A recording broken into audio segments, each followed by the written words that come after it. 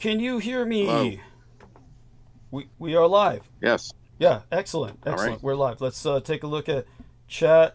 It already says the chat disconnected, and so that it's successfully connecting again. So God knows what's going on with that.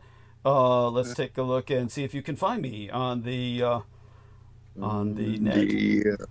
The on the where? Wherever you usually find me. T. Tank Uh, Barry says, "Good evening, brothers." Excellent. So T. Tank Barry can see us. What I mean to say is, whatever you do, whenever we start the program, and you ah, confirm that I'm on, you know, uh, right. right. And Yes. that being said, we love you, T. Tank Barry. Thinking of you often. And feel free to join us on the call as soon as our man Aristides calls you. The first thing he's going to do is say his blurb as soon Yes. as he finds us. Um, yeah, I found it, and Excellent. I will Upload it, of start. course. I will start right in on that Yes. by see. I just got here, and I did what everyone should do when they first get to the program on Thank you. YouTube is upvote. Thank The you. little thumbs up icon underneath Beautiful. the window. Yeah.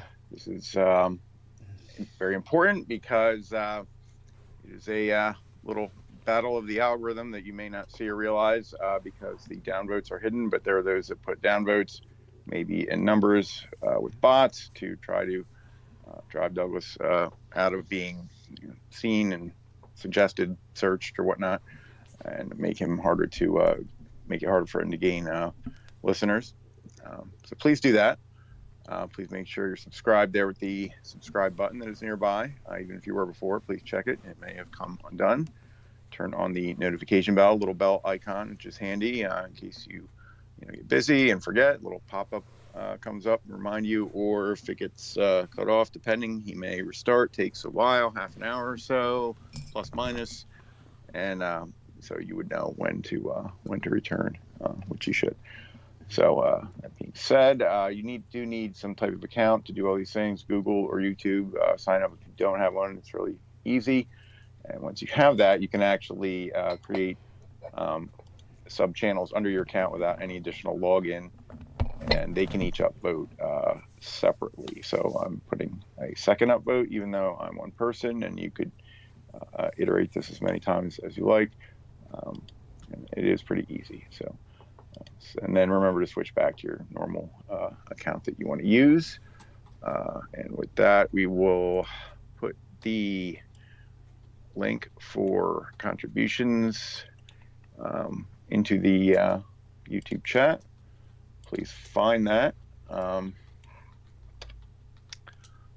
And please donate to Douglas so that he can make it through the month and support himself there and his pitiful crypt from which he delivers us all his wisdom.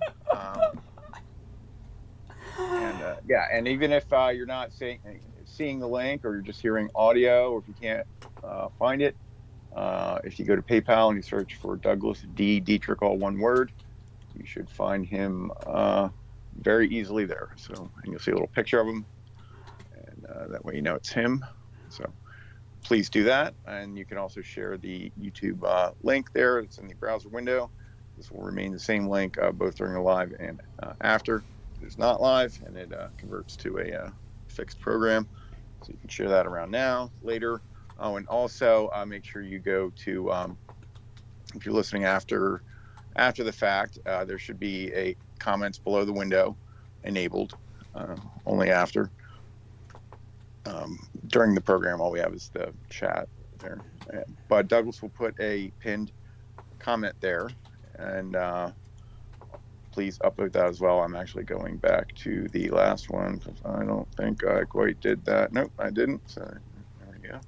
Oh, thanks for reminding me. Yeah. I guess I should do that for myself. Do myself a favor. And, Yeah. there we are. Before that, I got good. So please do all those things. And what am I forgetting? I see Nemo also put the link in chat. Thank you, Nemo. Bless you. About that. Thank you. And if this were Nemo, he would tell you to download and re-upload the programs to alternate platforms. Although that is a little bit more legwork and more technical. But if you can do something like that, please do so, or at least download them somehow. So it is doable, although, when they're 12 hours, they're a pretty large file. But, if you can do anything like that, do it. So with that, I guess I should start adding people, right? Yes. Oh, by all means. I want to thank you for that incredibly beautiful and well said professional presentation. Believe me, Aristides is always here on time and with his shit together. And as are our other main men of Team Dietrich, both T-Tank Barry and El Nemo, all the way from Australia. And El Nemo has been kind enough, as our man Aristides has noted, to put in his own suggestions for people to follow. And he does so himself. El Nemo's not saying this.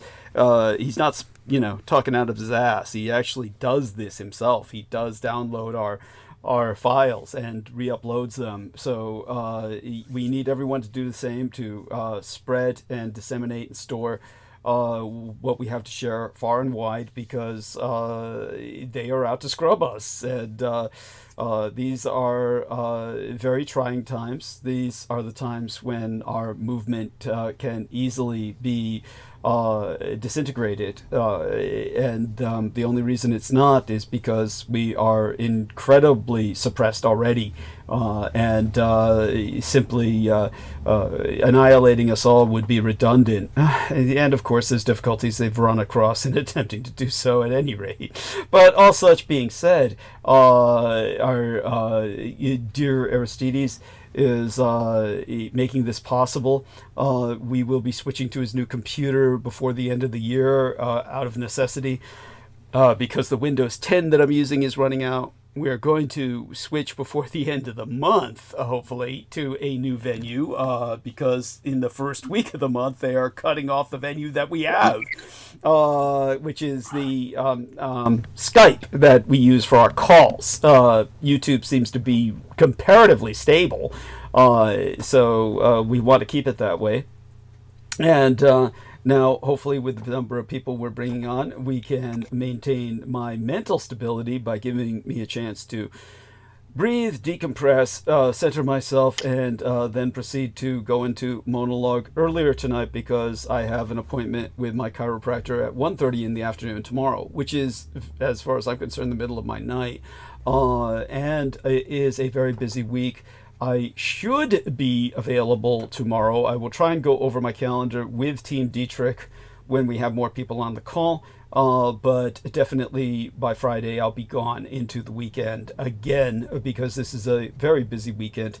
And I was gone for the past 48 hours because I was celebrating the Yazidi New Year. So everybody who's unfamiliar with that, you should all learn about it. It is known as Sar or ÇhARŞhÆMÆ. Just pronouncing that slowly for you. ÇhARŞhÆMÆ. ÇhARŞhÆMÆ Sir, are more like a kind of Sar. It's Red Wednesday. It's the Yazidi New Year that you can read about in text by opening your text box that summarizes this episode. And comments, via the YouTube policy, comments are not allowed until after the episode uploads. So we have two beautiful people with us, aside from Aristides, Amy Como and Brendan Zogit. Lovely, wonderful people, and great conversationalists. So, dear Brendan, dear Amy, I see Brendan left me a note. Is Skype still working? Which he misspelled, probably because he's typing from this minuscule microscopic cell phone screen that he uses, like everybody does through the show, including Amy. And Aristides does both. He's a swinger. He's got the cell phone and the PC. Yeah, he's got it both. Skype's working for me. Yes. So Brendan apparently sent this a few days ago. Brendan, what was going on? Before we turn good evening. Good evening. Yeah, よろしくお願いします. Oh, and let me acknowledge this wonderful photograph Brendan brought of the Chinese in the Stahlhelm, or the German helmets, what people would identify today as Nazi helmets. And then you had your the guy commenting. That I thought was you for at first. What did he say? What did he say? Oh, just someone pointing out like that. You know how hard it was for me to screen grab that clip of them. I It was can like imagine. like half a second of the Chinese nationalist in that helmet, Yeah. and then this left that whole paragraph about them, like from the 1 second of a clip. So, That's incredible. That's incredible. I was like, here's Doug's competition. It's this like keyboard warrior, and no one gives a fuck. Like no one liked his comment or anything. Like they could care less. And it was a month ago. Nobody's probably even read it. Right. Yeah, poor son of a guy. bitch. But he was like one of the few people that actually understood the history. It was like that's the worst that would happen. At least grasped some of the context. Yes. Yeah, there you go. Yes. Oh my God. So other than that, before we move to Dearest Amy, how is your status report, your situational update, as far as you are comfortable sharing? Of course, I must always qualify that with everyone. Were you talking to me? Yeah. Oh, it's fucking awful. It's horrible. I mean, I'm alive. That's, like, I'm grateful for that. That's not necessarily a positive. Oh, in it's this- the best I can do. Yeah. You know, it's like that pawn shop guy. It's the best I can do for you, man. You know, it's just like you're basically getting screwed by life, and they're like, Yeah. that's all I can. You know, I'm sure you've seen that meme by now of the Pawn Stars guy. I have not. You've but got like a it's- priceless, like a priceless gem, and he's like, you know, here's some Cracker Jacks and a couple bucks. That's the best I can do, man. Best I could do. So that's what life does to me and you. This is the best we got. Yes. Yes. A bowl of rice and some freaking 20 lashings and shit. Before. Yeah. Well, that's what it feels like. Well, that's what it is. Fuck it. Yeah. It's not what it feels like. That's what it fucking is. This is like, before I move over to Amy to kind of invite her to share whatever she's comfortable sharing, and there's plenty she's not comfortable sharing. I know that much. What was I going to say about? Oh, did you have any chance? I take it you're too busy, Brendan. But did you have any? Yeah, here we are with the best. That's T-Tank Barry just provided the meme. Just provided Yeah, the Pawn Stars meme. Best I could do from that piece of shit. Who then goes and turns it around and sells it for $2 or $3 million. Like quadruple. Yeah. Yep. Yeah. Yeah. Best I can do is 2,000, you know, and then the guy gets scammed. Yeah, that's what life does to you and I. Yes, of course. No, it's so true. It is so fucking true. If we had any inheritance, it would be going towards this guy. So that's what I was going to ask you. Did you have a chance to review the rest of my episode after you had to take off last night? It feels like last night, but last episode, where then again, it feels like 100 years ago by now. Believe it or not, we have made it through. We have made it through the first part of their street preservation process outside of my crypt. Oh, there you go. Yeah. So my crypt was blocked off, blocked off from the road, so my son could not take me home. Of course, we always take a circuitous route, but yes, I truly had to use the back entrance this time. There would have been no way in my home otherwise. So yeah. So you had to use that sketchy friggin' alleyway Yeah. where the facades are dude, crumbling. Dude, you and I are meeting, hopefully, if the gods are willing. Brendan and I are meeting before the end of the month. I'm not going to give the exact date to prevent any potential ambushes, though the enemy almost certainly already knows. But at any rate, I will show you what is going on there. I finally saw the face close enough where I could smash my fist through his SUV window and kill the son of a bitch, of the man, Leatherface, who owns that place and is taking that through an expansion like the Winchester Mystery House style model. He is like, oh, that place now, it's Hostel, Saw, and the Winchester Mystery House combined. Right, looks like it. You haven't, dude, wherever you saw does no justice to what it is now. Holy shit. Yeah. Well, a normal person would fix the fence first so no one breaks into your fucking construction zone. But obviously he's mad. He's a madman. Dude, no one's gonna dare. No one's gonna dare. It's not like people haven't tried, but you know everyone who does has never emerged alive or in one piece. They're tacked up on his wall like Yeah. just like Texas Chainsaw Massacre. Yeah, dude, he's wearing their skins. But I caught him without his mask. And he's man, I didn't confront him. Because the last thing we need is for me to invest my energy in Leatherface versus Dracula. Right. It was Surprised that hasn't been made yet. Well, I mean, you talk about divergent characters. Right.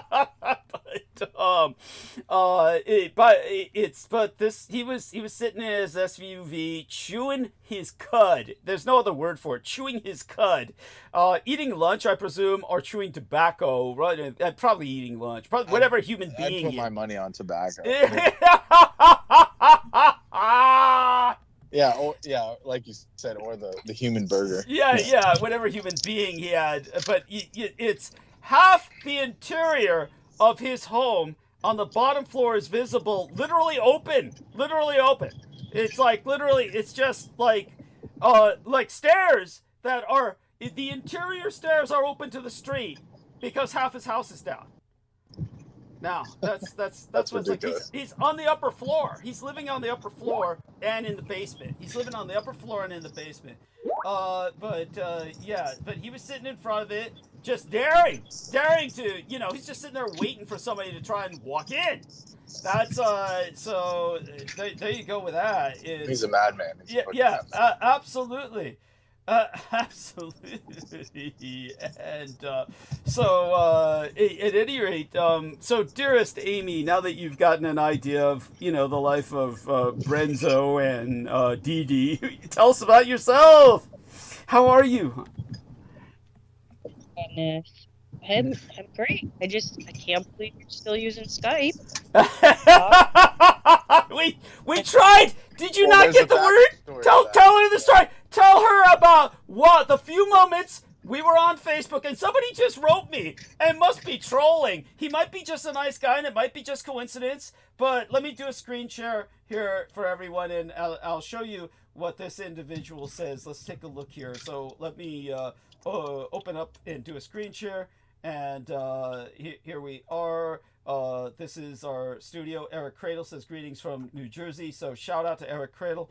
Try to get to you later to give you all hugs. But let's go over to the let me see, where was this? Oh yes, it would be YouTube. So if we go over there and then we go to my channel, the first thing we're going to see is, oh, look at this, dumbest modern car prototypes. This one was all wood. Cool. I mean, that's cute. I mean, that's nice. It's neat. Probably meant to be amphibious for all we know. But it was a great idea for its time. Based off a boat. Yes, thank you. It's a great idea for its time. Now, then when we go, let me see. I think it'd be okay. So we can look here at the notifications, and here we are. Now, we're going to find out if this guy is trolling or not just by taking a look at his comment and going back to his channel and seeing if it's a real channel. But it's almost too much to be coincidence. Here we are. Anthony Evans, Anthony Evans, 4298, shout out. Dude, love your content. Can't find you on Facebook. What a strange thing for somebody to say at this point in history. So let's check if this is a real channel. There's nothing on it. It's a black guy too. So yeah, love your content. Can't find you on Facebook. That has to be, who, the enemy, just trolling us. Was that the episode? Was that the episode we talked about it? No. Sure. This. He had to put it on episode where I drew a picture of Ed Beth, my son, and so he had to put it on that episode. That's from like fucking. Let me see. 9th Obergefell. It's Wednesday of June 26, 2024. June 26th of yesteryear. So, but why this would show... Someone out here just got scammed by a guy that was dressed in a Salvation Army uniform. Oh my God. He has a can, like a donation can, and he's running in the street. It's like, do you really think he's gonna fucking donate that money, you crazy people? Yes, thank you. Who would give him money? Oh, it's so sad. It's so sad that people will Shit, fall I for need to be doing that. Yeah, well, you and I will be left doing that soon enough. And then you just That's yeah what we'll you be just left with. you have like a like a magnet, and it goes between Ukrainian/Jewish children, whatever they feel like supporting that day. Yes. Yeah. Or yeah. Palestine. You have like a pick the one you want me to donate to, and I'll send a couple pennies.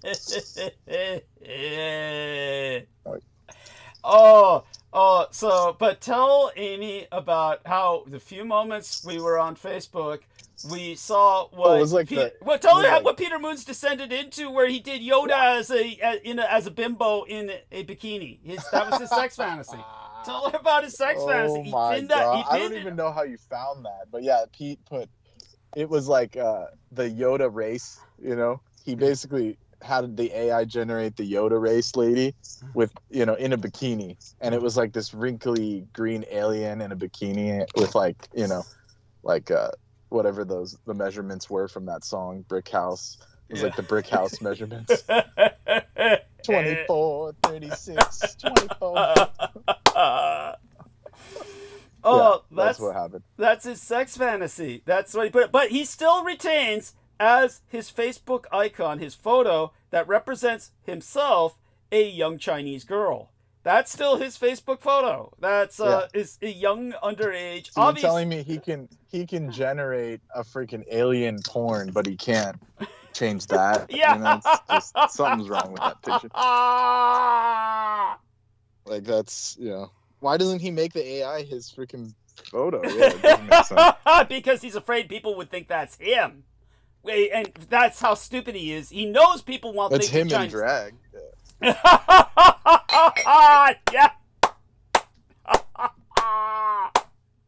That looks like he's been dragged through something. Yeah, it's like Peter Moon as the Toxic Avenger would look like that. Peter Moon as the Toxic Avenger would look like that. We're not going to use Facebook again. We're not.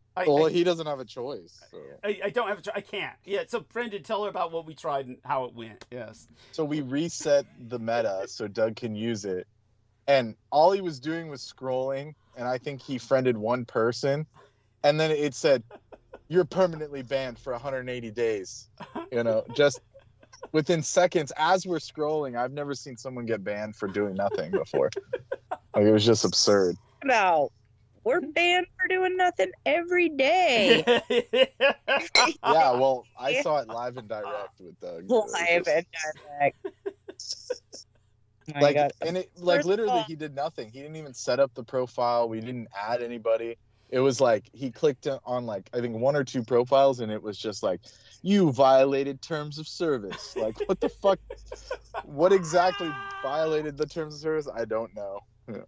Well, I mean, clearly they couldn't believe that Doug was he was so desperate that he turned on Facebook again. It wasn't like that. Amy, will you please explain to Amy the rationalization as to why we were doing this? Yeah, it was just out of practicality, just to get off Skype until we could get basically something that all you old people use,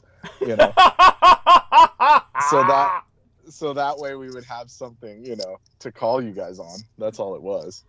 So, because everyone that's old has I'm Facebook. banned off Facebook too. How did you get banned off Facebook? I don't even know. I was never able to use it. It never worked for me. Nothing ever worked on it. Like, I had it for 10 years. I didn't get a single like, a single comment. I would broadcast stuff to people. Nobody would get back to me. Yeah, shadow ban. Oh, why? Why? 10 years. I was like, I'm done with this nonsense. Like, it doesn't work for me. It does not work. What does work for you? What does work for you? Hoping something works for me, but I keep expecting you guys to try to contact me through some alternative universe sort of technology that is, it's gonna have to be now. Yeah. You're gonna have to tap into alternate timelines and shit to even use the internet. So Amy, you're gonna be Doctor Who. Yeah. Yes, a fucking Time Lord. Amy, so I put two screenshots into the text box of our call.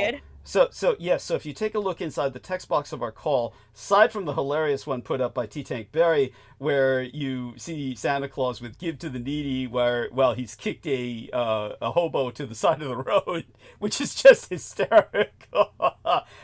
There's the other one where there's 2 screenshots down there, and you can take a look at what happened.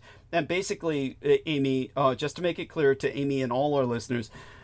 What happened is that most of the people on Team Dietrich are above the age of, 30-ish. And as a result, most of them are on Facebook. Younger people do not use Facebook.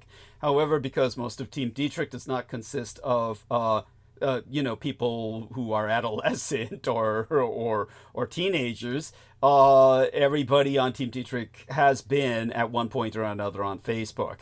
So we felt that Meta providing a free service through Facebook Messenger, we would use the call system. That was the idea, Amy. We were going to use Facebook Messenger, and that's what we tried to hit people with, was Facebook Messenger. We sent a message to Aristides, but Aristides, please confirm this for us. I don't believe you ever even received it. You never even got a notification. Is that correct? Even though I don't think so. Yeah, that makes sense. And and now look, T Tank Berry. I like what it says on your, Yeah. You violated. It doesn't follow community standards for account integrity. Like, what the fuck? Yeah. But did you see what kind of integrity did you have? It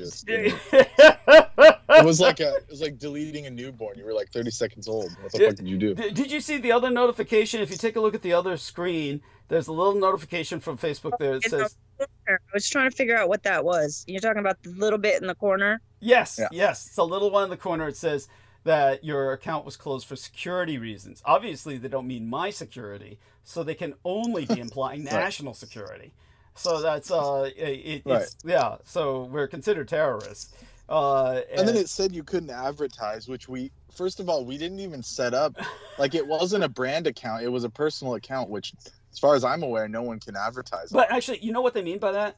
All anyone is doing on Facebook, and this is what they acknowledge, is advertising themselves. They're branding themselves because everyone at this point, Facebook is selling. Everybody on Facebook these days has turned it into, they're selling each other their shit. It's turned it into a giant rummage sale. So, the marketplace shit. Exactly. Yeah, so everyone is advertising. So they mean you can't do anything, is what they're saying when they say that. So that's exactly. Yeah, my son explained that to me. Is that because he says that all the old people, they're just selling each other their cats and dogs and furniture and shit in their bed bug infested mattresses and shit. A bunch of junk. Even give it away. I was trying to buy furniture on it for months, and like, it's just impossible. These people are so fucking annoying. Like, it's gotten to the point where there's comedians that make entire joke routines about it because it's just so absurd. Like you can't even buy something, or even if it's free, they just are so fucking annoying. They're like, I can't deliver. When can I pick it up? And then they give these specific hours, and it's like, well, I work. Can't you just hold it? No, I can't do holds. And then they block you or mark it as sold. It's just so fucking dumb. So stupid. Or are they trying to juice the price, and you're like, look, I'll buy it for this much, and they're like, you're trying to scam me, and it's like, dude, it's an old ass speaker that's fucking in pieces and shit. What are you talking about? They're like, it's vintage. Like, I was dealing with that with the tube amps. They're like, it's vintage. I'm like, it's missing pieces. The fuck? It doesn't work. Can't charge full price for something that's broken. Anyways, so that's what happened. Yeah, this is literally the shit you see on there. This is what John Doe put. Premium Dorito in a jar. Yeah. For 10. That's the kind of shit you're dealing with. And look, this dude has 30. He has 5 stars and 30 reviews, so he's selling. He's selling it. Yeah.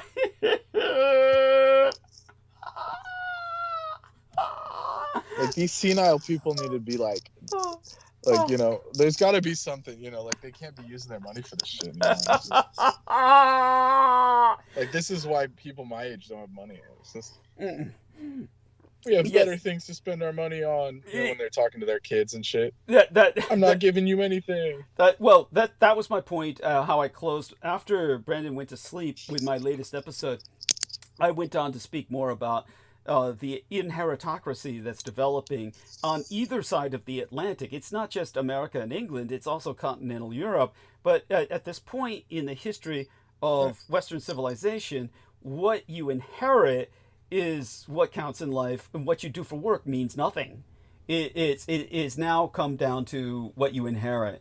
So all that being said, Amy, of course, is in this horrible bind where she's apparently inherited inaccessible amounts of money that she'll never be able to make use of, let alone access. Actually, I know. No, there's the whole philosophy that there's no such thing as inherited wealth, because there's only so much you can appreciate about money that was just handed to you. Like, it's more likely that you're just gonna throw a bunch of parties with a couple people who think they're your friends and then just be broke again.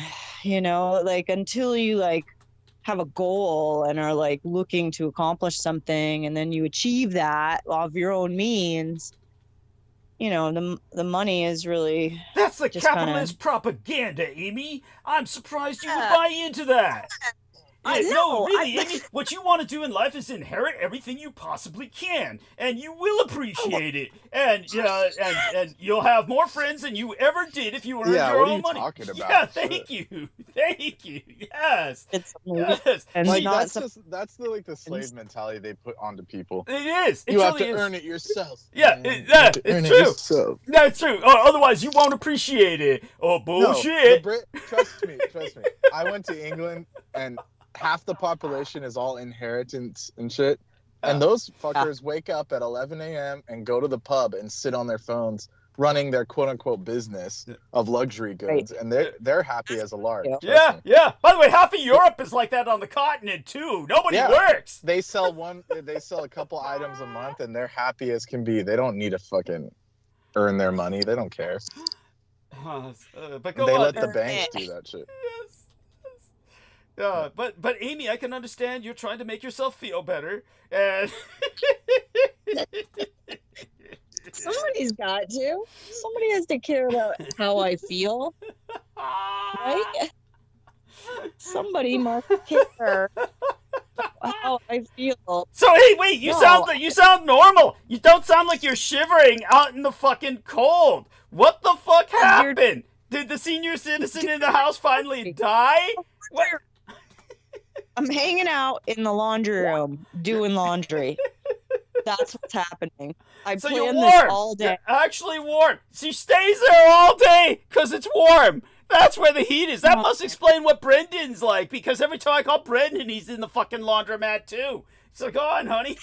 Yeah, but so what? We'll have to do laundry. We all don't have moldy clothes, Doug. Yeah, that's true. Yes. I live in the clothes I was buried in. Yes. Yeah. Okay. So, this is my second point about how we need to raise some money so that you can get somewhere to live where you're not coming to us from a crypt twice a week. Like, this is the all this he is needs the is problem. $5 for a dry cleaner. That's what he needs. No. Actually, it's pointless. Just to clarify that, it's pointless because when I used to clean my clothes, they just get dirty again. So I just all I can say is whatever clothes I value. No, I mean really, just in the environment, they molder, and they're moth eaten. The moths just eat them up. So it's I just keep the expendable shit here We need more money than anybody could possibly inherit. So we need to come up with some ideas here, people. Yeah. But Well, we need to be able to talk. why don't you open up Well, Amy what's this Como's weed Shroom business? Church or something? What's that, Brendan? Before I go. Yeah, there you go. Sorry. I said, what's this weed business? Doug owes me back salary for years. That would be really great. If we get some great accountants who Yeah, you think figure out I'll how forget to about that shit? I ain't be forgetting. retroactive. Pepperidge Farm remembers. Yeah, yeah. Well, we got Brendan's message. What about yours, Amy? What were you trying to say? Your voice is a little softer, so yes. Oh, I was saying we're going to get retroactive payroll from some clever accountant who knows how to like disperse inherited money amongst people who shouldn't ever inherit anything. But, you know, we all need something sometimes. Well, No, yeah. Anyway, I am just really hopeful that we get you into someplace that doesn't molder and have you being eaten by moths. Thank you. Well, my clothes are eaten by moths. I'm attacked by the dust mites. But go on. Yeah, are you still getting dust mites? Now you've ascended. You've surpassed the dust mites. I've surpassed the dust mites. That's right. Now I'm getting injected with dust mite juice every week. So I'm like, you're like the dust mite X-Men. How lame. Yeah. It's a lame ass superpower. Yes, my game brother Amy asked me, "What kind of superpowers does the dust mite have?" Yeah.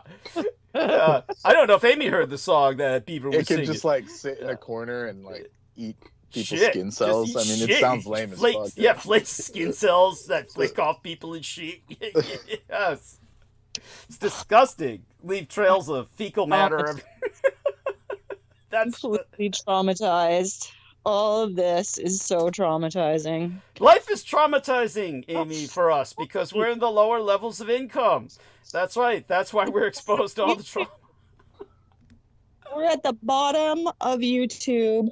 I was thinking about what was that chick's name who said that? Viviana Sanchez. Yeah, what about her?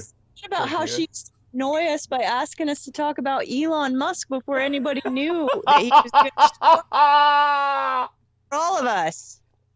Oh, he's always had cultists. Mm-hmm. Yeah, I but guess. she was one of the first though. She was one of the originals. Oh, I remember in high school I was hanging out with these people that loved him. Oh, Jesus. Elon's so cool. That's crazy. And I was always against it. That's crazy. Well, it's just the tech bros. They were like tech bro toe suckers and shit. Yeah, but he's not even, the reality is he's not even tech. He explained to people, he just inherited his money and then bought a bunch of companies or, forced other people out and, then claims he's an engineer, which he is not. Yeah, go on. And he's more money than anybody could ever hope to look at. He just got into the fraternities and shit out of Stanford, and they just hooked him up with all the good stock deals. Yeah, it's literally all it was. Yes, thank you. And then all the rest was government contracts, which he's hating on everyone else for taking. Yes. So it's just absurd. Yes, that's right. Oh, and always the way. Like they literally defunded NASA to pay him and SpaceX to do what they had to do to make all those rockets that don't work. It just is bizarre that he has to, that it's got to this point. Let's just say it's bizarre that it's gotten to this point because you would think they would want the government to spend way more money on them on their bullshit, but it's there's the logic for you. Well, the logic is that we are now in a government that is subservient to the privileged in America. And the first thing they do is they buy up all the media, whether it's Facebook, Meta, or anything they can to control how they put ideas into people's heads. Then they point that beam at Amy Como and say, remember, you can't be happy with money unless you've earned it. And then she repeats it. Yeah, yes, that's right. She wakes up in the morning after hearing that beamed into her ear during the night in her sleep. She wakes up in the morning and says, I know what to say on Dietrich's program. Yes, then she comes on. And since Amy's here, I guess you would want to hear this. They, Bernie and AOC came to Folsom over here, near where I live. Yeah, the prison. Oh, they're finally arresting them. Did they incarcerate? No, they came to do. They came to do an event, and they tried to pull the event sold out. And look at all these people that came, and it turns out they were giving away free tickets. So, come on, man. You know, like what a cheap trick that is. I have to say. Where they said, "Look, we sold out Desperate. 30,000 people." Yeah, and then it turns out all you had to do. My mom told me you just scan a QR code, and they send you a ticket for free. I was like, "Oh, are you kidding?" Like, Oh, so man. they're lying through their teeth, saying we sold out LA and all this shit. No, not paid to just go do a free concert or whatever. It might as well be a concert. Yeah, You get less out of it than a concert. Yes, thank you. Thank you. Well, like I said, it's their version of rock stars without the rock, you know? They're just Right. how politics is Hollywood for ugly people, and this is like their version of a music concert without the music. The only music you get is this Right. grievance, you know? They're grieving together, Yeah. they're commiserating. And what even is the point? What Yeah. even is the point of doing that for free? It's like it doesn't add up.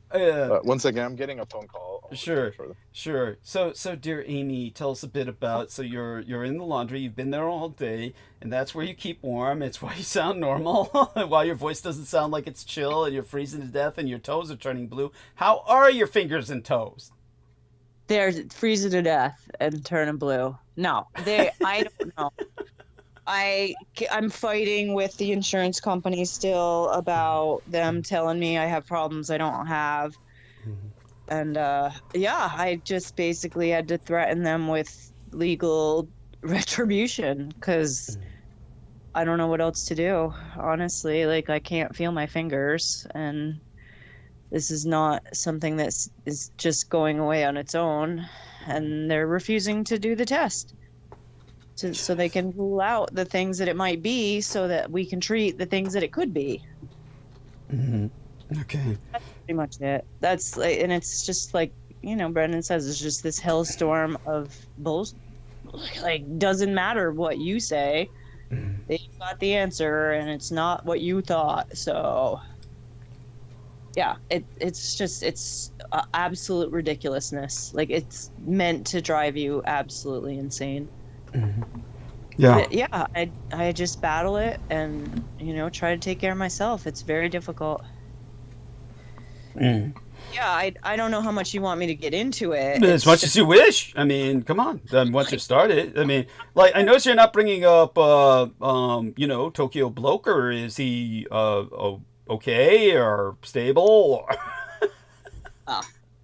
I mean, he's listening to all this, just freaking out on his own. He's in the laundry too. He's also keeping warm in the laundry. He's in our suite. He's in our bedroom suite, and I've ascended up to the first floor of the house because it's quieter up here. And okay, he's trying to be nice to me when he's like, no, it's okay if you talk to Douglas, but he wants to sleep. Like, he doesn't want to listen to me. For weeks now, and it's, you know, it's just the same old thing that's, you know, really distressing and difficult, and, you know, we're doing our best. We don't know how to be married, and it's just a discovery of how it might happen and why people get divorced. That, you know, it's really hard. It's really it's a challenge to be alive at this point in history. It's hard to even, like, when things seem okay, it's hard to imagine that you've already overcome so much. Like, I think about, like, I have, in the couple weeks from now, I have a meeting with the Social Security disability. And the news is always talking about, like, how there's lines, like people are lining up down the block for Social Security at this point because, first of all, nobody told them that you have to have an appointment. And so they're just waiting in line to find out you need to make an appointment. Jesus. But, yeah, like, this is 10 years in the making for me. Like, I haven't been able to crest that paperwork onslaught that is meant to kill you, the assassination by paperwork. Like, it's just silly. It's like this silly thing, but I finally got because they contract with doctors to review your case. Mm-hmm. And I was trying to fill out the paperwork to go in and do the meeting with this contracted doctor. And I realized I have had counseling. I've done all of this stuff, but for whatever reason, they are pretending they don't have the record of it. Mm-hmm. So I'm like calling Medicaid. I'm trying to like get some billing. Like who has been billed for treating me is all I really want to know, right? Mm-hmm. Turns out nobody at Medicaid is going to be able to tell you what they paid to people in order to help you. Like, they're not going to tell you. You're not going to find out. And so I don't know what the name of this counselor was that I was seeing for 6 to 8 months. Mm-hmm. Like, she was so bad that I just blocked her out of my mind. Like, it was like the most ridiculous thing. What went on for 6 to 8 months that made her so bad? Vehicle to the library and try to have a counseling session in the car while this woman would sit there and eat French fries in front of me. The health. And like, I just couldn't connect with her. I couldn't make her see what the issue was. Like, I'm sitting in a vehicle in the freezing cold in winter trying to get counseling on how do I deal with these ongoing issues with my parents and their agedness and their lack of lucidity. And she just can't even stop long enough to, pay attention. Like, she's got to have her lunch while she's eating French fries, and I'm trying to make eye contact through the camera with her.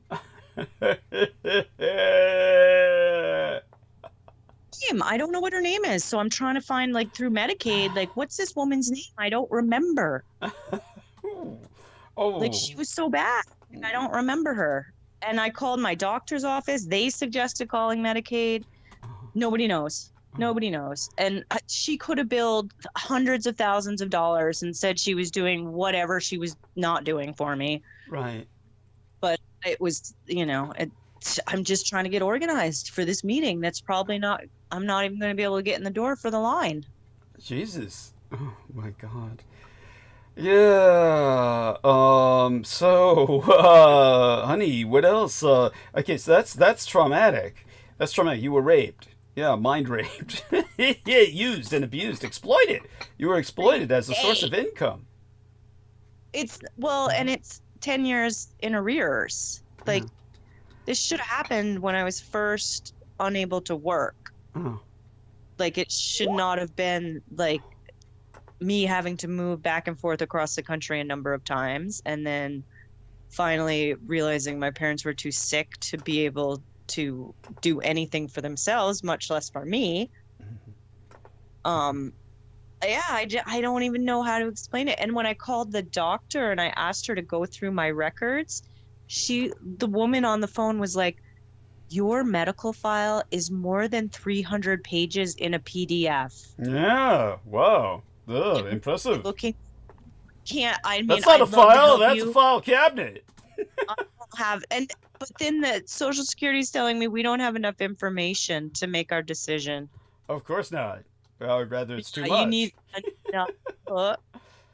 You need me to self-report a whole book for you. Like, I'm like some like spewing content creator for your agents of chaos that are denying people benefits. Oh. Like, yeah, please stop me. Please tell me to go and figure out a way to bring joy and pleasure back into my life. Was it ever there? I have flashes of it. Yes. Flashes. Well, and as I said, like, the idea that, I could potentially earn something of my own good character, that brings me a little bit of joy. Like, I think that would be, worth some of the suffering in some sick, twisted, sad way. Like, I'd like to think that I've been able to create something that would be worthwhile in this life. And I don't even know what that looks like. Like, I work really hard to just sever myself from all of the nonsense. Like, even when it feels good, it's still a bunch of nonsense. It's like I ate a bag of cookies and I feel really good. Like, it's good for a very short time. And then you're like, oh, there's not enough cookies in the world. So, darling, certainly we must have someone else on the call who can commiserate. Nobody here. Just me. You're hot mess. That's it.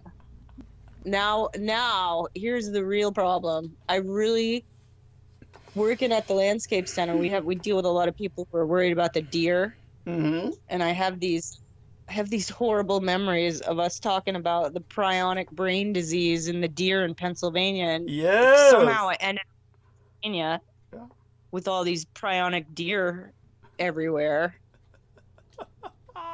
That's what I've been thinking. I've been wondering where was it we were talking about that? Like, there was some point where we were talking about the Pryonic disease, which we don't think is actually just in the deer. Like, it could possibly extend to other things also, Of course. humans included. Oh yes, that goes without saying. And we know it has. I know it has because of my professional experience. But before going into something like that, because that's a whole subject in and of itself that people have asked me to basically host entire transmissions on. What about, this is interesting. You're working with this phenomenon now in your own way. Tell us a bit about, what brought you into these circumstances. I agreed to marry somebody who happened to be from here, from Pennsylvania. And in the Sepich house, which is and and so I walked into this place, I got a job there, and I didn't realize how many dumb questions I was going to be asked all day long. Mm-hmm. But that's probably the biggest one is, do the deer eat these plants? And what do you do for the deer? It turns out what we do for the deer Mm-hmm. is spray a bunch of coyote urine all over the place. Oh, wow. I don't think it's certainly not going to work with the Pryonic brain disease. And I don't even how do I get into this with these people? I'm telling you, most people don't have these thoughts. They're not cursed with this knowledge. They don't know. How? They don't. Where do they get all this coyote urine? Good. That's an excellent question. I am going to ask that of the head boss on Friday when I go back. Where do we get all the coyote urine for this spray bottle? I don't know. That is a great question. It is disgusting, and I hate doing it. But whatever. It is. If it works, great. I have these ideas in my head about problems that are bigger than them eating the trees. Right. Yes, that's right. No, I mean, deer are these days. They leave cameras in the forest and they record deer now eating meat and gnawing bones. So deer have moved. That is a scientific fact. You don't need to take my word for it. Anybody can look this up.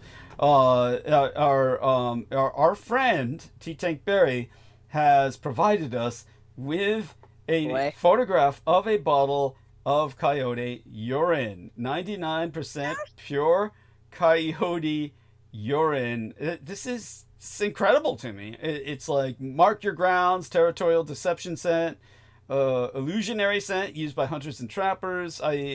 It's bizarre to me. It's like I don't understand. And it's even yellow color. Are they adding dye to this? Because urine's not consistently yellow. What's that? It's concentrate. I think it's a concentrate.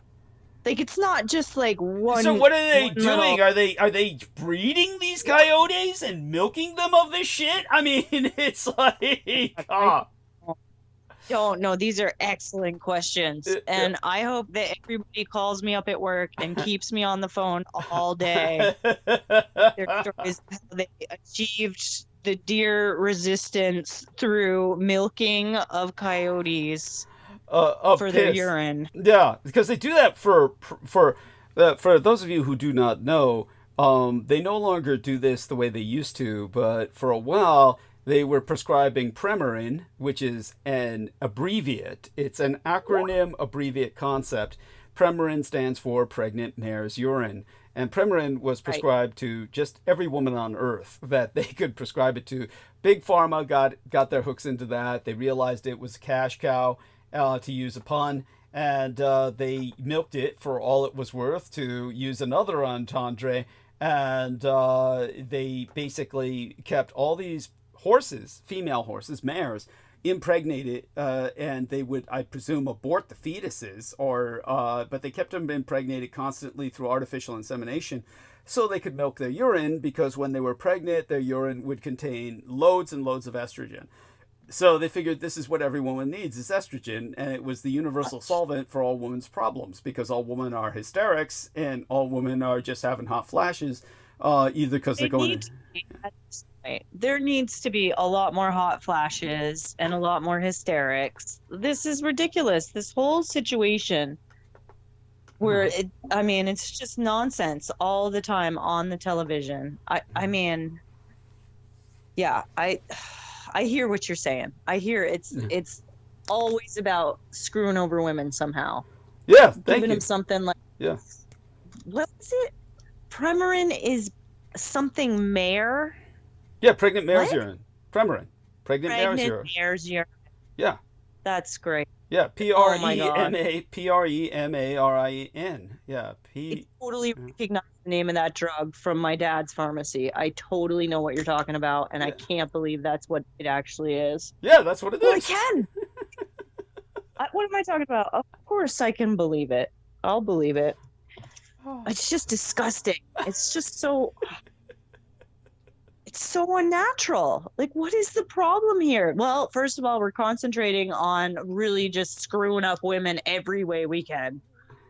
Like, just give them some pregnant mare's urine. Yeah. That'll fix it. It's almost like a sick joke. It's like, oh, I jacked off into that woman's drink when she wasn't looking. It's like that.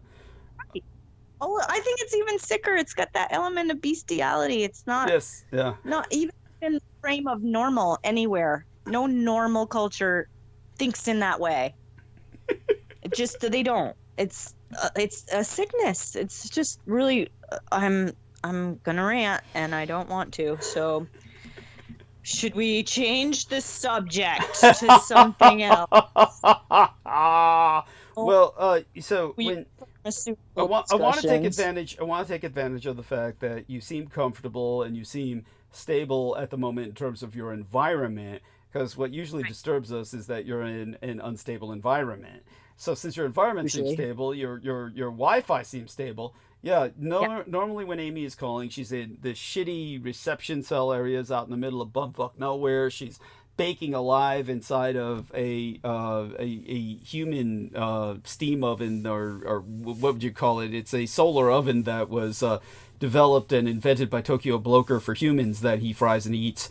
And so when she's not subjected to these various tortures by having engaged to a serial killer, she is essentially... It's a great nickname for you, Mr. Witch Vomit. There is that. But he did not build me a tin can so he could roast me in. He built me an extra place to hang out so he could fix his own place.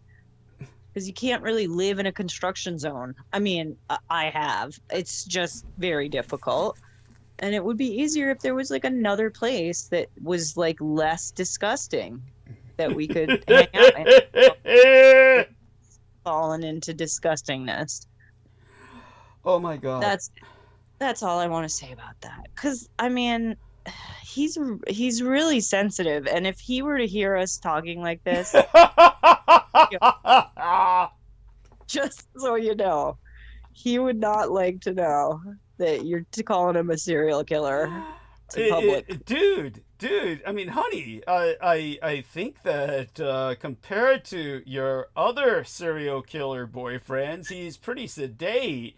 I mean, Jesus, the other guy was operating on mushroom fever, which his dead dad would deliver him bags of mushrooms. He'd wake up in the morning, her other boyfriend, and it's like, oh, thanks, Dad. I know you've been dead for years, but thanks for this sack of mushrooms, man. He'd wake up with that beside his bed, and then his ghost dad would appear. Yes, these are the chains that held me in life, son, but you can be free of them by eating these shrooms. And, Who's this? yeah, oh, tell her it. Tell Whose her, legacy maybe. is this? No fantasy? That ain't no fucking fantasy. Amy, tell him. Legacy. It's definitely an exaggeration, but I don't think it's an exaggeration when he winds up in front of cars on the road, stopping them. yeah. Well, Wait, who's passing this down to their children? Who's this? It's your mom. Didn't we tell you? It was your mom. No, she's done much worse. Yeah, that's right. Damn, Amy, you're taking the wrong line there. Yeah, that's you're not talking to any normal guy. Yeah, tell her. Right. Yeah. Tell her, Brad. Tell her about your mom. Oh yeah. Yeah. That's who I was just got off the phone with. You guys are like intuited or something. Yeah. No, that's just like a whole sea of horrors. Do you really want to go there? Like, yeah.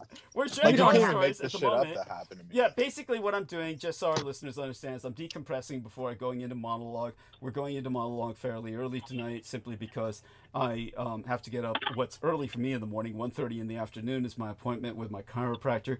We're staggering the appointments so that we don't wind up with me getting ambushed on Saturdays. And it's also to protect myself from falling into a homicidal rage and killing that Jap trash piece of shit who sits in those alleyways on the weekends.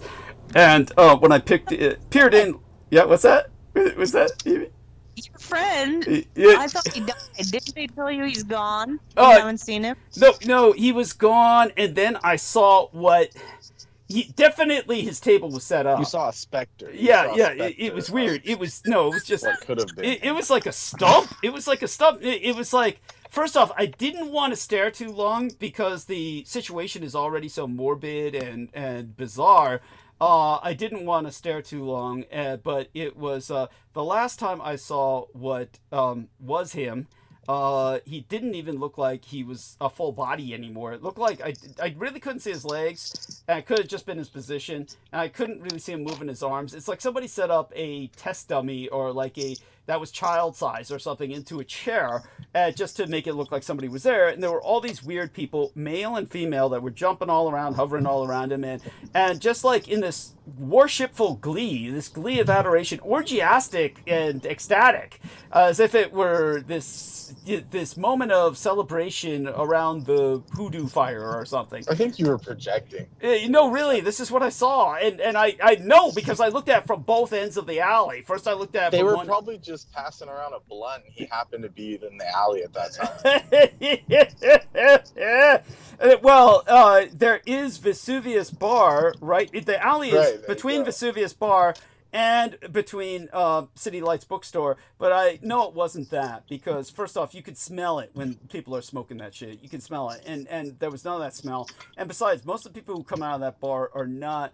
They're not in this kind of ecstatic revelry. They're not engaging in Saturnalia. They collapse in the alley and they vomit is what they do. So it's like it's just bizarre. But for those of you who don't know, it's not your normal alley. This is actually a tourist alley, and it's been renamed after Jack Kerouac. It's actually Jack Kerouac Alley, and it is extraordinarily ornate. It's probably the most ornate alley in the world.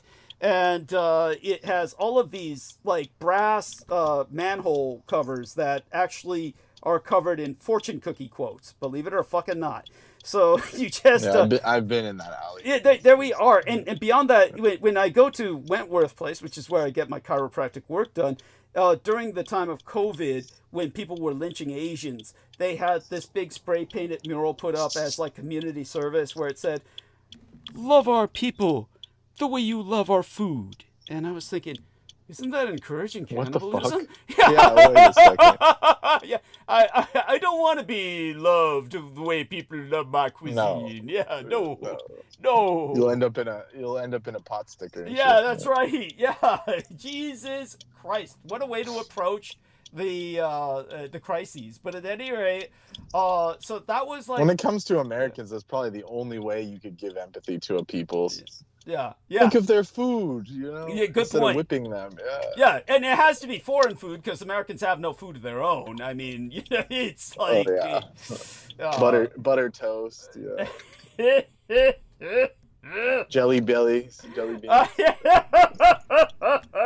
Yeah, no, sugar, just walk inside of any drugstore, like Walgreens. First thing you'll notice, it's a drugstore, people. It's where everybody's going to get their meds for their kidney failure, for their diabetes. And what do they have along the rows The of these? wall of candy. Yes, and the yes, Pepsi in the sugar, back. and more sugar. It's like all you see is sugars. It's like I don't get it. It's like entering into a. What do you mean you don't get it? But That's the oldest trick in the book. Yeah, I guess, but it's like going to a dialysis center and seeing an open bar. Really good idea. Oh, Holly's here. She's here to save us. She is here to save us from this wretchedness. We were bullying Amy, Holly, and we were having too much fun doing it. I wasn't bullying. I just was saying that, I was being nice. So Holly, you'll notice in the Sorry, text. I missed all that. I just got my speaker on. I couldn't hear anything. Well, yeah. So, You're cruelly mocking me. Yeah, no. So I was telling everybody that first off, I'm going to go into screen share mode so I can show people my calendar, and I do want people to know it's going to be a very busy weekend. And I want them to know that I was very busy because it was Yazidi New Year. And so I do want people to know that this is a time that is very sacred to the Peacock Angel. It is, of course, what people can read about by opening the text of tonight's episode. In terms of the text summary, and I see my doctor tomorrow, my chiropractor. We're staggering my appointments because there's two elements to that. We don't want me to be ambushed if my schedule becomes too regular, and secondly, we want to prevent me from killing that Jap trash piece of shit Vale when I see him in the alleyway. For reasons I'm going to just articulate briefly. Now, tomorrow's Good Friday, and we go into Easter Sunday, but for myself, it's a convergence of several holidays. It's the 58th annual Northern California Sakura or Cherry Blossom Festival, the second part thereof, in San Francisco. It will be Taiwan's Matsu's birthday, the goddess of Taiwan. So she's the guardian goddess of Taiwan. And so all of that together, it's just there's a lot going on. This is, of course, for those of you who don't know, this is going to be the parade day weekend, and we're going to be, just doing our best to enjoy that. And then I'll come home to Green Street Pavement Preservation by Microsurfacing Process, the second part. So we had the first part today, so I had to enter the crypt through my circumambivalent route, and we're going to have to use that again. Now, I just pushed forward, so let's push back. So with that being explained, obviously I'm going to be gone during the weekend. I might be around for a while tomorrow. I'm going to try and contact people privately tomorrow. And this is, just the date that only Team Dietrich can see, that we're going to be meeting with, Brendan and I rendezvous. And but all that being said, is we are going to take a trip down to where I need to go, and hopefully that's able to happen. Brendan is going through so much, it's hard to tell if he'll make it through to the next day. But same with Amy, same with all of us. All that being said, at least I'm well fed, and we'll be well fed again through this weekend. By the time I'm seeing Brendan again, we'll see how I'm faring. But all such being said, I do want people to know that when it came to the story that I was sharing with Amy, about Vale, who was the publisher of Research Magazine. The last time that I had seen him, that weirded me out. I didn't really see him move, and it didn't look like that was his entire body was in the chair, and there were all these people around him jumping around in a frenzy, like they were ecstatic about him, which didn't make any fucking sense. So it was almost like an ambush. And so I didn't go in the alley, not that I had any intention to. I had more than my fill of this individual. I had extracted the information from him that I needed, which was some fairly good advice, considering nothing spectacular, but it validated and verified what had been on my mind. And so that having been ascertained through him, and catching up on it was also a sense of closure. It was a sense of closure as to somebody that I had once looked up to as a child, as a hero, and you see what a piece of shit. In his case, it was gradual. In his case, it was like I saw him disintegrate over the years, but when you really see him sink to the low that he has sunk to, you just want to avoid ever becoming that. But all that being said, I have seen him, and it did look like he was alive. He was standing up in the alley the last time I checked in there during a weekend appointment with his wife, who was helping him set up the table. She helps him set up the table so that she can get him the hell out of the house. But yeah, believe me, I think you all know the story already. Amy and Holly, at least, certainly everyone else on Team Dietrich, that I can't stand this guy, and he identifies quote unquote as an American, even though his parents died in a concentration camp, an American concentration camp. Both his parents died, and he was sent from foster home to foster home, and was originally very bitter, rebellious about it, and standing up for himself as a Japanese American, and became a neo-Nazi. And so as a Japanese Nazi in America, he was a role model to me. And then to see what he became over the years as somebody in denial of that, his past, and to the point where he bleached me out of his memory completely, literally still does not remember me. I remember having ever known me. Yeah, they took him someplace. Like 80. Yeah, no, I think it's beyond that, though. I think they took him someplace and reprogrammed the son of a bitch, that his wife is effectively his handler, that they, because he was a major cutting edge, bleeding edge publisher back in the day. And so, to see that happen to him, where they just, sick a white woman on him, and once he dips his wick into white pussy, then he's all limp and flaccid and every, and that's what happened. He got he got lobotomized and eviscerated, or what else is it? Castrated and chemically castrated. He was chemically castrated. So there you go. There's a story behind that for all the listeners who aren't familiar with my rage at this individual. But yeah, all that being said, yeah, he's still alive, but I just avoid him. So back to Holly. How about a status report, a situational update on whatever you're comfortable sharing before I, dive into monologue with everybody encouraged by all means to interject. And continuing despair over the news. Oh, were you able to review the rest of my episode? Worse and worse, right up to the last hour and a half. And so I figure that's where a lot of meat is, in that last hour and a half. Yeah. So I will be right back on it, finishing that one tomorrow. Okay, great. And then trying to catch up. What was the despairing news? Oh God, take your pick. Palestine, Salvador, what they're doing. Cambridge is trying to stand up a little. What? Well, so, oh no, Harvard is. Columbia folded. Yes. Harvard's pushing back just a tiny bit. Yeah. Oh God, what more? Well, Harvard, they're a bunch.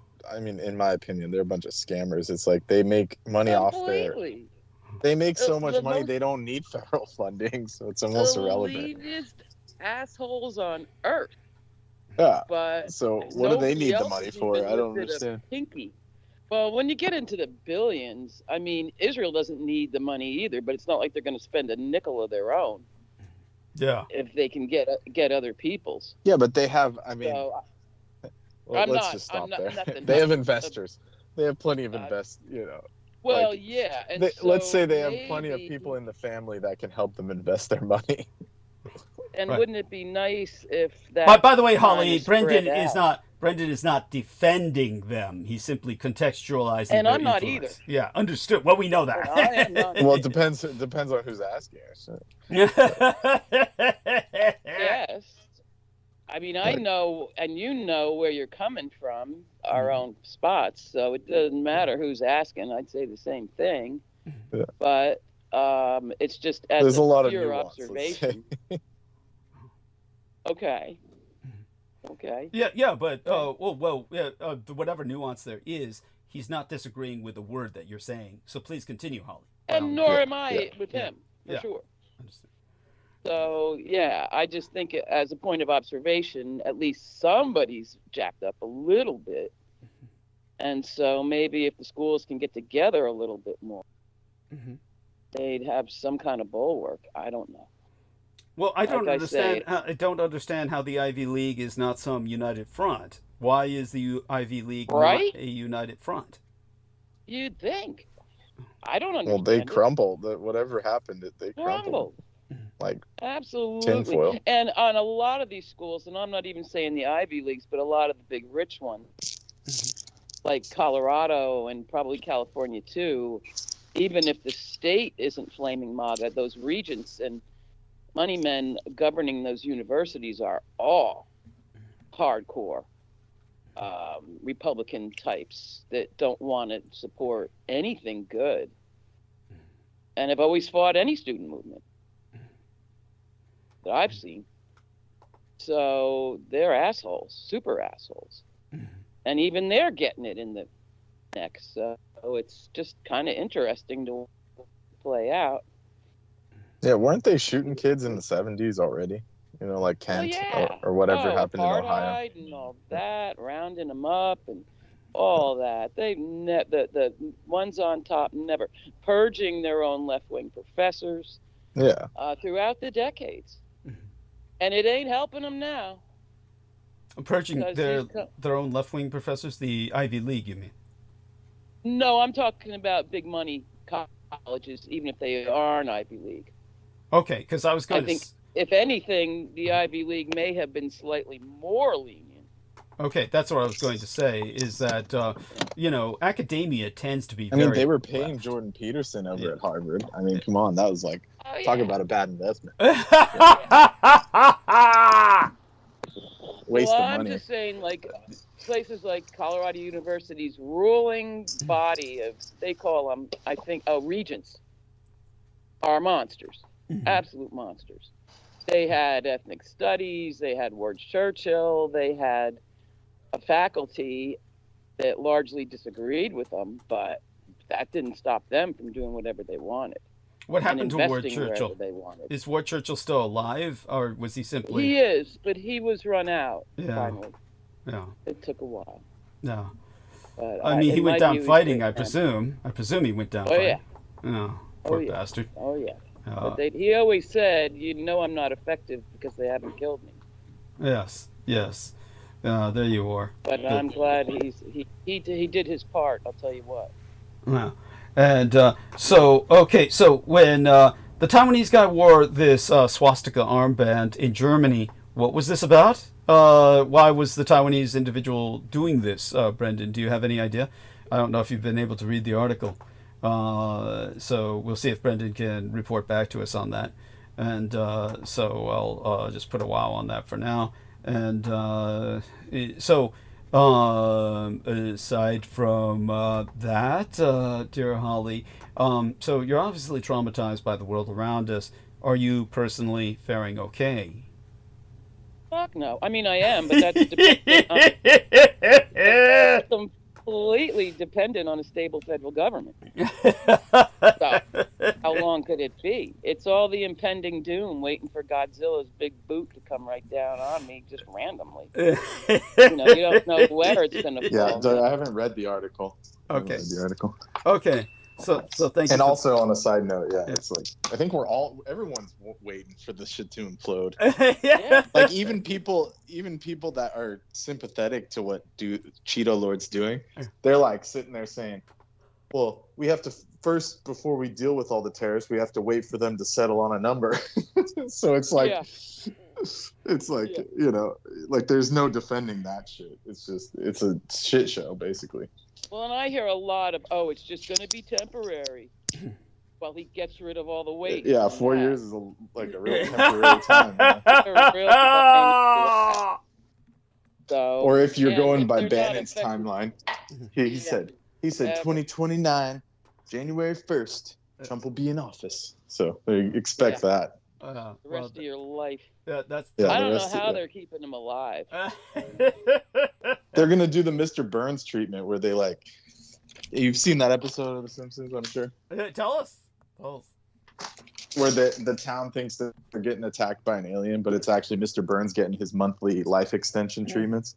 And they like do a bunch of shit and inject him with shit, and he starts glowing. And I then love it. Yeah. that's gonna be Trump. You know, he disappears for like a month every once in a while so they can extend his life and shit. That was the one. It's like Dick Cheney. I think they just keep putting his head on new bodies. Yeah, someone in the comments said like you know, all those people would love, they would take him even if he was a head in a jar. You know, they would listen to him. So it might get to that point. Just wait till he finds out about the Transnistrian leader. He'll go there next. He'll open diplomatic channels there next. How do Why? I What are become they a doing? cyborg? Oh yeah. Oh yeah. We He can wants go to be into a it another robot. time. That's right. Well, you must have heard me talk about the dictator of Transnistria in the past, Holly. You'd think I would, but I don't recall. Okay, some other time though, like Brendan Yeah. said. Yeah, that's fine. It's simply Yeah. too long a story. Yeah, all we have to look forward to is plastic money, plastic coin money. There ain't shit. Anyway, shit.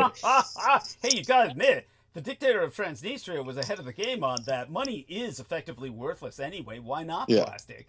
I mean, Right. seriously. And the good news is you could travel the world with that shit and you'll never get robbed. It's plastic tokens, but you know, all that being said. Yeah, not even in Transnistria. They don't even want it. Oh, delightful.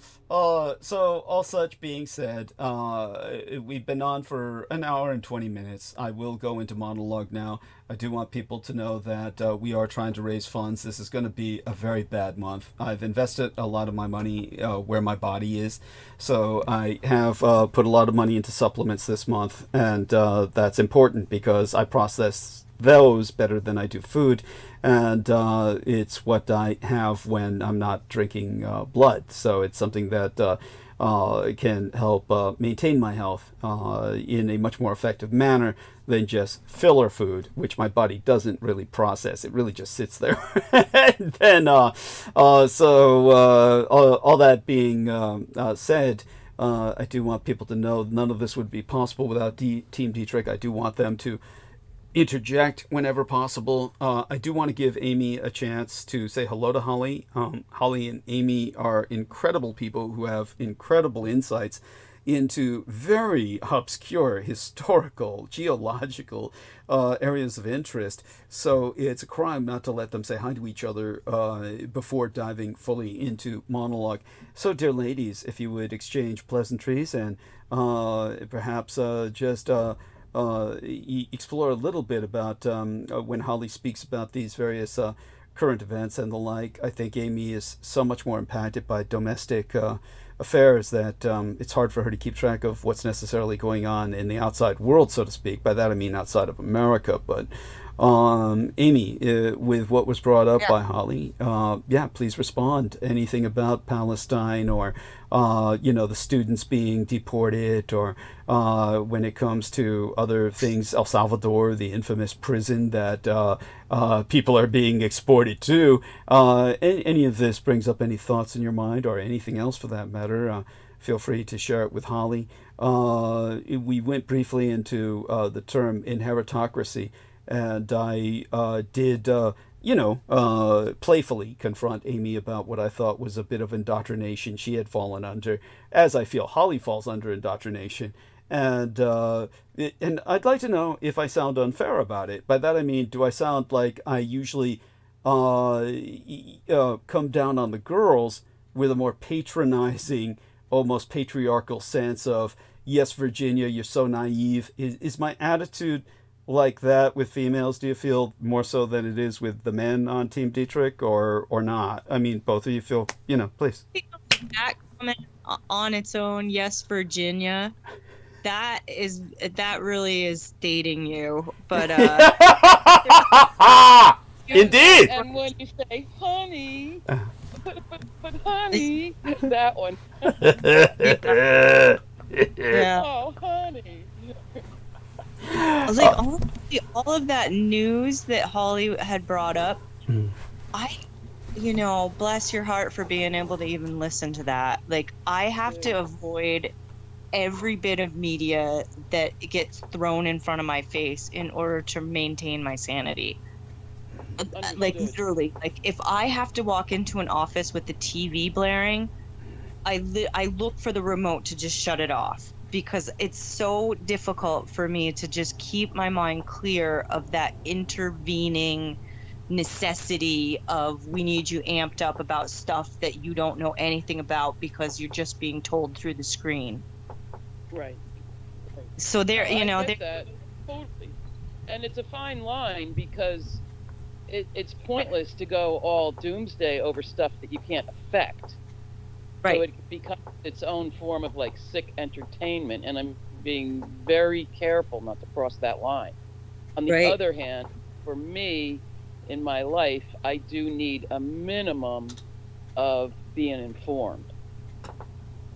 Right. So So you know it's when it's all trying- falling apart, and you can, and then go to your go bag and leave for whatever country you think is safe, because it's not this one. Well, there's no going. Yeah, no, I don't believe, unless you're a billionaire, I don't think that's even much of a possibility.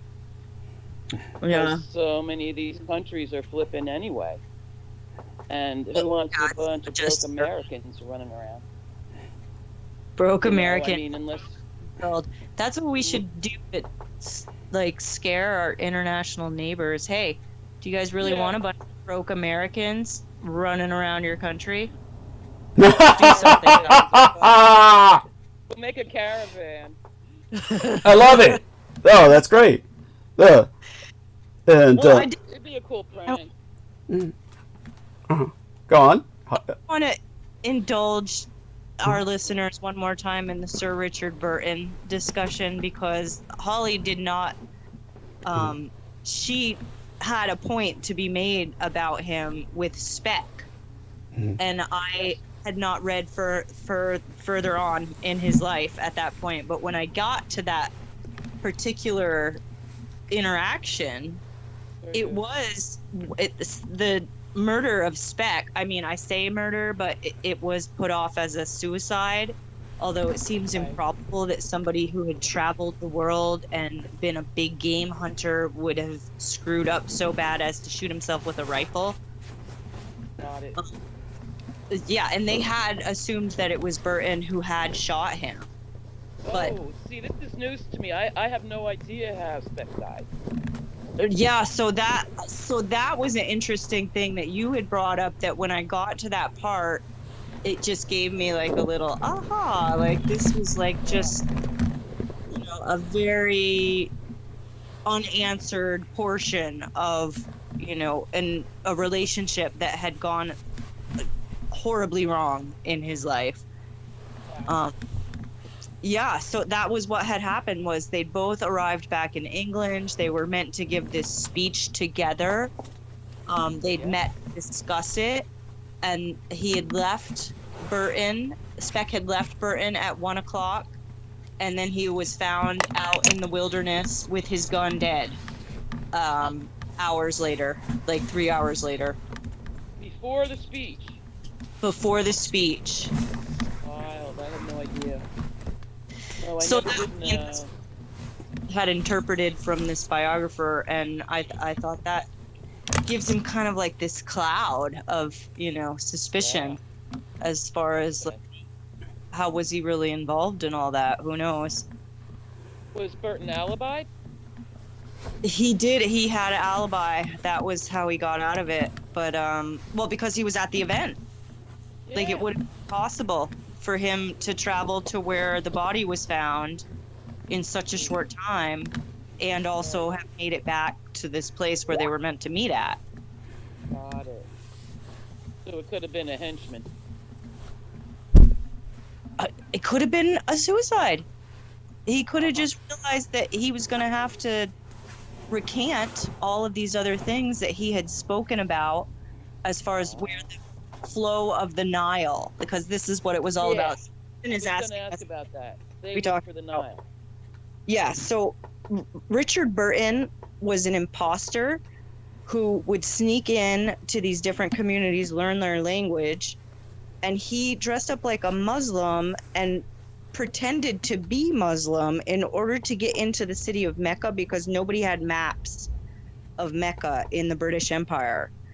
And nobody was as clever as him as far as the disguises and the linguistics. And so, yeah, so this guy had this incredible life, and this guy, Speck, was somebody who traveled with him, and they both had their own ideas, so they took off in separate directions, and then they eventually met up again, two white guys in Africa, and they were supposed to go back to England together, but Burton had been delayed because he'd always had these chronic issues based on you know, being a warrior and fighting and hunting, and like he'd always had like broken leg or needing a cane or The lion fight. yeah, like this kind of thing. He'd always had like issues with his health, so he ended up staying in Africa longer. And Speck basically came back and made his declarations, which were the complete opposite of what Burton was saying. And so there was, you know, and this was like in the late 19th century, so it wasn't you know, it wasn't like at a time where there was a whole lot of communication amongst people. Like it you know, it had Ships carrying letters overseas. and that's what's so incredible is the amount of documentation that there is from this guy. I mean, he was so prolific. His writing was just, I mean, the amount of writing that he did in his lifetime. I mean, I suppose if we didn't have TV and phones that were constantly eating up our day, we could possibly produce something like that. But it, to me, it's the beginning of, you know, the Western world's interpretation of other cultures, of other things, of something outside of what is known in Europe. Yes. Very good. Let me ask you this. Was Burton unpopular in England? Yes, wildly unpopular. Wildly. All right. He was fascinated. He was fascinated with the polygamy. Like, he wanted to know specifically, how do families operate with, you know, 20 wives and 400 concubines. Like, this was what he really wanted to disclose to the English public. And his, you know, experience was such that none of the women in England would allow their daughters to marry him. So he ended up being really quite old when he finally got married. I'm so sorry. Well, and that, but also, you know, respecting other religions and skin colors and all that must have fed into it too. Or just You know, the treating. own. He was thought to be a heathen, Yes. converted by these godless tribes, into devil worship or whatever. All of that's quite true. In other words, the British call it going native. That's the term that resonates throughout all of this discussion, is the fact that Sir Richard Burton went native. He's not to be confused with the actor, of course. So when it came to his having gone native, most mothers would be afraid to have their daughter exposed to such an individual. If anything, they would be worried about what we would come to today fear as complex post-traumatic stress disorder. In their case, they would fear that without being able to necessarily articulate it, combined with his heathenness, and the fact that he would be taken as essentially advocating heathendom by his fascination with polygamy and his dabblings with the Mormons in that regard, which both of you have gone into in the preceding episode about. Again, these two lovely young ladies have an incredible knowledge about very erudite subjects. Our numbers are up enough now where I feel I need to go into monologue while I can. Again, you're all encouraged to interject. Amy, because of the kind of circumstances you were under before, I hope that they're stable enough now where you can be with us for a little while. How long do you feel we're graced with your presence tonight, approximately, before you absolutely have to go? I don't know. I'm likely to be up for at least another hour because I have laundry in. That's fine. Good. Oh, so there is that. Probably another hour. I usually cannot stay up beyond midnight. It's just not. Simply because of your biorhythms. Yeah, because I need a lot of sleep. Understood. Yeah. I'm like looking at like 12 hours a day and thinking that's not even enough. Hey, I can relate. Go on. Yeah, but go on a little bit about this. It's a fascinating subject to me. Yes, what do you feel is requires so much sleep? Is this conditional to something, or just the way you are? I just feel like it's like a catch up. Like I have these times in my life where I'm not sleeping very much or very well, and it wears me down, and I no longer feel like I'm capable of things that I should be very capable of. Mm-hmm. So I feel like it's mainly just a catch up. It's kind of like a rest and restore period where, I mean, just my body itself is in constant repair. And so I want to, encourage that as much as I possibly can without becoming like too sedate. Like if it's more than a day or two that I just like need to lay down, then I know there's like I got to do something, like go to the chiropractor or get a massage or do reflexology. I keep thinking I'm going to go and do some reflexology. I haven't done that yet. So by the way, Holly, just so you don't get the impression that Amy's career is as some kind of patient, she's been paid to spray coyote urine all around the city of Pennsylvania, apparently. And we're going to ask you, Holly, where on earth?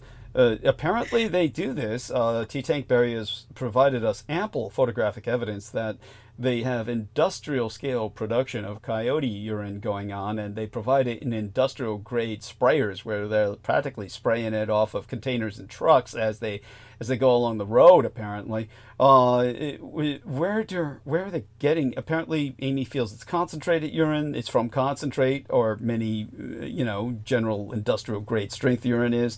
But are they breeding these coyotes en masse and then milking them for urine? Holly, you have any idea of what's going on here? No, in fact, I'm impressed that there has been such a resurgence of coyotes in Pittsburgh. That wasn't the case. Ooh, she's not spraying the urine to keep them away. No, but the coyotes were an issue. What are they trying to deter? No. She's missing the whole thing. The whole thing was that there's a prionic brain disease in the Pennsylvania deer. Yeah. And I feel it's really contagious. Yeah. And I'm working at this landscaping center where people come in all day asking me what to do about the deer. And I have to edit myself and say nothing about the thing that I'm really worried about. And be like, why not tell him to listen to Douglas Dietrich? Tell him, listen to Douglas Dietrich, and I'll ask him to talk about it on a certain date. And the upcoming Wednesday or Sunday, and then be here and tell me, hey, I told people you'd be talking about this, and I'll be forced to talk about it. Why not do that, Amy? Like a Peter Moon move. I'm not doing that. I can't even. That Pryion riff is brutal. So, Amy, yeah, I thought that you had to consume the flesh of the deer. So it's I don't know. stuff. I don't know. No. Just so Holly knows, they've left cameras in forests now, and they've filmed deer eating meat. Deer are now eating meat regularly. They're gnawing at bones. They're eating meat regularly. So this is what the Prionization has started. The deer are zombified. Yeah. This is. So would they yeah. attack in that state? Well, if they have, I bet they've covered it up. I bet it's happened, and they've covered it up. The deer Where are. I live, deer attack, but only when you're walking a dog. Oh. Yeah. I don't know. I have not been attacked by a deer yet, but the coyote urine is how we're telling people to keep the deer away. And I've From heard their gardens and rumors stuff. Yeah. Okay. eating the trees and the shrubs and your garden stuff. That's the only reason I ever heard it used for was to keep them out of people's flower gardens and shit. Coyote urine or mountain lion urine. They got that too. That's what people are probably worried about, is them eating their flowers, but Amy's all frustrated because she feels like warning them about what they should really be worried about. You shouldn't be worried about your flowers, boys and girls. Well, and this is a later day development too, that they're all infected, man. That is so scary. Because like squirrel meat, that's been known for a couple of decades. Well, and I figure the deer were rotten. But... Well, let's put it this way: it's not that they're all infected, but and I think it's pretty self-evident when a deer is infected by prions, at least past a certain stage of prionization, you're gonna know it.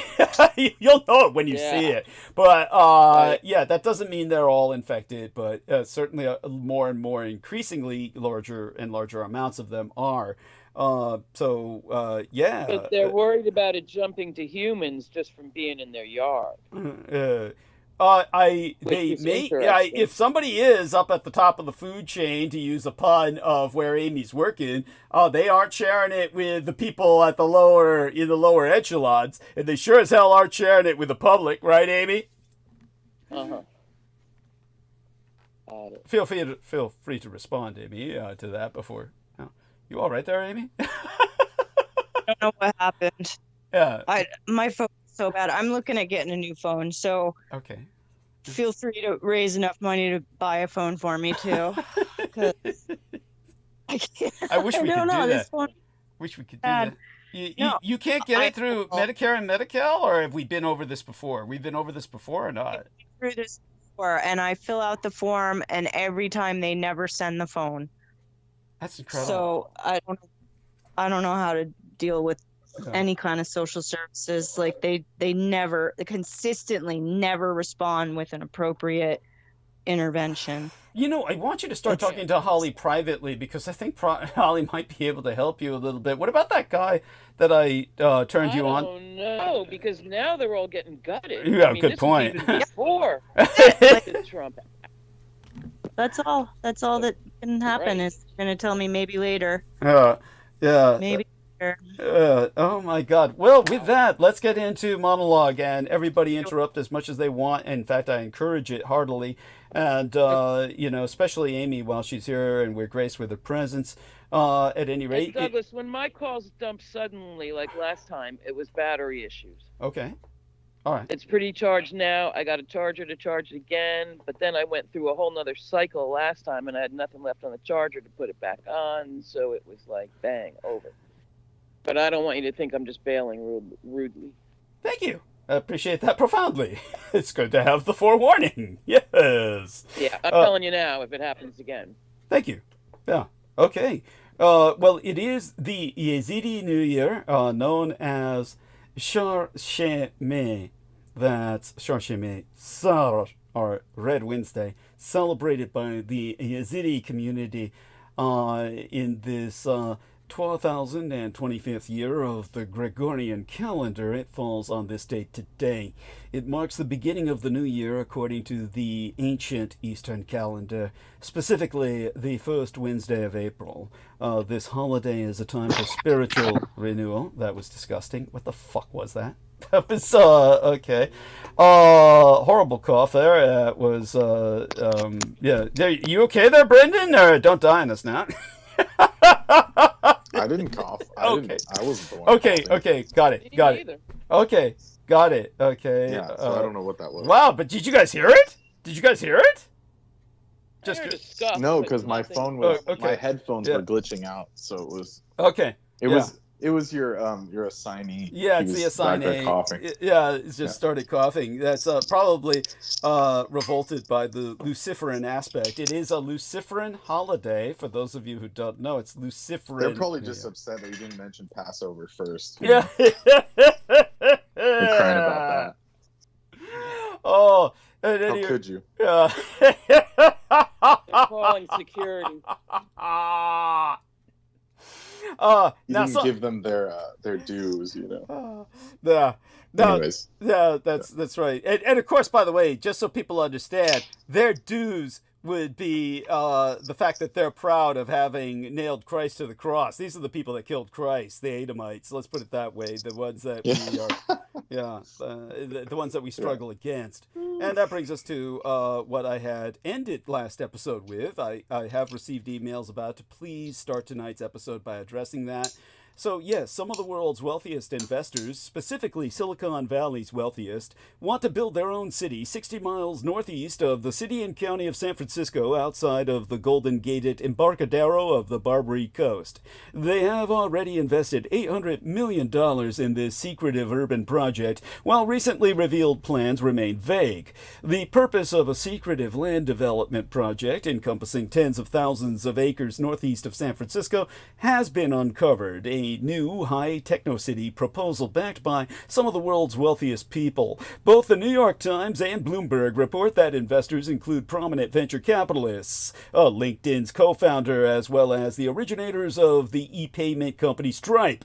All of the investors have recently contributed to the over $800 million plans of Flannery Associates, a low-profile company founded by a 36-year-old former Goldman Sachs trader whose motives previously remained mysterious for years. According to a Flannery Associates spokesperson speaking with the New York Times, investors are composed of Californians who believe that Solano County's and California's best days are ahead. Now, Flannery Associates reportedly will soon begin meeting with local residents. I understand this has not gone well. Elected officials and representatives of the nearby Travis Air Force Base to discuss the proposed project, a complicated, far-reaching urban plan that, according to Bloomberg, could face steep regulatory, political, and local opposition, which it already has. California zoning and development laws require complicated legal maneuvering, especially when much of the purchased acreage is currently allotted for wind power and agriculture. Now, according to a pitch obtained by the New York Times, behind-the-scenes planning for the endeavor was first reported as early as 2017. In an email to an unnamed potential investor at the time, the billionaire venture capitalist Michael Moritz wrote, "This effort should relieve some of the Silicon Valley pressures we all feel. Rising home prices, homelessness, congestion, etc. It's like, if you go to Silicon Valley now, help us out here, Bran, I don't see much homelessness because they've chased them all away. As for rising home prices, these guys are rich, right? Yeah. What am I missing? Yeah, but does it make sense? Ridiculous. What it, like making a cutting edge freaking society or city where like how are those homeless people gonna afford to fucking live there? Yeah. Some They're doesn't going add to up. curate these towns. See, they'll be curated. What does You'll that mean? File an application. There we are. And you'll be picked. But then how does that? So basically, what he's saying is just a bunch of bluster and bullshit. Yeah, thank you. No, first, as long as it start off, you'd have to have enough money Yeah, to of put course. in, Yeah. and then you have to be good looking and healthy and all that. I They're don't not think gonna most of let these in a tech bunch of bros are stew good bums. looking or healthy, honey. Where does Holly get Well, this you good know looking what and I healthy mean. shit? You don't Maybe have that's a to be a requirement tech for the bro. chicks? It's like these will be Right. 30 and 40-year-olds of royalty around the world, whether they're tech or not. No, They ain't gonna come to And that. just Yeah, like- honey, royalty from Europe ain't gonna go I there. know. Yeah, they would rather hang out with commoners than hang out with tech bros. Well, this is a whole thing. It's the sovereign movement, Yes, there. So that's, and it's being pursued by the ultra rich. Make no mistake. Yeah. And it's close to San Francisco. They've been saying this shit for Now, years, there and was they haven't been another able one. to pull it off. Yeah, that's true. That's true. Yeah, Brendan Well, is quite they're right. only started. Now, there was another one, huge, Yeah. 100,000 acres or something, Yeah, up yeah. north of the state, past Weed. Yeah. And that one, the county supervisors or land use or something Yeah. voted against it. Yeah. So it's temporarily stalled. They keep it That in is the all. they keep it in the courts. They keep it in the courts. So Holly's pointing out they keep it active in the courts, but as Brendan says, the likelihood of these things manifesting is pretty slim. Now, although the plans remain nebulous, Bloomberg describes them as including novel methods of design, construction, and governance, encompassing over 52,000 acres. In August of 2023, local residents began receiving text and email opinion polls gauging their stances on politics, urban planning, and employment opportunities. A potential future ballot initiative described an urban undertaking including a new city with tens of thousands of new homes, a large solar energy farm, orchids with over 1 million new trees, and over 10,000 acres of new parks and open space. A spokesperson told Bloomberg the project intends to provide affordable housing, although the meaning of that descriptor has never been concretely defined. The state representative, John Garamendi, whose district includes the Travis this shyster. Air Force Base, told Bloomberg that Flannery Associates has kept him and other local politicians in the dark about the project. Instead of simply buying up land, Garamendi argues the group should have spent 4 years working with local community interests to develop a proposal that is beneficial to the communities and the state. So tell us, what do you know about this Garamendi guy, Brendan? Is he he sounds like he's... I'm familiar with all of them because of Sacramento. Yeah. They always come in, this is where the capital is. Yeah. So every once in a while you have to deal with them, Like I've had to freaking serve them dinner and shit. Jeez! I used to work downtown. Yeah. Man, I'm sorry. Also, I helped some of the senators recently, like before the election concluded, like they came to the site I work at to do some kind of community event. And they were like cheesing up with me, and then they were actually nice, surprisingly. They can afford to be. They can afford to be. Jesus Christ, it'd be nicer if they gave you some tips. No, Like the only parks people that and have ever nature. tipped me were the Hindus. Jesus, I'm surprised. Damn, because I know, that's what everyone says. Oh, they're supposed to be cheap. It's like, no. Interesting. Not when they think, because they considered me one of them. Because That's true. Yeah. I was able to navigate their culture, and That's right. so they called me Sanatani. They're like, Yeah. oh, he's Sanatani. Yeah. Got it. Cool. And they paid me out for that shit. See, it's good to be multicultural. Brendan's like Sir Richard Burton. He knows how to go Right. native. Yeah. Actually, Brendan, you could drop him in the middle of Pakistan or India or Bangladesh. And he'd survive. by the way, anyone can get into Mecca if you speak Arabic. But you just gotta pray 5 times with them. That's all. No normal white person would do that. That's right. Like there's no vetting. There's no vetting process. They're all a bunch of. They're basically like the Hajj is like it's just a bunch of people just in lockstep. I mean, anyone could jump into the line. It's just. So don't be impressed. The way you guys are talking about this guy, he must have been looking like freaking like Fabio or something. He must have been attractive. Well, what happened was that in those days, it's like Brendan says, your average white person could not pull it off because they would be so obvious. It just, obviously this guy's not Muslim. But like Brendan's So saying... you use iodine on the skin and eyes. Yeah, that's what he did. Yes. In other words, he made himself look Well, you could colored. even just, you could literally, because there were plenty of fair people in Yeah. Egypt and different countries. Yeah. So Right. if you spoke, like, for example, because grew up with, Islamic people and met all of them and dealt with them when I was younger, I could literally go through the whole Hajj and they wouldn't notice. That's right. No, that's right. No. The point is well taken. What Brendan Like is you saying just know a is, few prayers and Yeah. you just follow. It's like following. Yeah. Like you just step in line and do the same thing they're doing. You can get all the way to the end and kiss the stone, and no one's ever gonna check your papers. Yeah. No, it's true. Except maybe nowadays, that's Yeah. when it's a problem. But back in those days, he probably just walked in. It was, let's put it this way. He was impressing all the rubes and the noobs Yeah. who had no Yeah, exactly. idea of the ease with which he did what he did.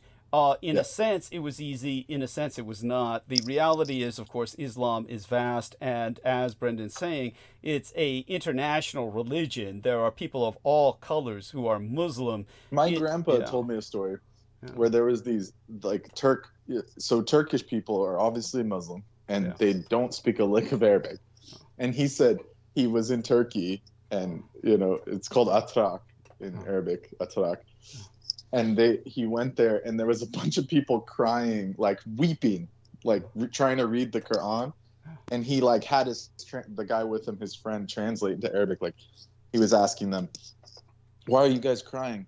And they would go up to my grandpa and just like, we're weeping, like as if someone died. And they said, "Because we can recite the Quran, but we can't read it, and we don't understand it, so we're crying." So that's the level of, I hate to say it, brainwashing in that kind of zone. Yeah. But So the same. they were Yeah. able to read the Quran verse by verse, but they couldn't understand it because they were just doing it rote. It was just rote by memorization. Yeah, but yeah, no, and this was So Turkey. those people, if they went to the Hajj, Yeah. they don't speak Arabic, but they know enough about Islam because they're faithful Yeah. that they would just the Saudis would just let them in and say, yeah, you go do the Hajj because it's part of our penance as Muslims. So you can look white and still be there and not speak Arabic, and they just let you in. Yeah, and the Turks are the preeminent example of this. At the time that Sir Richard Burton was active, all of that was under the responsibility of the Turkish conquests. In other words, that was all part of the Turkish Caliphate, the Califia. And in other words, the Turks ruled the most holy site in Islam at the time. So they militarily occupied all of these zones. And the Turks are white as fuck because they've raped so many white women. Islam's never been like a ethno-specific thing. No. They'll conquer everyone and anyone. That's their goal. Yeah. To conquer everyone and anyone. That's the point. Yeah. Yeah. Which is why you see those bleach white like Swedes converting to Islam. And shit. Yeah, it's true. It's true.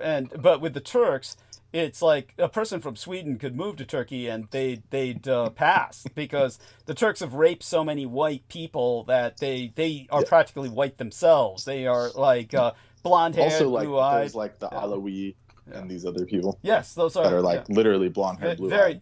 Blonde-haired, blue-eyed Arabs. Those are blonde-haired, blue-eyed. They're not really Arabs, but you get what I'm saying. They're like it's close. They're remnants of the original peoples, the original kingdoms. Yeah. So these people are the elite in Suraya, or at least were till all the militants took over. But when it came to what Richard Burton did, he thought the easiest way, and it was the easiest way, was just to colorize himself, and then everybody would just think he's one of the local desert yokels. Yeah, and that's like a Brit way to do it. Yeah, it's a Brit way to do it. Yeah, that's there you go. It's like putting on blackface. It's like that's all it was. Yeah, it's almost. Yeah, it's almost. Leave it with walnut oil. What was that, honey? Say that again. You're glitched. Walnut oil. You glitch. You are really glitched. She was saying he used almond oil and that gave him a tan. But I mean, okay. that's all you had to do in that time. Thank you. We couldn't Walnut, even. sorry. Yeah, it's like she's really glitched, honey. They're like, I don't know what it is. Maybe she's got her head rummaging for the clothes out of the laundromat. That's cute. Cute image. Cute image. She's going through the dryer and somebody pushed her in. Probably whatever serial killer she's dating now. So much, sir. We love you, Amy. The signal cleared up quick. Not really, but yeah. The Richard Burton and the English and his role as intelligentsia. Yeah. He was always being told that he had to fight slavery. And he was going into these communities where slavery had existed for millennia. And they weren't going to change because this one white guy with walnut oil wearing a turban showed up. But he had to still survive. He still had to carry on and make do, like try to convince the leadership in the country that to not participate in slave trading. Women or children. I can literally hear what those Arabs would say in Arabic in my head. Yeah. By the way, I don't need to hear anything. I can see the eye rolls. I can see the eyes rolling in their skulls. They would be like, yeah, I can translate, but it doesn't sound as good. The first thing they would say is, when it comes to the woman, they would say, half brain. Yeah. They have only half a brain. It's not Yeah, enslavement. They're like dogs, We're doing them a favor. No, Yeah. they would literally say that. They wouldn't be able to survive without us. Yeah, they can't live without us, Same with the blacks. They would say, those Abid dogs would not survive without us. Yeah. Arabs. Yeah, by the way, now there's a That's form what they of would say. slavery. There's a form of slavery exact opposite of the Deep South. In the Deep South, chattel slavery was such that they had breeding camps, literally human breeding camps in Louisiana and other places for the blacks. But the Arabs would castrate their blacks so that they wouldn't reproduce, because they didn't want Islam becoming flooded with a bunch of blacks. Because they wanted Islam to be still identified as, not a black religion, but they made certain all their slaves converted to Islam, but they castrated them so that they would not reproduce. Yeah, so there you go. There are fates worse than death. What's that, Amy? Arab. Well, the Janjaweed and all in Africa were particularly notorious for their brutality, as was white slavery. The white owners were a new. I hate to be like this, but I think the Arabs. I mean, if we were to side by side it, they got it beat. They were The Arabs got it cruelty beat. and Yeah, cruelty and sadism. time span. Yeah, I didn't want to say it. Yeah, see, no need to be politically correct Also. here, honey. Yeah, this is Better not. you say it. Thank you. I'm not rash. Like, let's put it this way: Yeah. Go on. the Africans here have rights now. Over there, they still don't. Yeah. So Thank there's your evidence. Yes. Thank And you. in Africa, And they never will. and now they got Chinese on top. Yeah. So God help them. Yeah, she's talking about Black Africa has Africa, Chinese Africa. occupying Africa now. God help them. Yeah. Well, there you go. They'd be neck and neck for merciless. Yeah. Well, the way things are going, I think Africa will actually end up being, essentially the least affected when the whole world collapses, because they can actually, at a bare minimum, grow their own food and live in that kind of zone. Oh, well, actually, that's quite accurate. Just so people understand, what Brendan is pointing out is the fact that Africa has never been so infrastructurally enmeshed into the World Wide Web. I don't mean just network-wise in terms of the internet. I mean in terms of power grid, in terms of transportation. They're pretty self-sustaining. Water? Yeah, potable water. Well, it doesn't. Water? Well, it forces them to be very local. So they're very regionalized and therefore will survive a tremendous dislocation, which is being brought about by these multi-billionaires that are planning to somehow coalesce together, thinking that they can survive in numbers.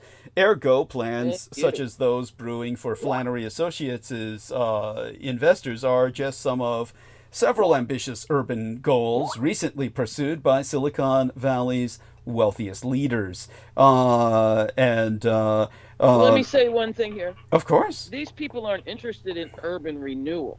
Mm-hmm. They got to start brand new and clean. They're not, that's for me the big change up. This isn't about urban renewal. Right. That's what makes it so incredibly I understand you're coming at this from a moral perspective, but from a practical perspective, that's what renders this impracticable. That's the problem, is that you can't really build a city without the poor. You need them to provide the services. And when you don't have them, well, who's going to be serving all these rich people? What are they going to do? Ship in middle class? They'll have an apartment building for them. They'll have an Presumably, apartment building for it. if they have They'll any all live there. brains, but this requires. Like, that's their affordable housing. But you They'll see, pay for their own servant class. but you see, this is where the practicality comes in, or rather the impracticality, as in it cannot be put into practice. How do you ship in entire populations to do this when you could just initiate an urban renewal project, put skyscrapers and a complex in the middle of a destitute city, and then revitalize the economy? Of course, that would be dangerous. It has its own dangers that they don't want to face. That's what I'd do. Yes, understood. And that's what I'm saying. This is what bothers me. This is not what this is. No, of course not. So hopefully it will fail flat out, but Yes. before they build the joint, and then it fails. Well, it'll never get built, really. I mean, in early 2023, the Wall Street Journal reported Elon Musk's plans for a new town outside Tesla's new Austin, Texas headquarters that would include subsidized housing for company employees, with construction already then underway. The multi-billionaire PayPal co-founder Peter Thiel has previously invested in still theoretical seasteading projects that would see networks of artificial islands built in tax-free, politically autonomous international waters. The rich are hoarding wealth because they know what's coming. Collapse is baked into their business plans. So the rich keep getting richer. That much is clear. But what's often left unsaid is how they're doing it. Not just through the usual exploitation, but by actively steering our world toward catastrophe, while shielding themselves from the fallout. Let's cut through the noise. The ultra-wealthy are not just accumulating wealth, they are hoarding it, stockpiling fortunes at a rate so obscene it makes the concept of money itself feel ridiculous, while the rest of us get lectured on cutting back. Drive less, eat less meat, recycle, make do with less. They are securing their bunkers, buying up remote islands, and building escape plans for the very collapse they are accelerating. And make us no mistake, collapse is not just some distant dystopian fantasy. I have regularly referred to the state of our species as a crisis of global warming, exhaustion of the Earth's resources, and species extinction, including our own. We are already deep into a polycrisis. Now expand this list of the polycrises to include climate catastrophe, biodiversity loss, resource overshoot, economic instability, and authoritarian creep, all feeding into one another like an unstoppable nuclear chain reaction. Indeed, authoritarian creep likewise drastically understates the threats at hand. When you have a president inaugurated with 3 multi-billionaires seated in the front row and some 13 multi-billionaires nominated for the cabinet and other high positions in government, you can no longer speak of authoritarian creep. And don't give me any shit about the techno bros not being authoritarian. That's because I'm getting emails on this already.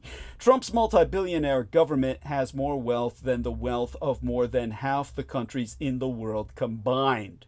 You might complain that they are multi-billionaires and not necessarily authoritarians, as in they have no experience in dictatorial governance. This ignores the fact that they spent millions of dollars helping Trump get elected. Trump is definitely an authoritarian. He is their authoritarian, their front man, their president-select. And there is certainty to the idea that they will exercise their power to protect and expand their wealth. Meanwhile, banks and corporations who could be finding solutions are instead dragging their feet or outright obstructing progress, ensuring the system remains tilted in favor of those who already have everything. Exempli gratiae. Banks have made laughably little progress in financing low-carbon infrastructure. They issue empty promises about green investments, but in reality, the numbers show a glacial pace of funding that is nowhere near enough to prevent climate catastrophe. And since the 1.5 degrees Celsius target has already been breached, that failure isn't just incompetence, It's complicity. But the multi-billionaires are not worried. Why would they be? They're making upwards of $100 million a day, a sum so ludicrously large it defies comprehension. To put it bluntly, if multi-billionaires actually cared about humanity, they would have solved every major global crisis by now. The fact that they have not tells you everything you need to know. Wealth inequality is not just an economic issue. It is an existential one. Here's a horrifying calculation. At current trends, society is less than a decade away from total collapse. The tsunami of multi-billionaires that has washed across our planet over the last decade or so is troubling in the extreme. Now we have the fattest one of all setting policy in Washington in the most direct way imaginable. Multi-billionaires already own the United States political system, and they are on the very shortest of lists in the new White House since January 20th. In Anno Domini 2000 of the Communal Era, Bloomberg's list of multi-billionaires included 322. By 2024, Bloomberg had stopped counting. They even stopped maintaining or bothering to try and count, so they're no longer keeping a comprehensive list, and instead make it Bloomberg's 500. It's listed just a half thousand of them. After that, there are many thousands more. At number 500 on the Bloomberg list is David Green, who has a mere $6.03 billion. The number of multi-billionaires has leveled off at around 2,500. However, the total wealth of the multi-billionaire class has grown from roughly 2,000 billion United States dollars. Okay, I'm getting that's 2 trillion United States dollars if you don't comprehend what I'm saying in a certain verbal iteration of the numeric system, okay? To just over 14 trillion United States dollars in 2024. Regardless of people trying to focus on idiotic and asinine inanities or the minutiae of the numbers I'm conveying, that is a 700% fucking increase in 24 years. The bottom 50% at 170 million people, if our United States population holds $3.9 trillion of wealth. That sounds like a lot distributed among 170 million Americans. But the top 1%, 3.4 million people alone, hold $49.2 trillion. And this total is increasing rapidly, especially among the top 0.1%, numbering a mere 340,000 people, who hold $22.1 trillion, or 45% of that 49.2 trillion. So, 340,000 people own nearly 6 times as much wealth as the entire bottom half of the American population, numbering 170 million people. So, understand it this way, if no way else. Every multi-billionaire is a policy failure. Now, before we go further, this growth is not some sort of natural function of competitive capitalism, nor is it the result of the hard work of extremely clever people, though to be sure, some of those are likely to be among the 2,500 multi-billionaires. No, the multi-billionaires control governments, set the rules they play by, hide their wealth in the global financial system's many dark, anonymous corners, and employ armies of attorneys, accountants, and financial advisors to appropriate and protect this wealth. So, we have every right to ask, why do we allow multi-billionaires to exist at all? The existence of multi-billionaires is the result of political decisions. We can undo those decisions. The first decision to be undone is that which was taken to remodel governance after business. Governments are not startups. Elon Musk is moving fast and breaking things that cannot afford to be broken. By trying to run the state like a private business, or I should say, fuck trying to run it, by running the state into the ground like he does his private businesses, Elon Musk and other anti-government types are creating a mess that someone else will have to clean up. If you're lucky, it will be me. If you're not, it will be anyone else beside myself. Governments and businesses serve vastly different purposes, answer to different constituencies, and operate on entirely different timelines. Around the world, governments are trying to reinvent themselves in the image of business. Elon Musk's dodgy crusade in these United States is quite explicit on this point, as is Argentina's chainsaw-wielding maniacal president, Javier Milei. But one also hears similar rhetoric in the United Kingdom, where Cabinet Office Minister Pat McFadden wants the government to foster a test-and-learn culture and move toward performance-based management.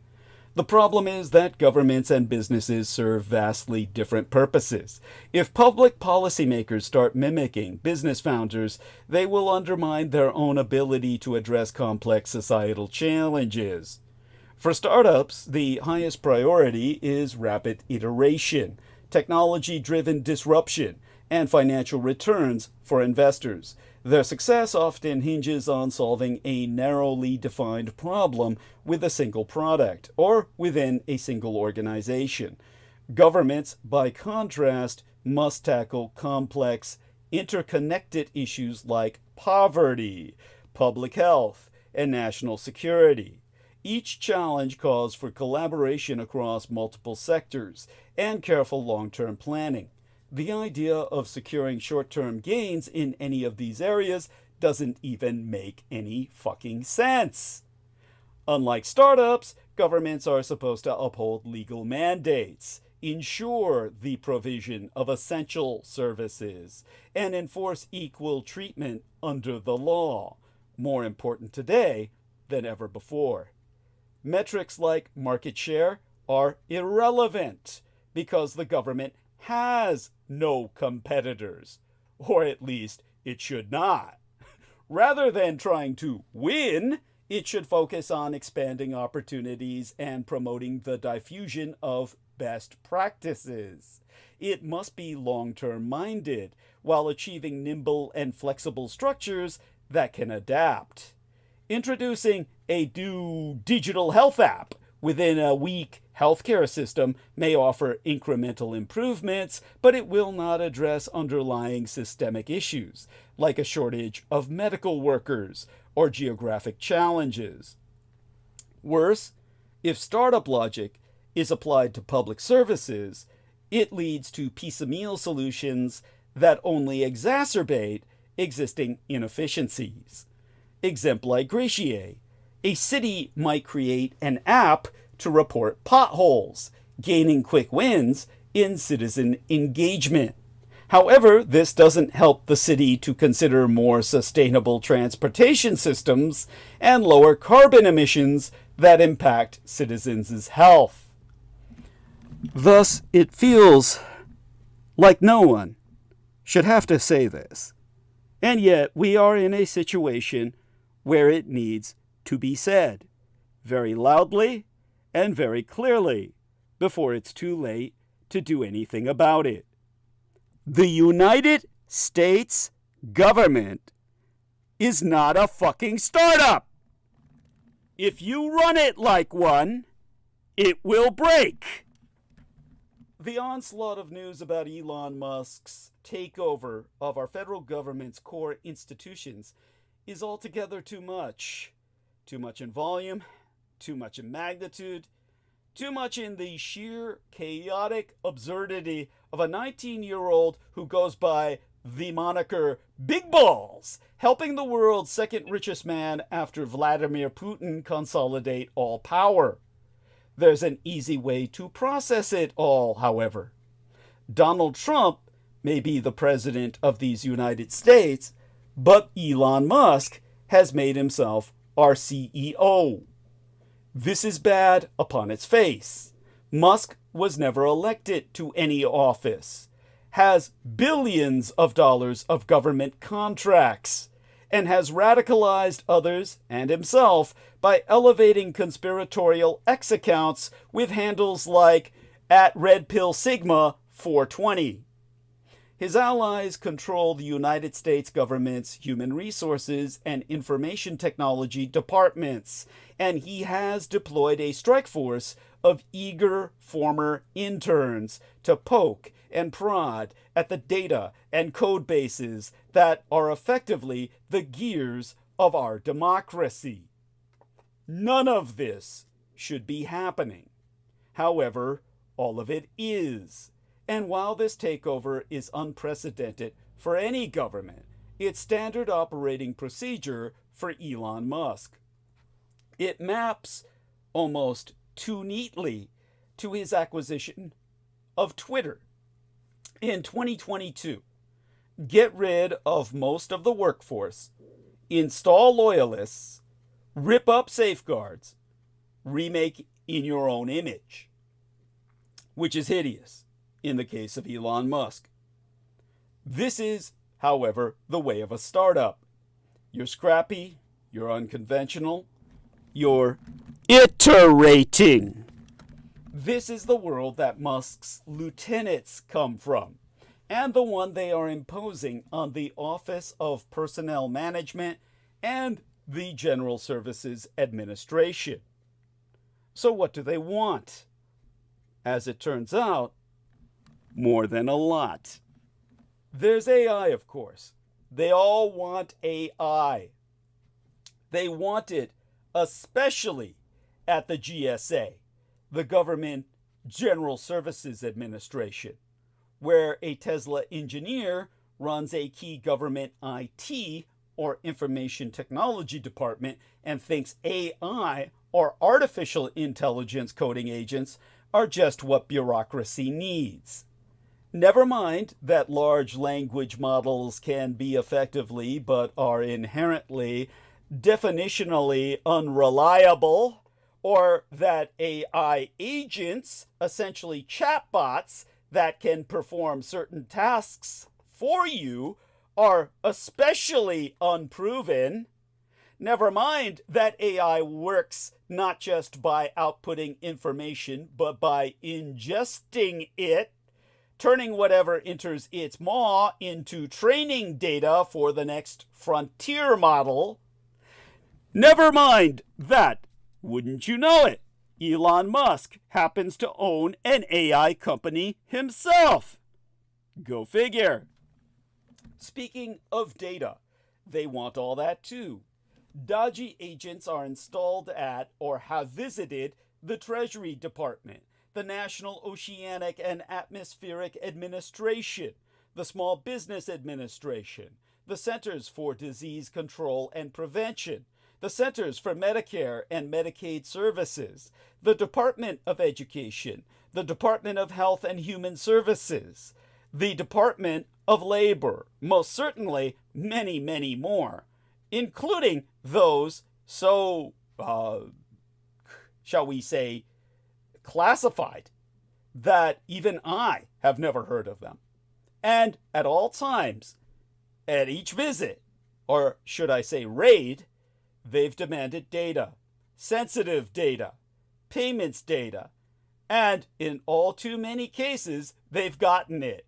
The pursuit of data as an end unto itself, but also data that will be easily abused as a competitive edge, as a weapon, if you care to wield it. Well, and you know what? Elon will be training his own branded AI system with it. That's for sure. Indeed.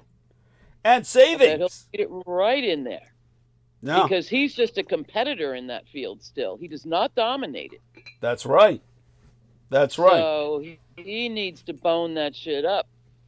And he was quoted in the New Yorker saying, well, yeah, these guys, Sam Altman and all them, they're way down the road, but if they're doing it, I have to do it. You And did. if he has to do it, that means he has to make the money enough to be worth it and be the best. No, he's going to cheat. He's going to Right. cheat by stealing And it. rush to market. And he found his way, didn't he? Yes, by taking All over these our government. agencies. That's a little bit more than Zuckerberg has off his Facebook. Most Or certainly. no, not Zuckerberg, but who's ever feeding, using that shit to feed their own brand of intelligent, of autonomous intelligence. Well, anyway, Zuck is one of them. yeah. And savings. They want savings. Specifically, they want to subject the federal government to zero-based budgeting, a popular financial planning method in Silicon Valley, in which every expenditure needs to be justified from scratch. One way to do that is to offer legally dubious buyouts to almost all federal employees, who collectively make up a low single-digit percentage of our budget. Another, apparently, is to dismantle USAID, United States aid to foreign nations, just because you can. If you're wondering how that's even legal, every professional expert will tell you that it's not. The fact that the spending to support these people and programs has been both justified and mandated by Congress is treated as inconvenience, or maybe not even that. Those are just the two objectives we know about. They have, by now, so many tentacles in so many agencies that anything is possible. The only certainty is that it's happening in secret. Sub rosa. Musk's fans, and many of Trump's, have cheered all of this. Surely, multi-billionaires must know what they're doing. They're multi-billionaires, after all. Fresh-faced engineer whiz kids are just what this country needs, not the stodgy analog thinking of the past. It's time to nextify the Constitution itself. Sure, why not? Give big balls a meme coin while you're at it. The thing about most software startups, however, is that they inevitably, almost down to 100% certainty, are guaranteed to fucking fail. They always do. They take big risks, and they don't pay off, and they leave the carcass of that failure behind and start cranking out a new pitch deck. This is the process that Dodgy is imposing on these United States. No one would argue that federal bureaucracy is perfect or even especially efficient. Of course, it can be improved. Of course, it should be. But there is a reason that change cometh slowly, methodically, through processes that involve elected officials and civil servants and care and consideration. The stakes are just too high, and the cost of failure is total and irrevocable. Musk will reinvent the United States government in the way that the Hyperloop reinvented trains. In other words, not at all. That the Boring Company reinvented subways. In other words, not at all. That Juxero reinvented squeezing. In other words, not at all. Which is to say that Elon Musk will reinvent nothing at all, fix no problems, offer no solutions beyond those that further consolidate his own power and wealth. He will strip democracy down to the studs and rebuild it in the fractious image of his own mismanaged companies, all in a spiral of total failure. He will move fast. He will break things. Unfortunately, he will do nothing else. Speaking of fast and broken things, like Humpty Dumpty, that can never be put back together again. The Blue Origin Lady Splice Fight. I can't even pronounce it. I can't even get it out of my mouth. The Blue Origin Lady Space Flight was desperate, sad, and tasteless, begging the question, You're killing me. why can't techno-billionaires just make their money and fuck the hell off? What this mission represented was a show of wealth and physical flaunting. If I had even a mere $1 million to my name, you would likely never hear from me ever again. See you later, I would say. This is a hint to the federal government to just simply bribe me. Just $1 million, motherfuckers, and I'll go away. But they're too cheap for that. But I mean, if I had it, isn't that the entire point? I always figured that was the reason to chase copious amounts of money. It provides comfort and luxury, a life free of the burden of bills and mortgages, of stress and work. Whether it buys happiness, well, that's another story. But reflecting on our techno-overlords over the last decade and how they've acted, that appears to be a really dumb assertion. Instead of disappearing to enjoy a quiet life sleeping on a mattress of $100 bills, they continue to force themselves into the limelight, desperate to keep themselves relevant, desperate to feel worshipped by the ass-kissers and bootlickers. While the ethics of his company and its effects on consumerism and the environment are questionable to say the least, Jeff Bezos almost did it right. He sold a bunch of Amazon shares, effectively retiring. He picked up a younger, albeit slightly plastic, model wife. He got on his yacht and went partying for a bit.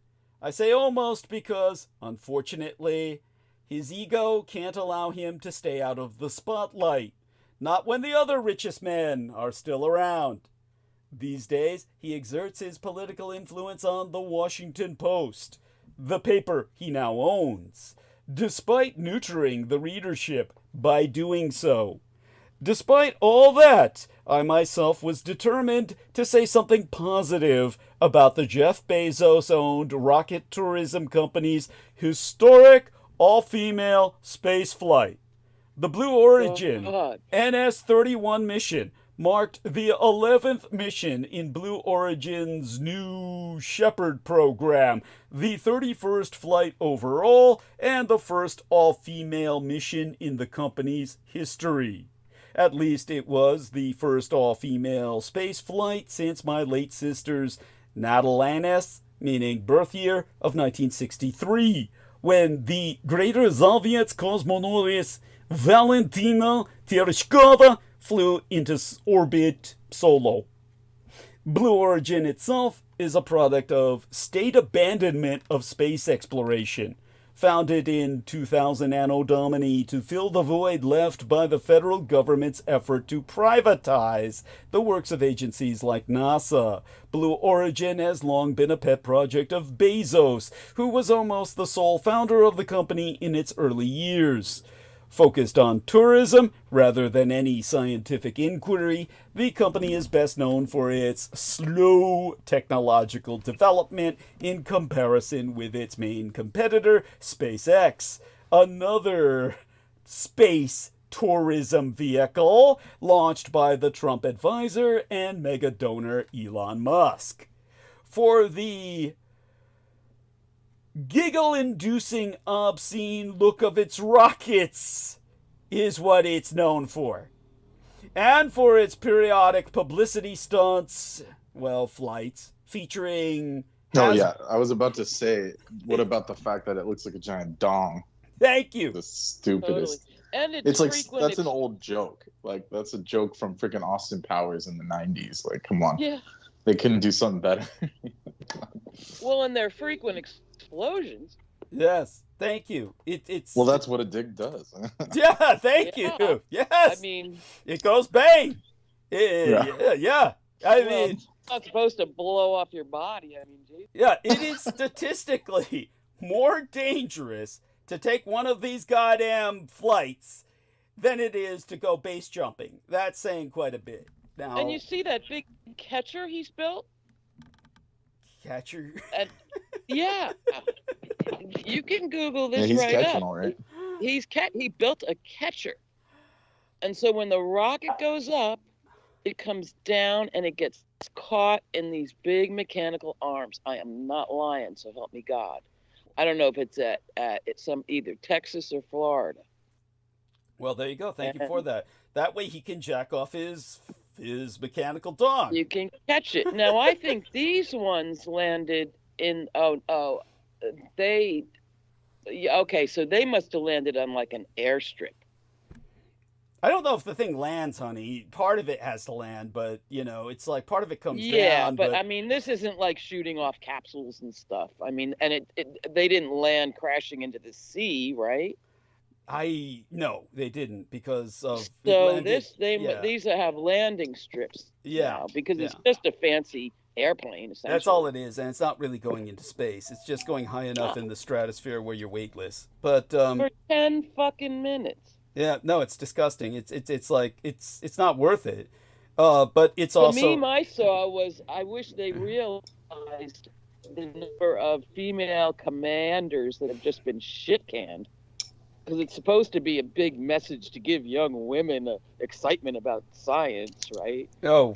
And now the Greenland lady, all these No, it was just a ritual. Yeah. It was just a ritual. Thank you. It's a sex ritual. But Putting it's women in a hilarious, giant but it was dog. a perfect Yeah. meme. No, seriously. All these Yeah. respected female figures that made it. Oh, just got please. shit canned across the board. Yeah, of course. The real pros, the real professionals got The shit real canned. pros. I mean, the women you should admire. Yeah. No, they're all shit canned. In a sense. Yeah.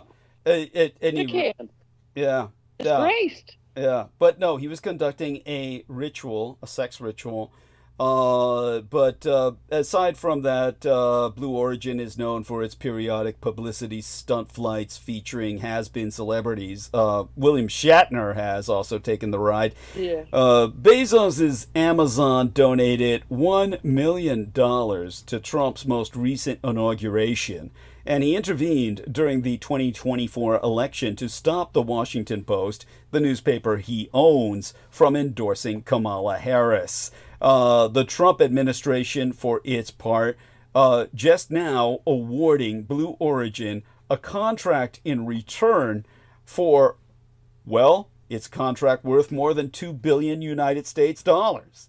This is the kind of transactional governance between multi-billionaires and the highest office of the executive that is now the norm. And it is... I gotta say this. Yes. Did not Bezos just pay $40 million to produce the Melania film?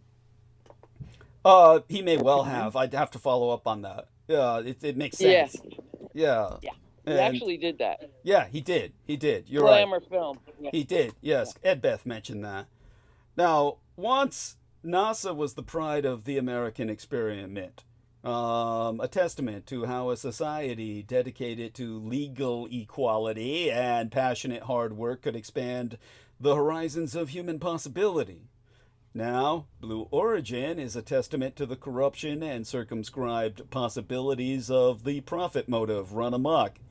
Space used to be a frontier for human exploration, a fount of innovation, and a symbol of a bright, uncertain, and expansive future. Now, it's just a backdrop for the Instagram selfies of the rich and narcissistic. The Blue Origin flight does not make me feel like humanity will reach new heights of achievement. It makes me feel like everything that is coming is grimly predictable, tailored to the impulses of the wealthiest, least responsible, and least morally intelligent people on Earth. Instead, the spectacle is sold as an all-American underdog story. Jeff Bezos worked his way up from dorky book salesman to buff billionaire who can launch his busty bride-to-be into space alongside some celebrities because, hey, why not? The flight, which was promoted for months in advance, was touted as a triumph of feminism, a win for science, and an embrace of the kind of expansive, curious human spirit of striving and possibility that once animated both. Rather that the flight served as a kind of perverse funeral for the America that once enabled both scientific advancement and feminist progress, a spectacle that mocked these aspirations by appropriating them for such an indulgent and morally hollow purpose. And when I finally saw the group photos of the girl gang, I knew that I just couldn't. My resolve to be positive dissolved faster than the lip fillers in Khloe Kardashian's fake face. There are some spectacles of American decadence and decline that almost seem too on the nose. The sort of orgies of vulgar provocation or fantastic lack of self-awareness that exceeds the limits of parody, so that if they were in a novel, you'd think the writer was laying it on a little thick. All I could think was, vanity of vanities. All things are vanity. The pre-flight portrait was actually more amusing than cringe, and I wondered why the ladies to be launched in a phallically shaped pod full of pussy, including the pop starlet Katy Perry, with her dazed Amish girl just off the farm look, and in a twist straight out of Apple TV's The Morning Show, the wincing CBS Mornings' hostess Gayle King. Apparently she was super nervous. Why they all didn't just demand a redo. The shot was overshadowed. What was she thinking? She's best known as being Oprah's best friend, which is a powerful position in society. So her lover, not her best friend. There you go. Yeah, there you go. Oh, okay. Yeah. Now, but they're close.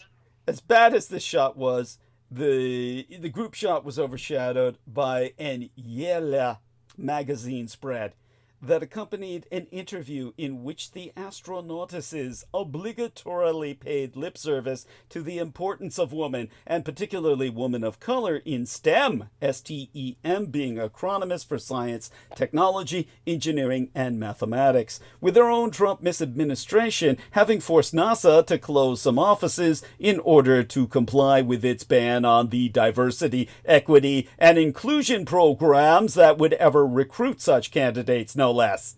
All while prattling on for the remainder of the interview thereafter about how they were planning to keep their hair and makeup in place while weightless. Of all the things in heaven or on earth to emphasize, the aerospace engineeress and former NASA rocket scientist Aisha Bowie said she had tested her hairdo by skydiving in Dubai to see what it would do. Katy Perry bizarrely declared, "Space is going to finally be glam. Let me tell you something. If I could take glam up with me, I would do that. We are going to put the ass back in astronaut." Yeah, Really? so this is just a joke. I mean, it's a total joke. And the meme, the fucking hilarious meme was there was the dude that's all smug with his hands on his hips, and it says how that those two people stuck in space saw these people after they were kissing the ground after 10 minutes. Yeah. Like, you know. Yeah. Like, Now, those two people, of course, were never in space. It was some kind of isolation experiment to see if that dude would finally hit that bitch, who's so butt fucking ugly, I don't even rate her as part of the human species. But he always had this bandage under his chin like she had just slashed his throat. What was that about? It was there when they went up, and it was there when they came back down. That was bizarre. Like she was trying to slash his throat every night or something. Or does he have a tube there through which he feeds? Or what the fuck? Yeah. It has to be. It's like fucking Men in Black and shit. He like has an alien driving him or something. Thank you. But it's just, I mean, it's so cheesy. That whole like, thing was I don't think any of these weird, people actually made it outside of any atmosphere or anything. Like it's Thank just, like it's just so scam worthy. It's like so scam level. Thank you. What were you It's going to just say, horrible. Holly? Yeah. Elon's claiming that he rescued them. Yeah, And that's I right. Well, that's just Bullshit. yeah, bullshit. that's just yeah, it's Complete just bullshit. that's like Al But Gore he's going saying, to town with it. And everybody believes it. Yeah, like it took 8 months to do that. Come yeah, on, that doesn't Yeah. speak well of He him, got does right it? up there. Yeah, that No. doesn't speak well of him.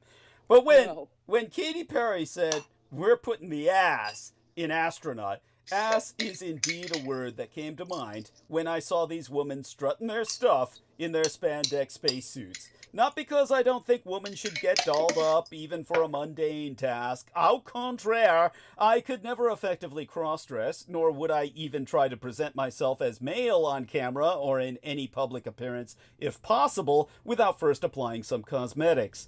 For someone as ghoulish as I, it's only polite. Plus, who doesn't think the golden age of flying when airline stewardesses were basically required to be models with the same presentation standards as a Fox News anchoress was preferable to today? No, there's nothing wrong with wanting to look good, but what Bezos' fiancée, Lauren Sanchez, does is not good. As the organizer of the flight, Lauren Sanchez herself is an Emmy Award-winning journalist and an accomplished helicopter pilot who discredits herself primarily by her partnership with Bezos. But all we got out of her brief sojourn beyond the stratosphere was the impression that Sanchez originated in outer space rather than simply visited the place. Sanchez has touted the all-female crew as a win for woman, when she herself is a woman in a deeply anti-feminist model. It is not her rocket company that took her and her friends to the edge of space. It is her male fiancés. And it is no virtue of her character that put her inside that rocket. Not her capacity, not her intellect, and certainly not her hard work, but merely her relationship with a man. The fact that the rocket itself looks so phallic does not help to lessen the flight's message that the surest way for women to raise themselves in the world, literally or metaphorically, is to attach themselves to a man and Yeah, like the other Yes, go on. like the other lady said, put the ass in astronaut. Yeah, because you need ass to get up there. And it's just Thank you, Katy Ride a Perry. penis, That's stupid. essentially. That was Katy Perry said that. Yeah. yeah. Yeah. Which she's a well-known occultist, so this was all just some bullshit occult shit, Thank you. and you know. Straight out of fundamental Christianity. Yeah. Thank you. And I here's- wish. Yeah. I No. think This originally- is Adamite, honey. This is all Adamite. Now- Well, but some of them are pretty fucking creepy. Oh well, a lot of them turn. Well, but they don't believe in space. Yeah, that's right. They don't even believe. In I space. know, Yeah. but I think that's their background. You Now, know.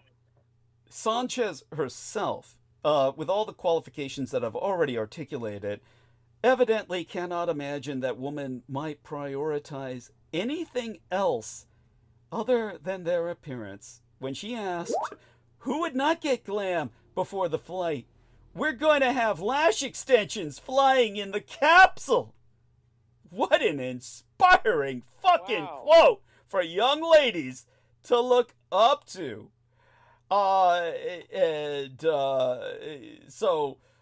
When it comes to, so Sanchez's aesthetic isn't the same as mine. That's fair. I also don't have a problem with uber wealthy people spending their money, provided they earned it fair and square and are keeping up with their tithing on fun stuff. There's a reason, of course, no one gets mad at Jay Leno for collecting millions of dollars worth of cars and motorcycles because he promotes himself as doing it for the right reasons. It is not to put the ass in Aston Martin. The least negative things I can say about the Blue Origin spaceflight is that at least these women aren't afraid to embrace and express femininity, and that the token Asian on the mission can be credited as the lone serious person. The civil rights activist entrepreneuress Amanda Nguyen, whose own past work with NASA makes her something closer to an actual astronautess. To quote as she, I think it's so important for people to see us like that, the dichotomy of engineer and scientist, and then beauty and fashion. We contain multitudes. Women are multitudes. Oh. Yes, women are multitudes. Yet most of the crew's self-presentation and promotion of the flight has leaned heavily on a vision of woman's empowerment that is light on substance and heavy on a childlike, girlish silliness that insults women by cavalierly linking their gender with superficiality, vanity, and unseriousness. Sure, the crew hit back at critics like myself who pointed out that their narcissistic selfie stunt was nothing more than a superficial display of privilege. The CBS talking head, Gayle Kings, defended the ostentatious joyride by saying, "Anybody that's criticizing it doesn't really understand what is happening here." Well, Yeah. that'd be me. Before adding, "We can all speak to the response we're getting from young women, from young girls about what this represents." What Makeup tips in space. Yeah! It's a YouTube video. Yeah! What How this? to do your eyes Yeah! when you get on that rocket. Yeah, to influencers in Mars. space. What There a you go. nightmare. That sounds horrendous. Thank you! Please go. Get on that ship to Mars. Thank you! Thank you. What this mission represents to me. Hopefully the Martians vaporize them next time they do this. We gotta start a GoFundMe. Get Elon, etc., to Mars as quickly and permanently as possible. Indeed. Yeah, so I wish. I fucking wish it was that easy. You'd You pay. know they'll come back and in 100 years and say they're our gods and shit. well, first off, we know they're never going to make it out into space because all of this is so much bullshit. But Yeah. what the this Van Allen belt will get it.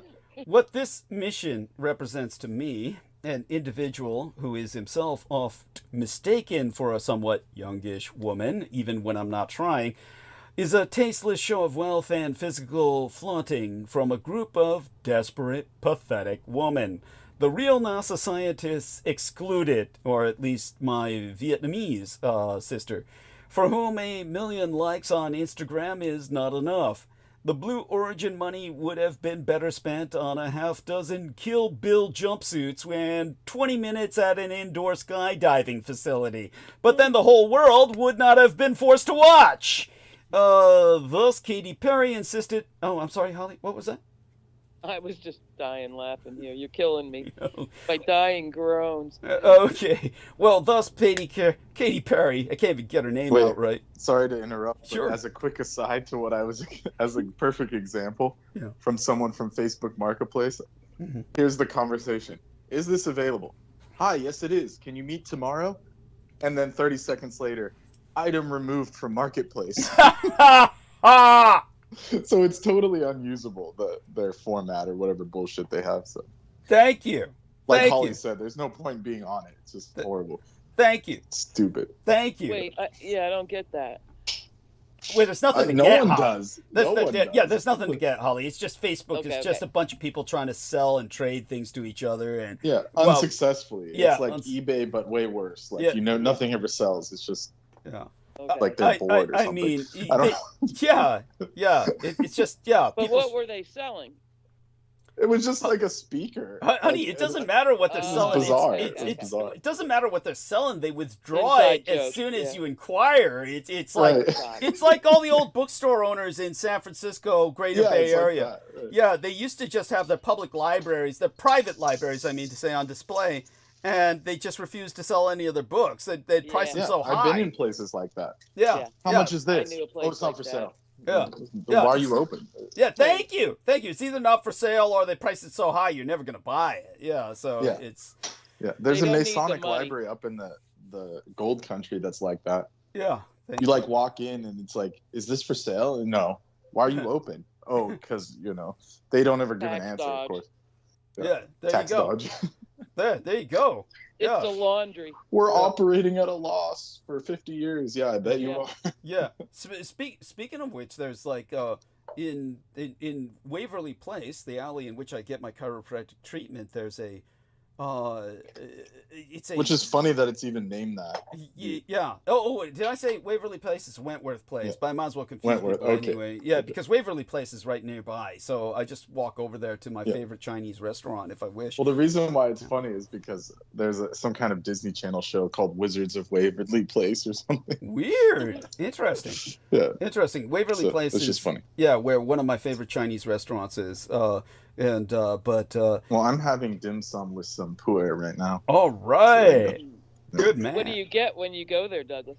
Oh, a frog. I love frog. So they kill a frog in front of me and Ah. butcher it for me. And I can literally watch the rats just rush through the window because the window has 2 panes of glass. So the 2 panes of glass are connected to the alleyway so they can drain the water. And you just see the rats just jump up through that pane of glass. So you can watch the rats just run by like it's a hamster, like a hamster habit trail. You know, like it's a habit Yeah. trail. But they're big ass street rats, so I can just watch them, go by while I'm eating. At any The rate, market. Are you sure you're not eating those too? yeah, I 'Cause I remember one time I went to one of those Chinatown places, and I was like, "Can I get the chicken soup?" And they're like, "Bone or no bone?" And I'm like, "Oh, sure, I'll try the bone." And it was like a bunch of like rat-sized bones. And I Yeah, was like, yeah. This Oh, is strange. Well, I've ordered rats specifically in the past, so I've eaten rats. Yeah, I don't mind rats, but yeah, I paid the price. Remember one time I almost died of the rat poisoning? Remember that shit? Because they had killed the rats with the rat poisoning. I went into all these spasms. Yeah, there you Well, go. there you The go. grocery store near where my God damn, they're Oh, bleaching you out, store. honey. Honey, they glitch you Sorry. out. Repeat all that closer to the mic, please. Okay. The grocery store where my friend lived had a section in the back with a big dirty tank with all the living bullfrogs sitting there. Okay, cool. Yeah. And against one wall there was all these dirty fish tanks with other weird looking stuff in there. Oh. And I guess if you paid extra, they'd butcher them for you or not. Oh. You just took them home in a plastic bag and did it yourself. Yeah. And I love Yeah, when I that. worked at the Korean store, that's what they had. Yeah. Yeah. Oh, Like big live shit old, in I the mean, tanks. Yeah. packed. Yeah. Yeah. That was something. Yes. All looking at you. Yeah. Yeah. Ooh. All the animals looking at And the you. little kids come in and they think it's an aquarium. Yes. It's like, Yes. look, it's not an aquarium. Thrown offline. Says. Yeah, I glitched bad too. I just came back. And So now my diamond's everybody, going, so- let us know. We were insulting their witches of their coven, the lady astronauts, who don't even deserve the name of lady. The majority of them, as I said, my Vietnamese Amerasian sister. By that I mean sister, as in of the greater Asian family. Oftentimes, people it's so bizarre to me when in the past, like I talked about. Okay, so Nemo says the stream is back on. It paused for a bit. Thank you so much, dear Nemo in Australia. If he's getting it back in Australia, we're back everywhere. So we got knocked off for a bit while I'm roasting the the assonauts, as Katy Perry herself calls them. We lost Amy while they glitched us, and so she retreated into the gentle night. I would encourage her next time to just interject, say goodbye when she does that, but she might have legitimately got knocked off the call while they glitched us all. At any rate, so everybody who's in the audience, respond, and aside from Nemo, if they wish. And so Brendan, Holly, you can hear us. And is there anything else that comes to your mind before I dive right back into roasting? Yeah, you're still online.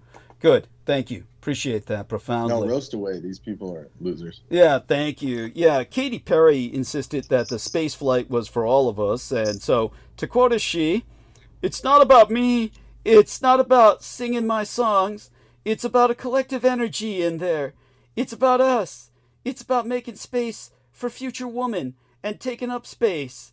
Yeah, taking up space. Yeah, and belonging. And it's about this wonderful world that we see right out there and appreciating it. This is all for the benefit of Earth.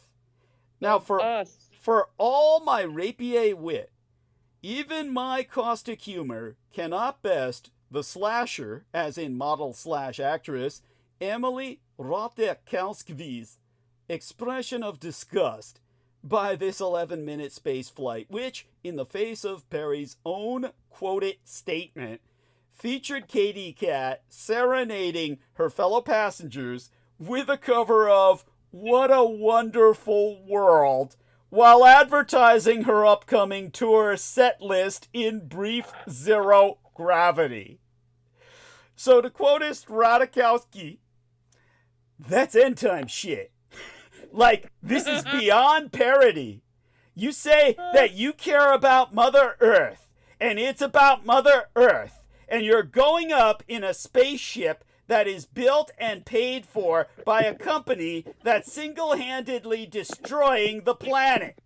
Look at the state of the world and think about how many resources went into putting these women into space. With For their what? eyelashes. Yeah. So it is not misogynist to say that these women do not have their priorities in order. Rather, it is misogynist of them to so forcefully associate womanhood with cosmetics and looks, rather than with any of the more noble and human aspirations to which space travel might acquaint them. Curiosity, inquiry, discovery, exploration, a sense of their own mortality, considering the fact that it's statistically more dangerous than base jumping, an apprehension of the divine, because once they die, they ought to be concerned about where they go.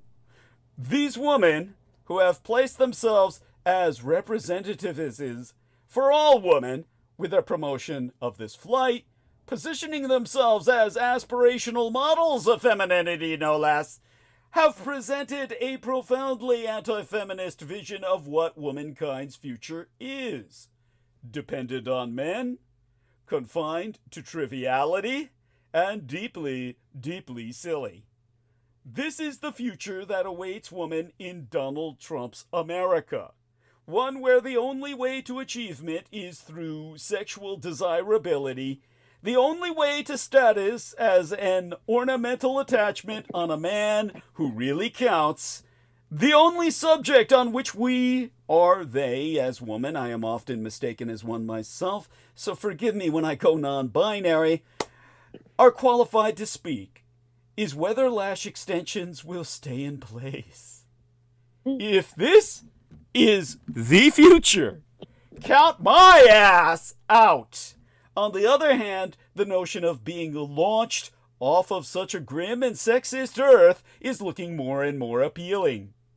For those still wondering, the Botox, fillers, and implants all appeared to have stayed in place. But Jeff Bezos, the bozo himself, did not fare so well. He face-planted on his way to greet his fiancée when she came back to Earth. Oh, so shit. much for that underdog comeback story. And no doubt, behind the scenes, Bezos is still... Yeah, him face planting. Yeah, Ridiculous. tell him about that! Tell him about... Oh, he just freaking goofed up and fell on their fake landing. That wasn't even really a landing. Fell flat down. Wow. They like if you look at it, it's like a fake crater and shit. I mean, it's so bad. Wait, it was so what? bad. It's Yeah, like look at the Head footage. crater It's so to bad. dirt or what? Yeah, Yeah. they made it look like they got like touched down and shit. It was so bad. It was bad. Yeah, it was like, it's like when they show you the And footage. he hurt himself?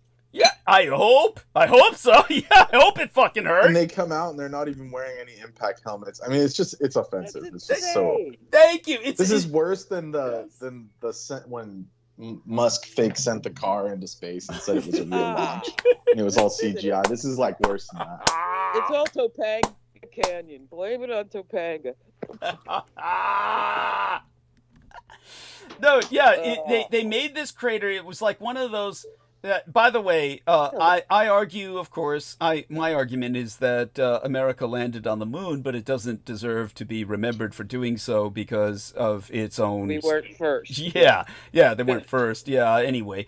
But such having been said, when it came to this landing, there are elements of the moon landing that are indeed staged, and they've proven that. And for some, obscene, obscure, and stupid reasons, NASA knew they couldn't film on the moon everything, so they made fake staged moon landings. They really did. And so that's a fact. And as part of the fake landing here, like Brendan said, they dug out a crater as if this were landing like a 1950s flying saucer. Like, it had all these like rockets that literally burned a hole in the ground. And it's like, and then like Brendan said, all the ladies come out and they're not wearing crash helmets. It's like, really? Or bras, really. It's offensive. Yeah, that's so funny. It was like one of those like freaking like Attack of the Martians and shit, where there's the ground's all charred, like they just landed. It's stupid. It's so stupid. So that's why he tripped and stumbled? Yeah, because he probably didn't know the limits of the crater or wasn't informed. Because he fell in the crater. You got to stop. Yeah, it's pretty funny. It's pretty funny. Can't be yourself. But it's like, what do you expect? Dude's not like an athlete. He just like juiced himself with human growth hormone to look like that. Yeah, it's nothing. Thank you. Thank you. Yeah. Well, he was already skinny. It's just... Yeah. Kind of. He bulked up for sure. Steroids. Yeah. So, at any rate, no doubt behind the scenes, Bezos is still greasing palms and passing brown envelopes of money to keep things well suited to him and his interests. It's an all too common pastime. Take Elon Musk. I know none of you want to, but, well, all too many of you want to, but I wouldn't. I guess when your wealth is over 477 billion United States dollars, the money became irrelevant a long time ago. Nothing more than numbers on his accountant's spreadsheets. He's a great example of someone who made a success of himself by all of these incredibly stupid definitions that are imposed upon the rest of us that none of us could ever accomplish because we never inherited the startup money to get a running start. He's an entrepreneur who lived the dream of turning ideas into shitloads of money, which in reality is simply his way of pushing others out of their own company to make their idea successful. But he can't call it quits. Somewhere along the way, he became addicted to it all. Addicted to the control. Addicted to the power. Addicted to the notoriety. Addicted to the fame. Addicted to the warship. Here we are with this wonderful picture of the Blue Origin crew, including Katy Perry, returning safely to Earth. It's like, yeah, not a drop of sweat, all fresh makeup and fresh hair. Makes you wonder how who are fake the it two is. old men? Why are there two old men flanking them on either side? The one on the That's Bezos and the other creep. who's the other creep? One of the other freaking money Boyfriend? printing the ATM machines. Human ATM machines. Yes. Yeah, that's all they see them as. Doesn't matter what they look like. Oh my God! It's so true. It's so true. Those women look like it couldn't even fit. How's there room to float around in that stupid dickhead? It's a big dickhead they landed in. It's just totally fake. It's gotta be, because there's no room to float around in that thing. If they all piled in there, you're packed like in a phone booth. You're packed like in a fucking phone booth. Yeah. There's no room to float around in there. And the fact that they come back with perfectly manicured hair and makeup is insane. I mean, like, you have to be dumb to believe that shit. For all that, yeah. Yeah, not in that little capsule. Yeah. I hear you. Yeah. There's no room to fit physically, let alone float. That's outrageous that they... Yeah. Oh, at any rate, that's... It's just... You're killing me here. Now, slowly but surely... Well, you could believe it if you want. Not stopping anyone. No, it's let's put it this way. Here's the face plant. There, this is what you want I to see. think they did that stupid thing. I mean, I think they actually did it and pissed away All that money. But For a honey, photo op. but we've just explained the physical impossibility of doing it in that thing. Is that thing just an after stage No, space event? is fake.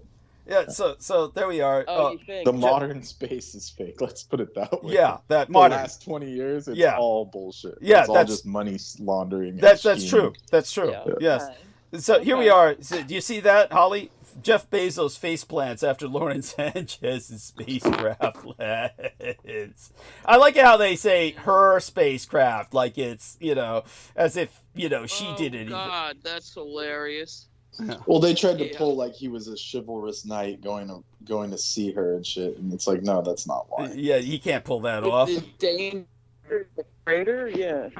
Yeah, Might be hot in there. What? yeah, no kidding. By the way, Nemo It's says also this. surreal. Yeah, it is. Look, you see them. That has to be staged because that's not big enough for anyone to float in. There'd be no point in going up. There'd be no point in experiencing anti-gravity if you're going to float 2 inches. No, I could see you strapped in, 6 seats. Well, Two, honey, what two, would be the two. point? The whole idea is to float. It's stupid. But like you float in a Disney ride or an amusement park ride, a roller coaster. You float. No, You're it's strapped in. No. It's You supposed to be rise like up, it's supposed to be like what they inch above did. the ground. It's supposed to be like what they did with that scientist. Help me out. You're the crippled guy. Come on. Who was the crippled physicist? Not Sagan. Hawkins. Stephen Hawkins. Stephen Hawking. They took him up high enough in a plane where he could float. And even in the fuselage of a plane, you float back and forth in the fuselage with plenty of room because they've cleared out all the passenger seats. But this, you couldn't do that. There's no point in experiencing the floating. You get what I'm saying? I hear you. I don't understand it. So, at any rate... Oh, so it could. I mean, it's fake. I mean, it's fake. Anyone who has eyes can see it. Yes, cheesy thank as hell. you. I mean, So come on. Nemo says, it definitely came off staged. They never showed a full live stream of the flight. They just provided short cut clips. So there. Or the launch, if I'm not wrong. Of course not, because there was none. Right, that's what I'm saying. I'm agreeing with Nemo. Yeah, I there don't think you there's go. any footage of the launch, and you'd think there would be. Fire and flames and boo boo. Oh, it's great. Jesus Christ! So it's like we're buying fake moon landings now. That's like For real. when yeah. you got the money. For real fake moon landings. Yeah. Now, slowly but surely, Elon Musk's own pursuit surpassed money and instead focused on the dick swinging contest, where the objective is apparently to outdo the other multi-billionaire elites on who has the most power, the most influence, and the most famous friends. The result is where we are now, a slow but steady consolidation of power right at the top, what many are referring to as our technoligarchy. Technoverlords have weaseled their way into a presidential candidate's inner circle and now selected him as opposed to the president-elect, now stationed there or inserted their president-select into the Oval Office, finding themselves heading up new departments, acting out as a sounding board for the president, seemingly gaining the power to do whatever they want, and spazzing off not one, but trois straight-arm salutes at the inauguration because why not? On that point, Elon just keyed a line of ketamine before he went on stage and his autism just went turbo. We're facing a Fellini surreal, apocalyptically dystopian outlook for the next 4 years, provided Trump doesn't just get bored or upset with all his techno-bro playthings before then. It happened last time. I don't know what to make of what's happened recently. It's still processing. You can probably tell with how scattered this transmission is. There's lots to consider, but it's obvious that the people who control platforms with unprecedented societal influence that reach billions of people every day, who decide how they run, what they promote or don't, such as suppression of myself, quite literally on a personal level, as Brendan Zogit can testify, and how the algorithm works should not be so closely tied to the president and his whims. They should not be able to influence policy or regulations or neuter investigations or hamstring antitrust so it becomes even more ineffective, because guess what? All that does is crush their competition, which serves to make them even richer and more powerful. When we embolden egotistical, power-hungry techno CEOs to do as they please, I mean, they already do, but this is on another level, I don't think the outcome is going to be good for any of us. At Trump's inauguration, he had 4 of the world's wealthiest people in his box: Elon Musk, Jeff Bezos, and Mark Zuckerberg, with the richest of them all, Vlad Putin, pulling on the string up Trump's ass, leading all the way back to the Kremlin. It was recorded as the highest concentration of wealth per square foot in the history of all humanity. Some estimates suggest that the total wealth on display of the multi-billionaire techno-founders in attendance was more than $1 trillion. Yes, over 1,000 billion, to the idiots who were talking to me about niggling the numbers there. I think being richer than the bottom half of entire countries combined is disgusting. I can't even understand why it's something to aspire to. No person, no matter what they've achieved or brought to society, should be that wealthy. They clearly don't want to spend their lives, or certainly not their riches, fixing fundamental problems in the world, so why can't they simply leave the rest of us to be? Life is hard enough without a handful of filthy rich assholes sticking their nose into matters that affect our much less prosperous lives. And yet, here they are, on our screens, in our news, and in our governments, like a shit stain on our planet.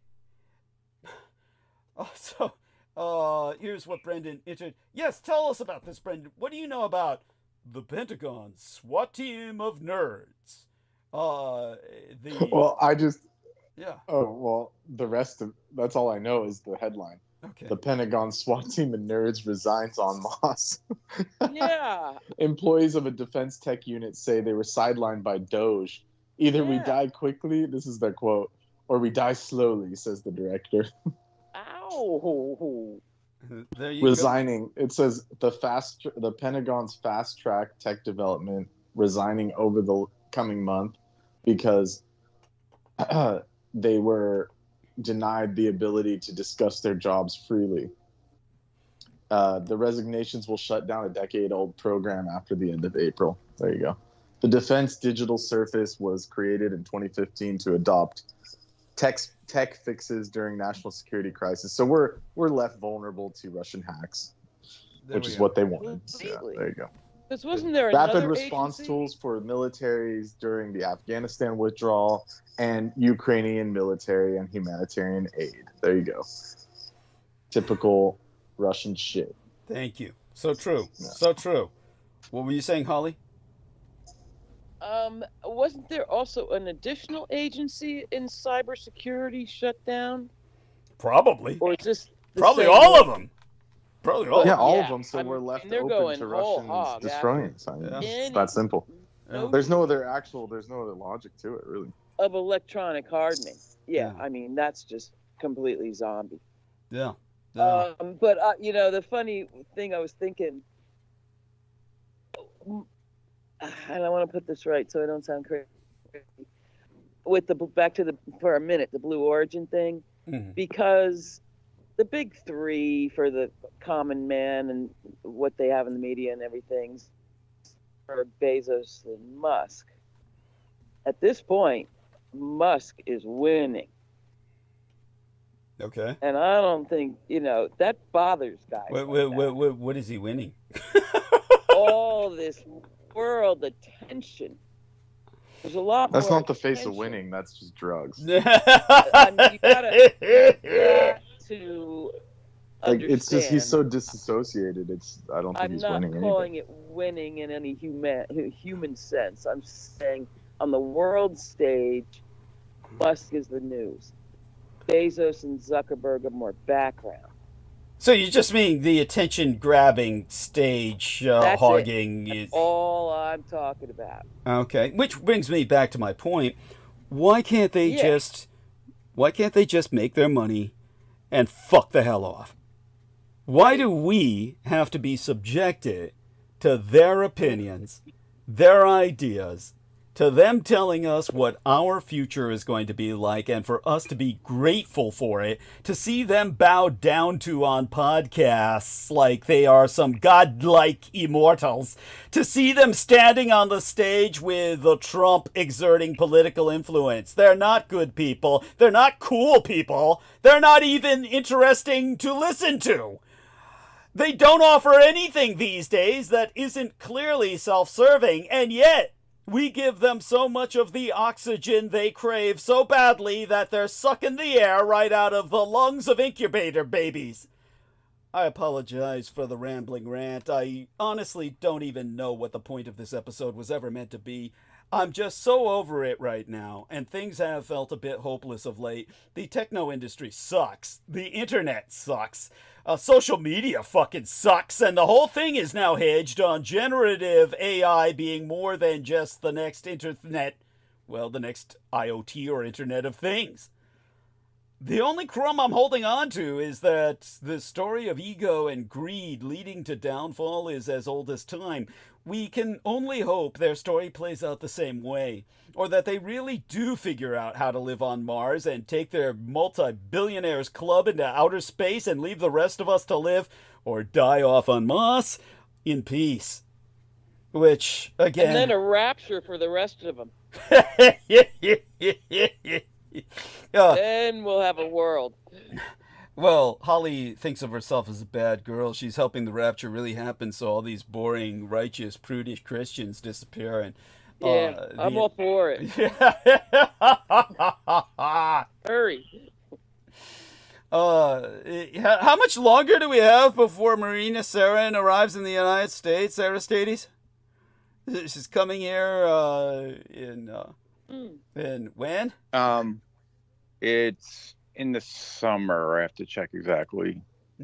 I still think you should invite her to your place. No. It's funny. Arizona in the summer? Oh man, bad choice. Yeah, Arizona's a bad choice, period, but it's even worse in the summer. Yeah, I still remember Aristides was very self-conscious about, I don't want to invite her here, and I said, well, as self-conscious as you might be about your place, at least you didn't ask her to shove a garden hose up her ass and turn it on full pressure like Peter Moon did. Yeah, you gotta try colonics, Marina. That's where it's at. Yeah, because that's the first thing you tell. Yeah. That's the first thing you tell an attractive young lady whose pants you want to get into. Yeah, tell them to shove a garden hose up their ass. Whatever's going on, all I know is that it would be better than Sedona in the middle of summer. I got it. Wherever you're at. Yeah. Massachusetts or wherever the hell you're at. Guys. June what? June 6th to 8th. June 6th to 8th. Jesus Christ. Let me see where. Yes. Send us the links again. It's like, fuck. Are you seeing anything in the YouTube chat? Because I've been having problems. I haven't seen anything. I see it only on screen share. So here's what we'll do. Let me show you what I see. This is like what we'll do is here's a screen share, and what we see is this. This is what I see in screen share. The first thing that we saw was originally chat disconnected. Yeah, I just typed something, but it doesn't seem like it's working for me. Yeah, here it is. See here on the screen share? Came up on the screen share. Yeah. What came up? What did it say? Yeah, it's a YouTube link. Okay. Yeah. Right now. Yeah. Open it. That's the one. Oh, okay. So, well, we don't want to do that on air because we don't want to get hit by some copyright bullshit. So, there's no. Yeah, but it worked. Can somebody else type something? Because I don't know if I'm seeing it. Well, I assure you, it's coming into the chat here. Can you see the screen share? Look at the screen share. Yeah. I don't see that. Yeah, the reason I want you to look at the screen share is this is the YouTube link you've just entered. You can't see this on the screen share? It's on the phone, man. I can see. Okay, but it's not showing up, and I'll show you this. It's not showing up here on the YouTube channel. The chat is not showing up. So, but yours just did. but no one else did. No one else's did. So yours just Okay. showed up on the YouTube channel. That's what I'm looking at. Can somebody else type something? So somebody else please type something, because this is like, one of those mysteries that our engineer just wants to get a better handle on. Understandably, it's a technical thing, so he's technically curious. At any rate, how much money does one really need? As a thought experiment, imagine, like I showed the Blood Boys, and believe it or not, because we were on Site the Estates, I could actually show them with real $100 bills to a point, and I took on $100 bills to give them a display of ostentatious wealth and just what $100 bills can amount to. So when it comes to this, shall we say, little lesson that I provided them, I will try and share it with yourselves. I'm multitasking here. Got a note from Antonia Leslie, and Nemo's typing as well. So Nemo's going to give us a little feedback here. And Antonia Leslie knows Skype is ending, so she gave me her phone number. She's in Ireland, of course, so I could never call her. And I can't take calls from Ireland. Brendan, anything? Yes, I'm here. What's Oh, up? okay. Oh, nothing much. Yeah, it's just, we're. Oh, I was just saying, I'll be in Ireland shortly. Oh, cool. You can deliver her a message. So Max Prana says, chat empty. Thank you, Max Prana. For what it's worth, hopefully it appears after the show uploads.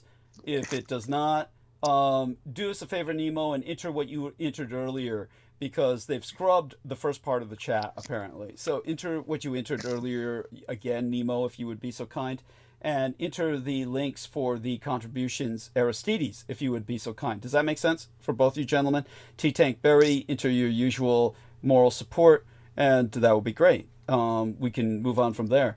I'll take a break sometime. Okay, I see a post now. I see a post by Max. Yeah. Okay. Yeah. So maybe I'm all right. I thought the thing was disconnected. All right. It was. It was. They've scrubbed You're the. all right. Yeah. Well, I thought I wasn't receiving it. The chat. Okay. Yeah. So if you would be so kind, Aristides, again, upload the PayPal. Yeah. Thank you, and with your usual, and El Nemo, if you would be so kind as to do that. So I'm going to. Okay. Thank you, Max. So I'm going to say that to. So thank you, Max Piranha. We'll appreciate your input. As a thought experiment, imagine that you have $10 million invested in a diversified portfolio of stocks and bonds. With a 4% withdrawal rate, that is $400,000 per year to spend. That's a 6% annual investment return and 3% annual inflation adjustments. $10 million would last approximately 43 years. Assume a 2% inflation rate and you get 72 years. $400,000 puts you in the top 3% of families today. By the way, $10 million is 1% of $1 billion. Kind of hard to keep such large numbers in mind. Okay. So here we are. Just taking a look at Nemo. He says, I wouldn't be surprised if there is an invisible barrier above our realm that extends just past the moon.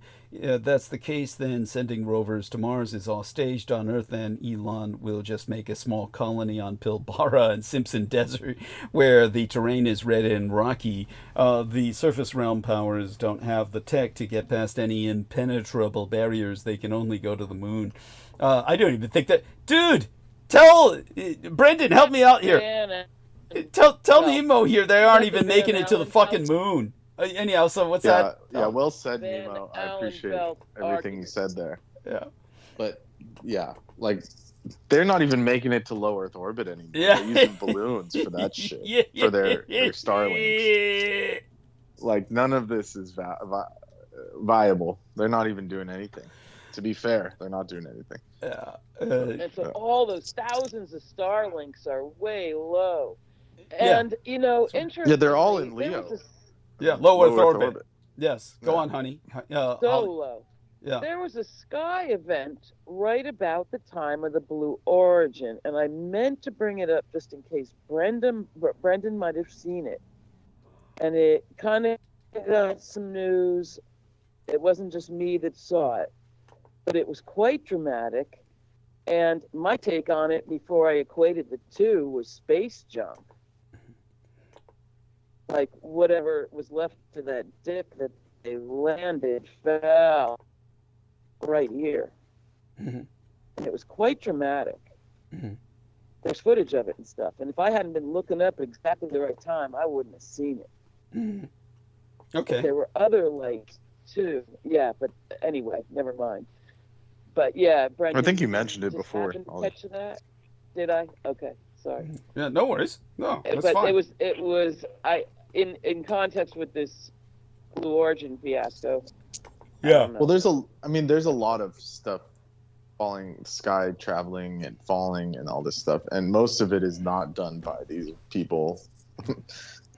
All of it is not done by these Yeah, rich but people, there's and if it is, it's tons just a failure. space Mhm. junk Yeah. falling all the time. Yeah.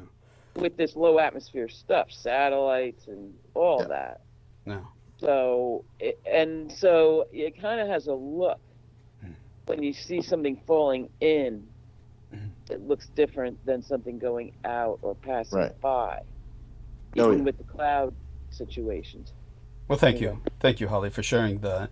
Now, in order to give my blood boys an idea of this, I could only show them up to so many inches, of course. But no, I'm not talking about my penis. Why do I get fucking emails like this? It's like, I have to admit, it Yeah, can be hold fun. on, wait, rephrase that. But You're basically, showing them inches of what? the $100 bills, how high they can be stacked to represent something. So because we were on the estates, I could use actual $100 bills. Now, the Billionaires Tower in Manhattan is 472 meters, or 1,550 feet tall, more than 5 American football fields.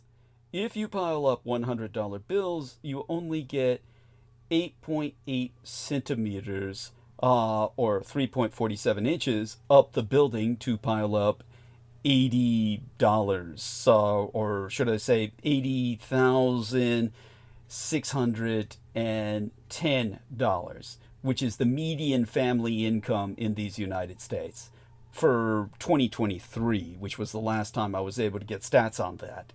So, since the median family income in the United States is about $80,610, the $100 bills I had the Blood Boys pile up added to 3.47 inches, 8.8 centimeters, which I guess is around the size of an average man's penis. Mine is bigger when it's erect, but that's not a flex. Now, make the pile 10.9 meters, or 35.8 feet high, which we could not get that many $100 bills to do that, but by that time we were speaking in terms of allegory. That's roughly 3 stories, and you have reached a millionaire's height. That's how many $100 bills would pile up for a millionaire in terms of their income. If you make a pile 1,092 meters, or 3,583 feet high, you have a billionaire's height in terms of stacked $100 bills. That means you need 2 1/3 billionaire towers to equal that pile. Keep in mind that we're just talking about $1 billion, not a Musk, who would need 1,042 billionaire towers of $100 bills to equal his 451 billion United States dollars in wealth. How many towers? 1,042. Yeah, I each. saw this done with grains of rice, There you but go. which was effective. But this is even better. Thank you. Wow. Thank you. And so here we are with our friend Nemo. Nemo says, oh, it's Brendan first. Brendan says, what happened during the incident? What? Tell us about this, Brendan? Oh, yes, please read. Oh, God, the Taiwanese guy incident. Okay. So tell us about this, and then Nemo had South Park hints at the barrier in the Pinewood Derby episode. Oh, so Yeah. that's what he's referencing. Okay. Yeah. Yeah.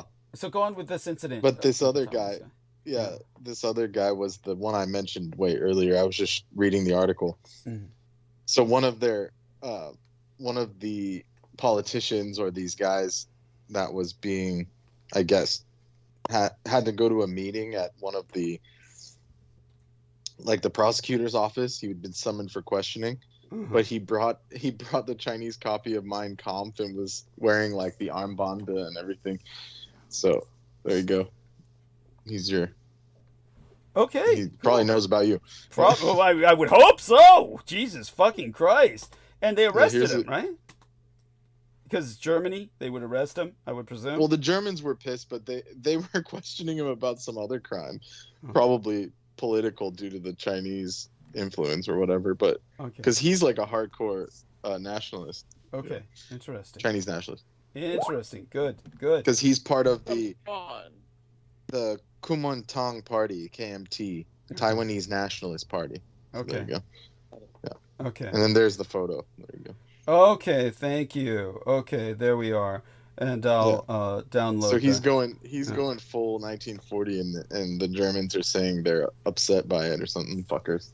The modern Germans. Yeah, that's just they're obligated, of course, to go there and. Even though I doubt anyone would have ever heard about it. Otherwise nobody would ever have heard about it. Yeah. So it's well, hopefully things change over there, and hopefully they go easy on them. At any rate, with everything going, I have a feeling they don't care about that. You mean the Germans? I hope you're right. No, the Taiwanese. I have a feeling they don't, because they know about the history, so they'll probably just tell them stop doing it in public. Yeah, there we go. No. Yeah, I get you. Oh, so you mean he was doing this in Taiwan? In Taiwan, yeah. Oh, okay. Yeah, he got summoned to I some thought kind he of, was doing like, it in political Berlin. thing. I thought he was doing No. it in Germany. No. Okay. No, he did it in Taipei. He did it. Oh, okay. But the German consulate, or he got all. No, in Germany they would have arrested him. Yeah. He would have been hung, drawn, and quartered. But there, Oh yeah, in Taiwan, nothing's gonna fucking happen. Yeah, over there they just said don't do it in public. Oh, by the way, just so people understand, so this Taiwanese guy was wearing a Nazi armband along with performing the adlocutio, which is the Roman term for the Nazi salute, which is like Brendan encountered a bunch of people online who were trying to claim that the Romans did not give that salute, which is all bullshit. They even had a term for it, the term adlocutio. Which they never mentioned. Yeah, of course not. Those people wouldn't even know it. There's very few people that know that term, including historians. There's very few people who know that term. But when it comes to this individual doing that in Taiwan, that is the Taiwanese salute that you perform in court of law or at ceremonies such as their own Olympics. They hold their own Asian Olympics because they're barred from participating in the World Olympics, so Taiwan holds its own Olympics, or at the Pan Asia Games. That's the salute they throw. So that's not going to get. And you notice the English translation of them basically lying about what he's doing, saying it was meant to satirize the DPP, which is the opposing party, which he wasn't doing that in any kind of joking way. No, you can see that. No, you can see that. And he's doing it correctly. It's not like Elon Musk. Tell people about when Elon Musk throws that salute. That's not the adlocutio. That was a parody. That was a satirization. A parody. Yeah, thank you. What is the word? He's just spasming. Satire. It was satire. Yeah, I wouldn't even give it that. I think he's physically got neurological problems and psychiatric problems that are just. Well, there was all the ketamine. Yeah, he was like a tweaking on the ketamine. Yeah, like a twitch. It's called tweaking. Yeah, it's called tweaking. You know, when the meth hits too hard and they start twitching. And that's it. We got to get Brooke, the resident expert, to tell us. Thank you. Yeah, he's tweaking and twerking and tweaking, and twerking. Yes. Right. Yeah. Oh, I don't want to see that. No, we never want to see that. Twitching. No. Yeah. No, but with everything going to shit, one small consolation I cling to is how miserable every single one of these mega rich jerks looks all the time. They don't see money as a way to An buy things. understatement. Thank you. They don't see money as a way to buy things or security. They see money as, well, like points in a real life video game, and they want top spot on the high score list. Money is the sole measure of their self-worth, and their power hunger is just a way to force everyone else to repeatedly acknowledge their financial success, to make it so we cannot just ignore them. Knowing when you have enough is an underrated life skill, and not just for multi-billionaires. I miss the old days when they would the billionaires would hide out and change their family names and shit. Thank you. Why can't we go back to that? Thank you. When they had class. I gotta say here. Yeah, when they were Remember classy. that- Thank you. Yeah. And there's a couple, some thousand of them still like that, still doing stuff. Old Reach, old family. Yeah, old family money. They're doing Yeah. stuff, who knows what. But it always brings me back to that silly little show called Valley. Remember it? You spoke on it, Douglas. Which It was valley? the show, the Silicon Valley. Oh, Silicon Valley. Yes, Remember you're it? glitching. They're glitching you, Yeah, honey, like right? mad. The moment you started I'm so talking sorry. about that, yeah, So that. here's, Yeah, go on. hold on. All right. So there was a character in that, and I always wanted to know who he was in real life. Mhm. You know, because there were portrayals of actual people. Yeah. And maybe you remember, it was kind of in the middle of the series, and he was short and wiry and mega hyper, and his whole life, he had tech broke some kind. And late middle aged. His whole life revolved around his third comma. The third comma. And it was all about the third comma.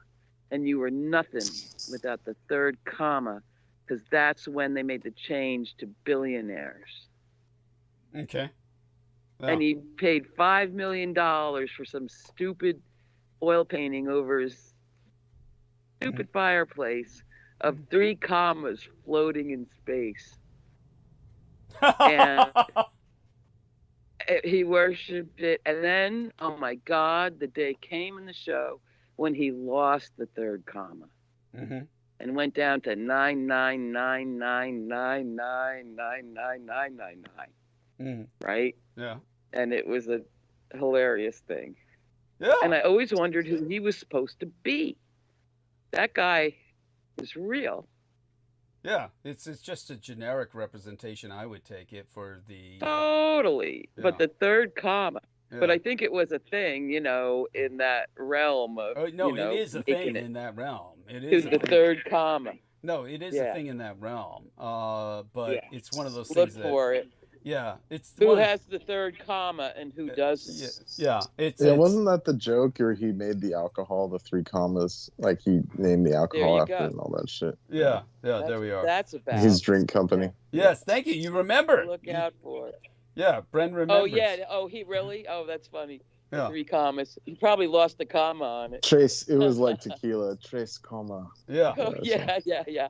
It broke his heart when he lost Yeah. the comma. Yeah. Well, there you Dragging go. a little That's. kid around on the weekends, you know, his son. Oh, God, it was god awful. The Yeah. worst They part nailed a is they couple really, things these in that people are really show. like this. No, that's they true. have- It's They true. have hollow lives, they have hollow Yeah. hearts, and they're just a bunch of losers. And I lived with these people, like the Silicon Valley types, like my uncle and his girlfriend. You remember that whole trip? Of course. These people Yeah. were leeching off of that lifestyle, trying to be like them, and Yeah. it just leaves you hollow and worthless. And Miserable. where this stupid lady was telling everyone about her Dior Vespa, and everyone, doesn't matter how much money they had, would just roll their eyes like, this fucking crazy bitch. No one cares about your Dior Vespa that you're too fat to ride. It's just, you know, That's the thing. and 10 it's just million. they just want to brag. They just want someone to look at them over nothing. So that's Yeah. what the whole comma joke is about. Yeah. Thank Well, you. Yeah. Thank I mean, you. you're nobody without a third comma. Yeah. Right. I mean, that's. But 10 million would make me happy. I'd be happy ever after, motherfuckers, and you'd never hear from me again either. But Yeah. more than that, hell no.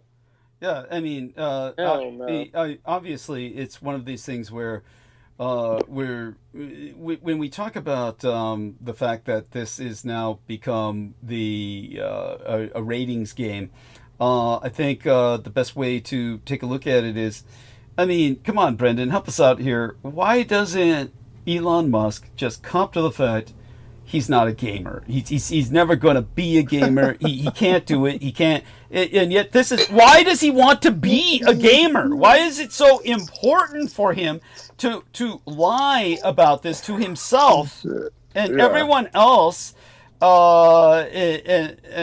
Everybody just looks at him like a piece of shit in that world, but he keeps going back to that water hole. This is why, because when he was in college and shit, he was like, you know, he was seen as like the loser. You know, he just wants to prove all them wrong still. It's like something ingrained in him, some kind of PTSD, some kind of trauma from that time when he was in college, because you know how it is when you're younger. I guess. So it's like, they were like, you know, you're a piece of shit, you can't play this game, or And the girls something. are like, So now "Ew." he feel like he wants to prove them all wrong. I don't know. But he's so bad not a at it. All he does psychologist. is he just proves them right. All he continually does is prove them right. Yeah, but he can't see that. He's like ego tripping and shit. He thinks he's good at them. That's the ketamine. That's suppressing his frontal lobe. Or something. his ability to reason or to see. It was, good God. And so imagine when that rises up to the level of, I've got to get, you know, state and nationwide communications infrastructure before too anybody late. else does, or Yeah, else too I'll be late. a loser. Yeah, by the way, Nemo says Elon's just doing the gaming act to gain more supporters. So that's, you know. Yeah, that's the most logical thinking. Well, he's doing a fucked up job of it. He's failing at that. If anything, he's losing them. So he's face palming, and I'm sorry. No, the gamers love it. The gamers love it.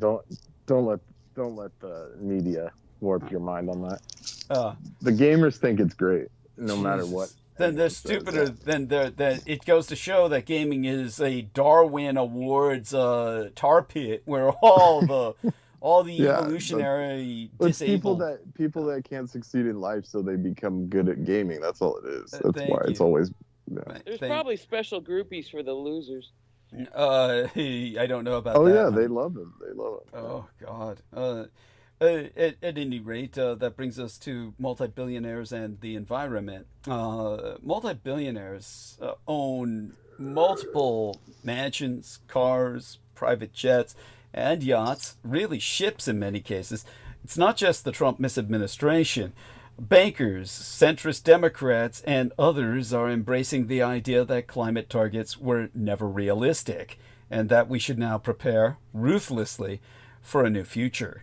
Estimates of carbon footprints of multi-billionaires vary, but they definitely emit orders of magnitude more carbon dioxide than your average citizen. They are clearly terminal entropic agents on the America First global burning scene amidst the bleak, defeatist rise of climate realism.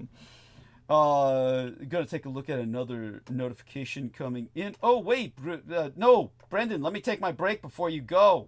Brendan, please.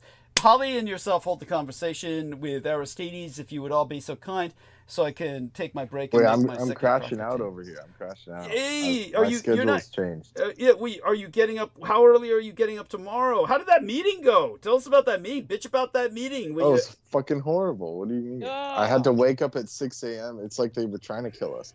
Yeah. Making all the night people wake up at 6 a.m. to go sit and do nothing at this stupid manager meeting. It was horrifying. Work meeting? Yeah, for no reason. Them just telling us, this is the stuff we're doing to fuck you over. And that was it. Yeah, and then they did the fake applause. we're so thankful for you. Fake clap, you know, like it was just like I didn't clap at all. I don't care how fucking sour they thought I was. Did they have donuts? Fucking clap it. Oh they yeah, have they did coffee? the donuts and no coffee. Can you believe that? Just donuts. Evil fuckers. Yeah. Sick Afford the bastards. styrofoam cups. They didn't even bring the fucking Keurig. They just left us dry, like fucking. They fucked us dry with no lube. Jeez. And then this was the kicker, that the joke I made to Doug, that because 90% of custodians are Mexican, they fucking ordered tacos for lunch. Taco Bell. Oh, yeah, Taco Yeah, Bell. Not real Taco tacos. Bell. So no, not real tacos, not like a taco truck. Fucking Taco Bell. And so I left before the food got there because I was like, "Fuck you guys, I'm going. You know, I'm just gonna go sit and do nothing." Get something to eat. And then, sure as shit, it was Taco Bell. Yeah, Ah, yeah, horrible. that's cold. And then they're telling us, "Yeah, work safe so you don't get injured." And the risk management lady was there talking to us, but they'll kill us by waking us up at 6 a.m. and giving us At Taco 6 in the Bell. morning? You gotta work safe. Yeah, Jesus. we had to be there at 7 a.m. sharp when most of us work till midnight. It's just horrifying. It's evil, wrong. No one should be driving at that hour. Yeah, I know. That's what I'm saying. Yeah, they'll try to kill you before you even get to work. Yes, it's Right. it's like, and it's also unnecessary, and it's all just a power trip, just to physically see you. For what purpose? It's Yeah, I don't understand. So I'm They were gonna trying make- to do some fake team building or something. it's And just then all, they showed us, Just they gotta had just the parts, yeah. they had the fucking repair guys show us how to use a vacuum. I mean, it was ridiculous. It was like, this is how you service your vacuum. And it's like, what do you think we do at night? Exactly. Stupid sons of bastards. It was Oh. fucking dumb. Oh, well, when I walked in to get my shot on Tuesday, for those of you who don't know, I get my shot once a week of this dust mite injection combined with some botanicals. And so when I walked in... Adamantine bones. and shit. Yeah. Unmoved lines. Anyhow, it's room 101. For those of you who don't recall, it's room 101. You recall? Brendan knows. Room 101 or room 101 was from the novel 1984. That is the sum of all fears. That's it. Whatever you fear is in room 101, which is, I think, completely funny, very ironic. But anyhow, when I came in this time, they had greeters. Two of them. Door greeters? Are you joking? Greeters, yeah, greeters, and you know, What the fuck? some gay guy approaches me first with his name tag. It says, "Oh, are you here for an appointment with you know?" You know, it's just Are you like, here for a smite shot? yeah. No, well, funny enough, he didn't mention the allergy room. He says, you know, physical therapy or something else, and I was like, well, I'm just here to get the allergy shot, and you know, oh yeah. So then he points. What, honey? I'm just cracking up over this. Go Yeah. ahead. Yeah. I'm So having a bit of hysteria. yeah. So when I went into the allergy clinic, then I said, "Hey, I see you got greeters now." And the guy, you know, the male nurse who took my blood pressure only once, and when it was like Olympian level athletic blood pressure below 120, he was like, "I'm never taking your blood pressure again." He just never felt the need to ever since I came back into the clinic. But we always say hi to each other. I said, "I see you got greeters now," and he was like, you know, those hands you dismiss people with when you make that motion where you just, I'm giving up. You know, it was like he didn't even want to talk about it. He said, "No comment." Ooh. No comment. Oh. So something's going on with Kaiser where they, God knows. It sounds as stupid as what Brendan was describing. Okay, Brendan, I'm going to make that crock of tea. Let's make certain Brendan can please talk a little bit with Holly before. We gotta figure out a topic before you go. That's all I ask. Brendan, Aristides, join in on this. We'll figure out a No, topic. I'm here. Okay, good man. I got nothing. I'll talk to Holly. I don't care. Okay, good. Okay, both of you. All right. Okay, the topic is Holly. Brendan, help us Read out the here. headline, It's like read headlines. Hindu stories. It's all right. Holly and I figured cool stuff out, so it's all right. Excellent. Okay, so Yeah, you guys we have got always this. end up Yeah, just go. flying. If you Yeah, need I to take mean, a break. I'm still here, kind of. But Yeah. let's- Okay. So I'll Go leave you ahead. guys No, to Brendan talk needs about a break. You need Yeah. a break. Brendan needs a break. Holly and Yeah, I. we're all no, good. No, It's good, Brendan, man. I'll take his break when I get back. He's going to crash. We love Yes, you he all. is. So you guys have got this. Deservedly. Yeah. So all our listeners, I'll be back. You're in the best of hands. Okay. Holly, Ari, and Bren have got this. Don't Okay. go away, listeners. Hang in there. It's gonna be Yeah, great. did you guys hear about Keep the? it smoking hot. Did you smoking guys hear hot. about the? Hello, you guys still there? Yeah, Yeah. hear about what? Yeah. Oh, okay. The volcanic eruption in Alaska. Anyone? No. Alaska. Yeah, apparently. Interesting, because about this Southern California earthquake. And there was Heard about and there that. was an earthquake. A Yeah, fiver. Mount Spur is close to Really? it's a possible eruption in Alaska. There you go. Whereabouts? And Like closest city kind of thing? I don't know. I mean, it was enough to evacuate or potentially evacuate 300,000 people. So Yeah. I don't know where exactly, but it hasn't erupted yet, but it could erupt. It's very close. But Did you- Kilauea is erupting. But You that's said always Alaska? good. Alaska. Yeah. Alaska. Oh, is Okay. it near Anchorage or something? Yeah, It it's must close to it. Got it. So that's the panic. Yeah. Interesting. Yeah, it says according to scientists with the Alaska Volcano Observatory, they said that Mount Spur, a volcano roughly 80 miles from Anchorage, is likely to erupt in the coming weeks or months based on elevated seismic activities. In the event of eruption, it's highly possible ash will make its way to Anchorage, causing issues with air quality and disrupting travel. So there you go. Interesting. Yeah. I wonder. Depends on which way the wind blows at that point. That's for sure. Oh yeah, Right? to say the least. Yeah. Yeah. Well, it sounds big enough to where it's going to just take over, everything. Well, and nothing's blown off in Alaska for a long time, right? I don't know. It's Ever pretty. been It's pretty an seismically active active. volcano in Yeah. Alaska? Oh yeah. It's a No. volcanic region. It's in the. I mean, It's in the Ring it's in of the Fire. ring. Yeah, the Ring of Fire, exactly. But Yeah, is thank you, anything Aerospace. else hot? Yeah. I mean, everything's going off. You know, right now. actually erupting. I Yeah. don't remember any Alaskan volcano going off, but that's just me. I'm not, Oh, there were huge right earthquakes. I about mean. that. Okay, that's one Yeah. thing, sure. But yeah,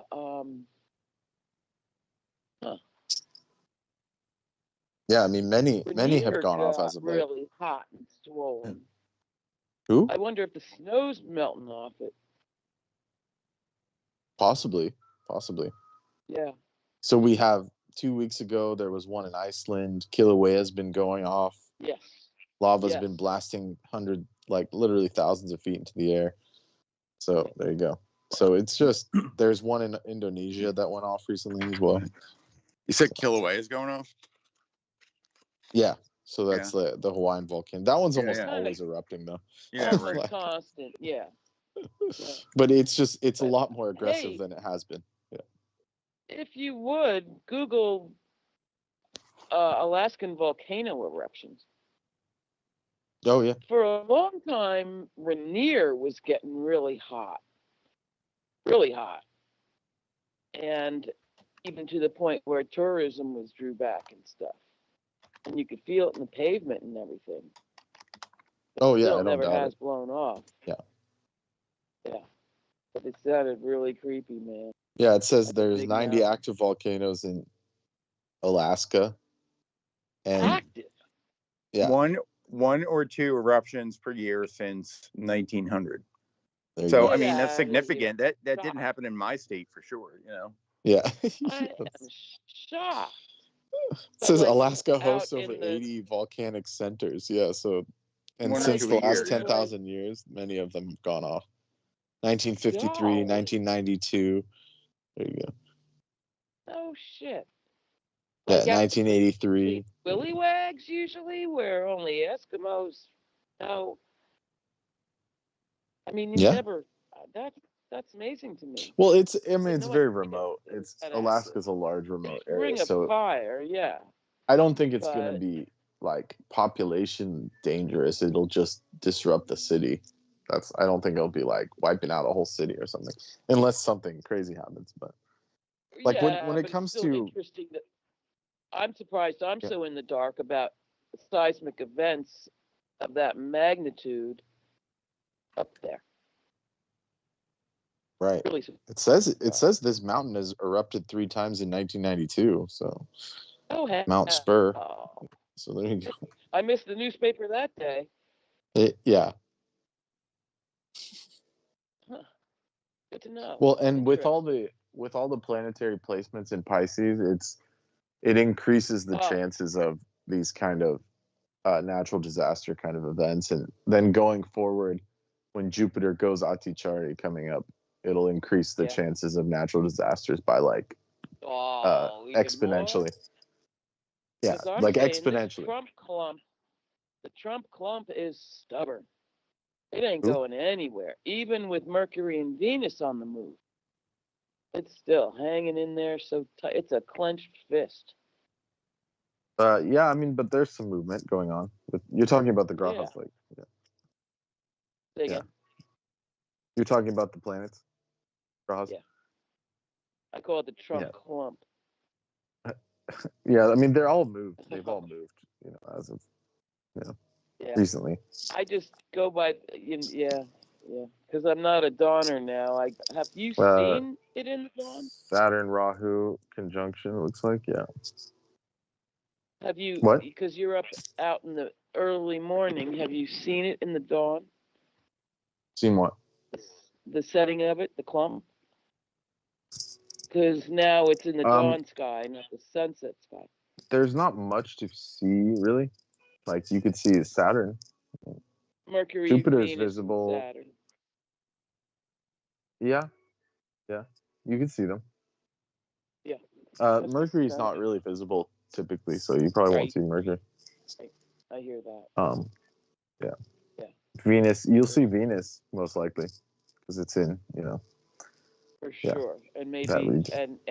and what's the other two? Is Saturn's in there? Yeah. But Saturn's not very bright. It's like, No. So you gotta have good conditions. Oh So God. yeah, there you go. All But right. yeah, things will change when Jupiter goes Atichari, it's called. For the so- worst, you say. Of course, yeah. Because so Yeah. what that means is it means Jupiter goes faster, and it instead of clearing Ooh. all 12 signs in like, whatever it was, like 16 years, it doubles its speed and clears all the signs in 8 years. So this is like, I mean, an unprecedented event in terms of astronomy. Yeah. So is this moving fast and breaking things? To say the least, yeah. Wow. It means Thanks, that guy. Jupiter I'll is sleep like the better protective tonight. planet. Yeah. Yeah. So in Vedic astrology, Atichari refers to the period when Jupiter, Brihaspati, Guru, moves through a zodiac sign at an accelerated pace, Yes. leading to rapid and potentially intense changes in aspects of life. The phenomena, according to some, can be associated with significant global shifts and crises. And the last time Jupiter was in an Atichari phase was late 2020 into 22. So you know what happened then. And there was a clump at that time as well. Yeah. The term you're looking for is, it was a Conjunction. planetary, like a super conjunction, essentially, where they were all there together. Yeah. Yeah. So the meaning and significance, Atichari means very fast or accelerated. When Jupiter is in its Atichari phase, it is moving through the signs much quicker, resulting in immediate and powerful effects. It can bring about swift developments in areas like career, relationship, personal growth, but challenges in stability due to the fluctuations of wisdom and luck.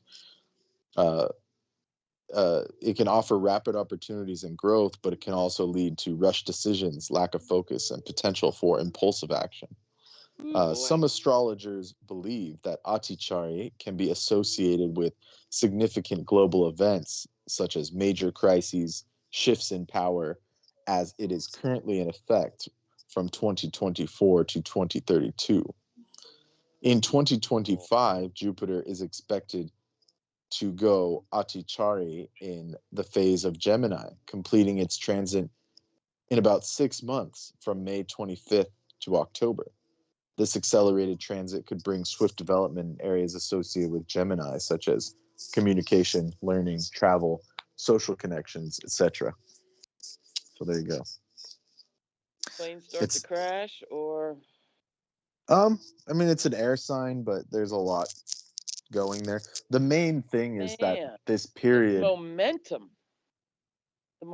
yeah, it's like revving an continues to engine. increase. Yeah. It's like revving an engine. So Yeah. whatever we've experienced from 2020 till now is going to get like, it's like stomping on the accelerator. My God. So yeah, everyone strap in, you know.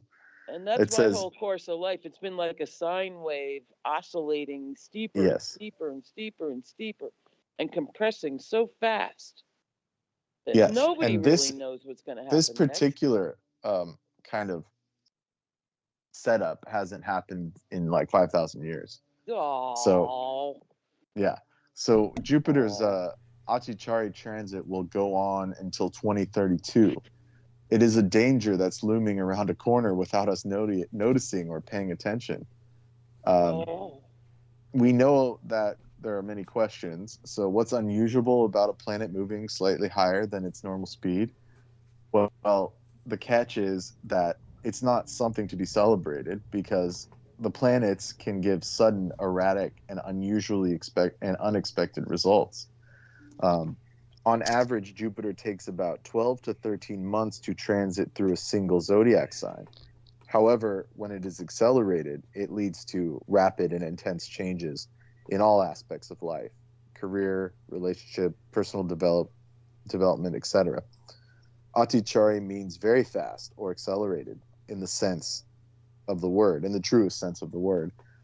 Jupiter, as the planet of wisdom, or Thor, or Zeus, as we would know it in the West, is the planet of wisdom, understanding, and good fortune, of expansion and luck. It has immediate and severe repercussions when it moves quickly. This time, Jupiter, in its accelerated motion, in contrast to other periods, which help to positively impact and grow certain aspects of life in its natural lordships, whereas its rapid pace of transit can provide you with inaccurate information, which leads to incorrect facts and making decisions that you would not normally have made in a normal course of life. It will provide the appearance of progress, comfort, and abundance. Yeah, so there you go. Okay, so my tea is steeping, so I came back just because my tea is steeping, but Dude, I definitely nailed it all right there. I didn't want to interrupt what Nailed Brendan was saying, and I do want you to know the numbers held well while I was gone. Our friend Nemo has a question, so Nemo's question. It was a privilege, Brendan. Thank you. There you go. So Nemo has a question for Brendan. He says, "Do you think Earthrealm is in quarantine?" So you can answer that while I go grab my tea, Brendan. I'll be back soon. Oh yeah, I mean, there's no doubt it's in quarantine. Yeah, because if you look at all the ancient stories, the gods and giants and all kinds of beings were able to come here from all realms. You know, they were interacting freely. And then the last 5,000 years, there's been like a strict, like, do not engage policy, where, you know, yeah, no, there's a definite quarantine, Nemo, like 100%. Nothing about nuts and bolts flying saucers either, you know? No, I mean, no, that whole weird shit. Well, even the physical crafts are not allowed to fly through either. It's very difficult or very tough for them to go Except through. that, you know. that Umamama, Uh-huh. that weird spear that came through. Yeah, that was awesome. Yeah. The So these Simpsons things. expressed this perfectly. I thought it was an intro, a couch scene about it Yes. started with Homer being a sperm, and it just went out and out and out into space, and it showed how in the past like 100 years, the electrical signature going out from Earth Right. is Vegas level. And Yeah. so, there's no need to like reach out to other species that want anything out there. I mean, they with know us. we're here. I mean, they know we're here, and Earth has always been a hot spot, It's the Vegas cosmically of speaking. space. Well, not only that, but to actually ascend, like through evolution of spiritual evolution, like Yeah. Earth is the Midgard, the middle plane. Yes. So for like spirits to transit through, according to the Vedic philosophy, A gate. you have to, and through Buddhism as well, like according to Yes. Buddhism, you have to take a human birth to actually get enlightenment. So every being in the universe wants to eventually come through a human birth.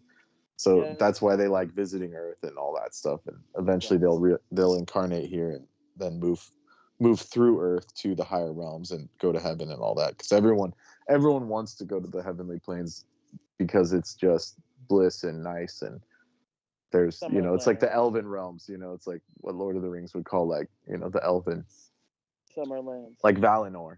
Like it's like no one ever dies. The hall of my ancestors. It's beautiful and nice, and no one wants death, no one wants disease, like so this is like the stepping stone through the dimensions. And that's why everyone wants to come here. Mandatory conscription about exactly 5,000, I don't know. Yeah. So in the Another last century shocking kind of thing I heard, every animal wants to be human. Yeah, because they inherently know that it's like part of the journey. So that's fine. Yeah, and there's nothing wrong with that. I mean, they can earn, like animals can earn their birth, like through just like we can. We can get lower births too if we want to mess up or whatever. So Jupiter is, yeah. And a Tibetan philosophy runs that you can't go back. It can be a moss and then a plant and then a shellfish and work your way up. It's not but you have like, to wait until you're the best you can possibly be shellfish. Yeah, evolution, yeah. Or not Darwin evolution, but like we're talking like evolution on like a proper way. That's right. Yeah. Like a harmonic but also evolution. Kind of existential and a theory of process. But that's the funny thing. Because humans can fuck any time they want, and they can fly with a kite, hang glide, and they can scuba, and they can do anything an animal can do. To an extent, but it's like a duality thing. Like, like this plane, especially as a human, is like you can get access to like pure bliss, or you can access like pure hell. Like just being here, like physically, that can happen. Like you could be in like the worst pain and torture, or you can be in like some garden where there's just like really nice flowers and it's beautiful and nice and comfortable. So you have access to everything in this one place, which is fine. But the thing is that there's decay and death, and everyone goes through that journey. Like there's nothing, like you can't get out of it, like being here. So that's part of it. Like it's a limited experience, which no one likes. Like no one likes death. No one wants that. Nothing about that is fun or nice. Because then you come back and idea of the great wheel where you come back again and again. And again. But even coming back, it's like you have to relearn everything and go through all the trauma of birth, and then you're confused. Like even if you have a perfect childhood, you still grow up confused. This was the punchline of that. Like, if you're an animal about to make the leap, you're a pet. Because pets get training. There's nothing you won't do in front of your pet, right? And so that's why if you talk to these people that are like high level like channelers or mediums, like they can intuit that like the pets are evolving into the human state faster than their owners. are evolving out of the human state, That's right. I which is not good. That's actually not a good thing, actually. So, no, like, not at so, all. yeah. So But I like think having the pets pets is still be detrimental. Yeah. evolving into becoming human because they see it all. They're being trained. It's good for Or it's having good for skills. the it's good for the beings that are pets, but it's not good for the beings that have pets. I So agree with that. it's like people are giving their lifespan to bring these animals closer to the human level when that's not what life is for, and it's just not good. So one being gets helped and the other being the doesn't. concept. Yeah. Yeah, like you can't own another being. Like it's just Right. simple. Like there's nothing wrong with Totally living down with with that. animals. Like you Nope. can have like whatever, like, you know, like your farm cat and it catches mice and you give it food and it's all sweet and stuff. But that doesn't harm either being. Right. You know? The way I say it is Like- domesticated animals require purpose to stay sane. Yes, yeah. It's gone to too crazy of a level where it's just have pets just to have Absolutely. pets. It's like insane. Right. Like And therapy. it's an insanity, Therapy. yeah. Comfort It's just a pets. schizophrenia, It's yeah. a terrible scam. And an enslavement in a way. Yeah. But It is, yeah, of course.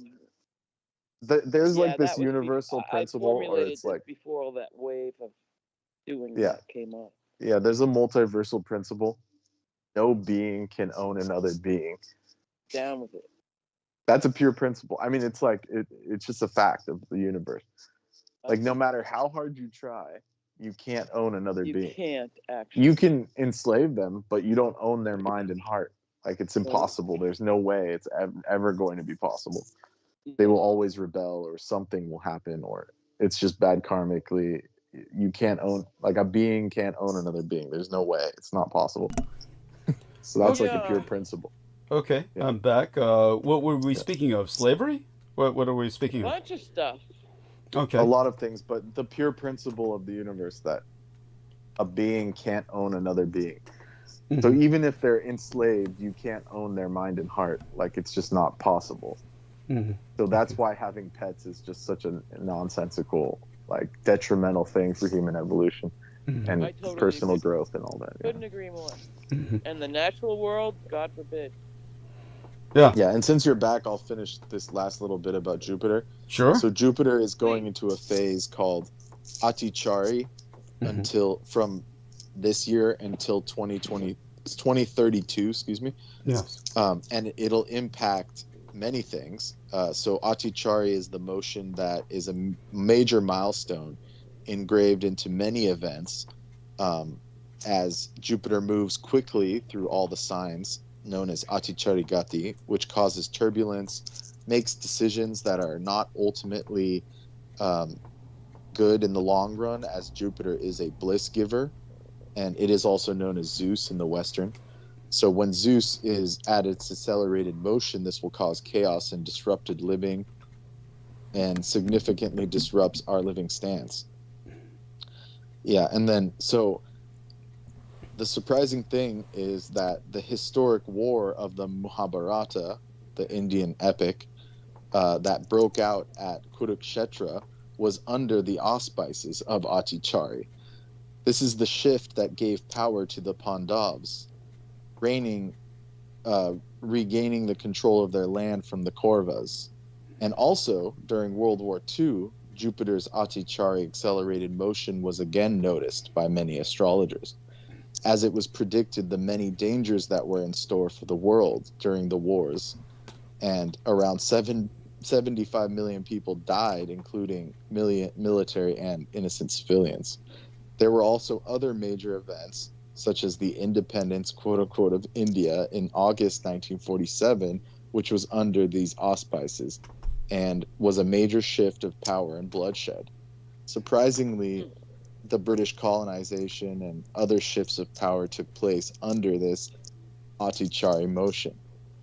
And also, in 2020, Jupiter swiftly moved under this Atichari motion as we witnessed the breakout and disruption the pandemic brought. So we're about to go through this extended period, Doug, of Jupiter moving in this motion from 2025 to 2032, which will showcase major changes in both personal, professional, and worldwide basis.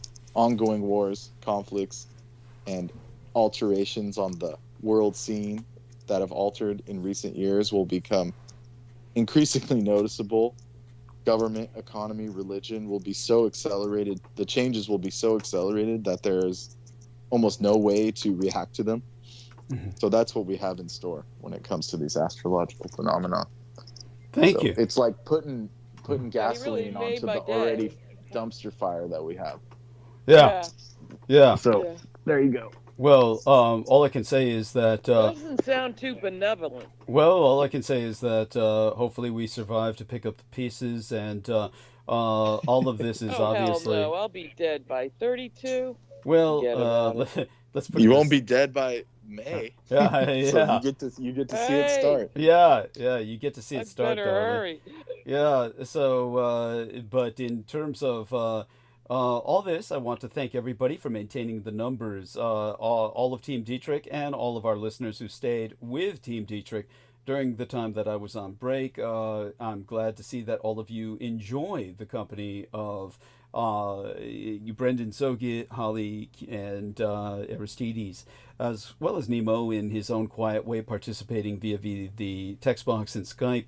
And I do want people to understand just a little fun thing before our dear Brendan retreats into the gentle night, with, of course, the invitation to break in if he happens to be listening while going off to sleep. And if I arouse you from your drifting by hitting a particular point, always feel free to interject. And such having been said, Holly, sometimes we were talking to you in the past about you had certain questions or reiterated what I felt were screeds of indoctrination that were hard left, and nothing wrong with that. We know you're not a communist.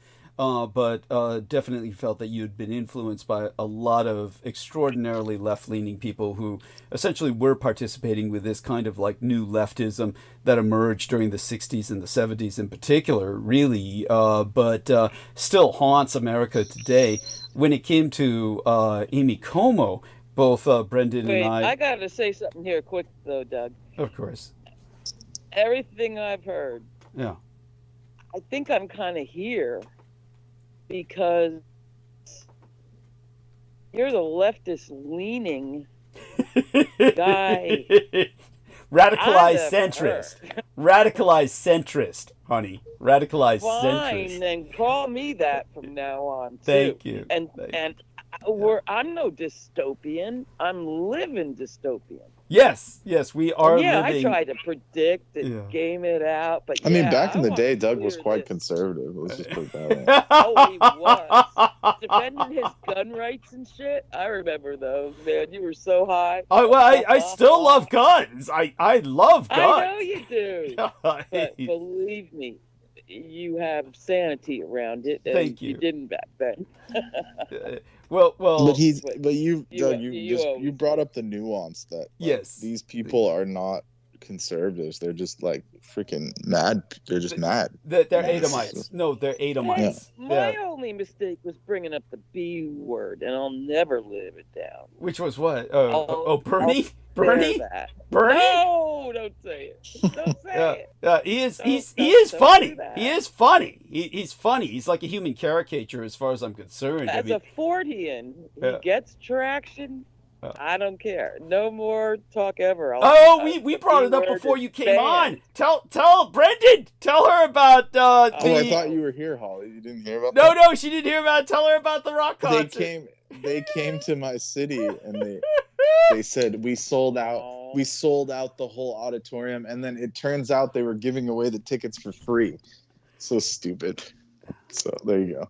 Him and AOC. You think this is some money-making ploy? Now, don't get me defended. No, all that means is they were paid to do it. That's all that means. Yeah. So. Wow, like some honorarium? I mean, shock me.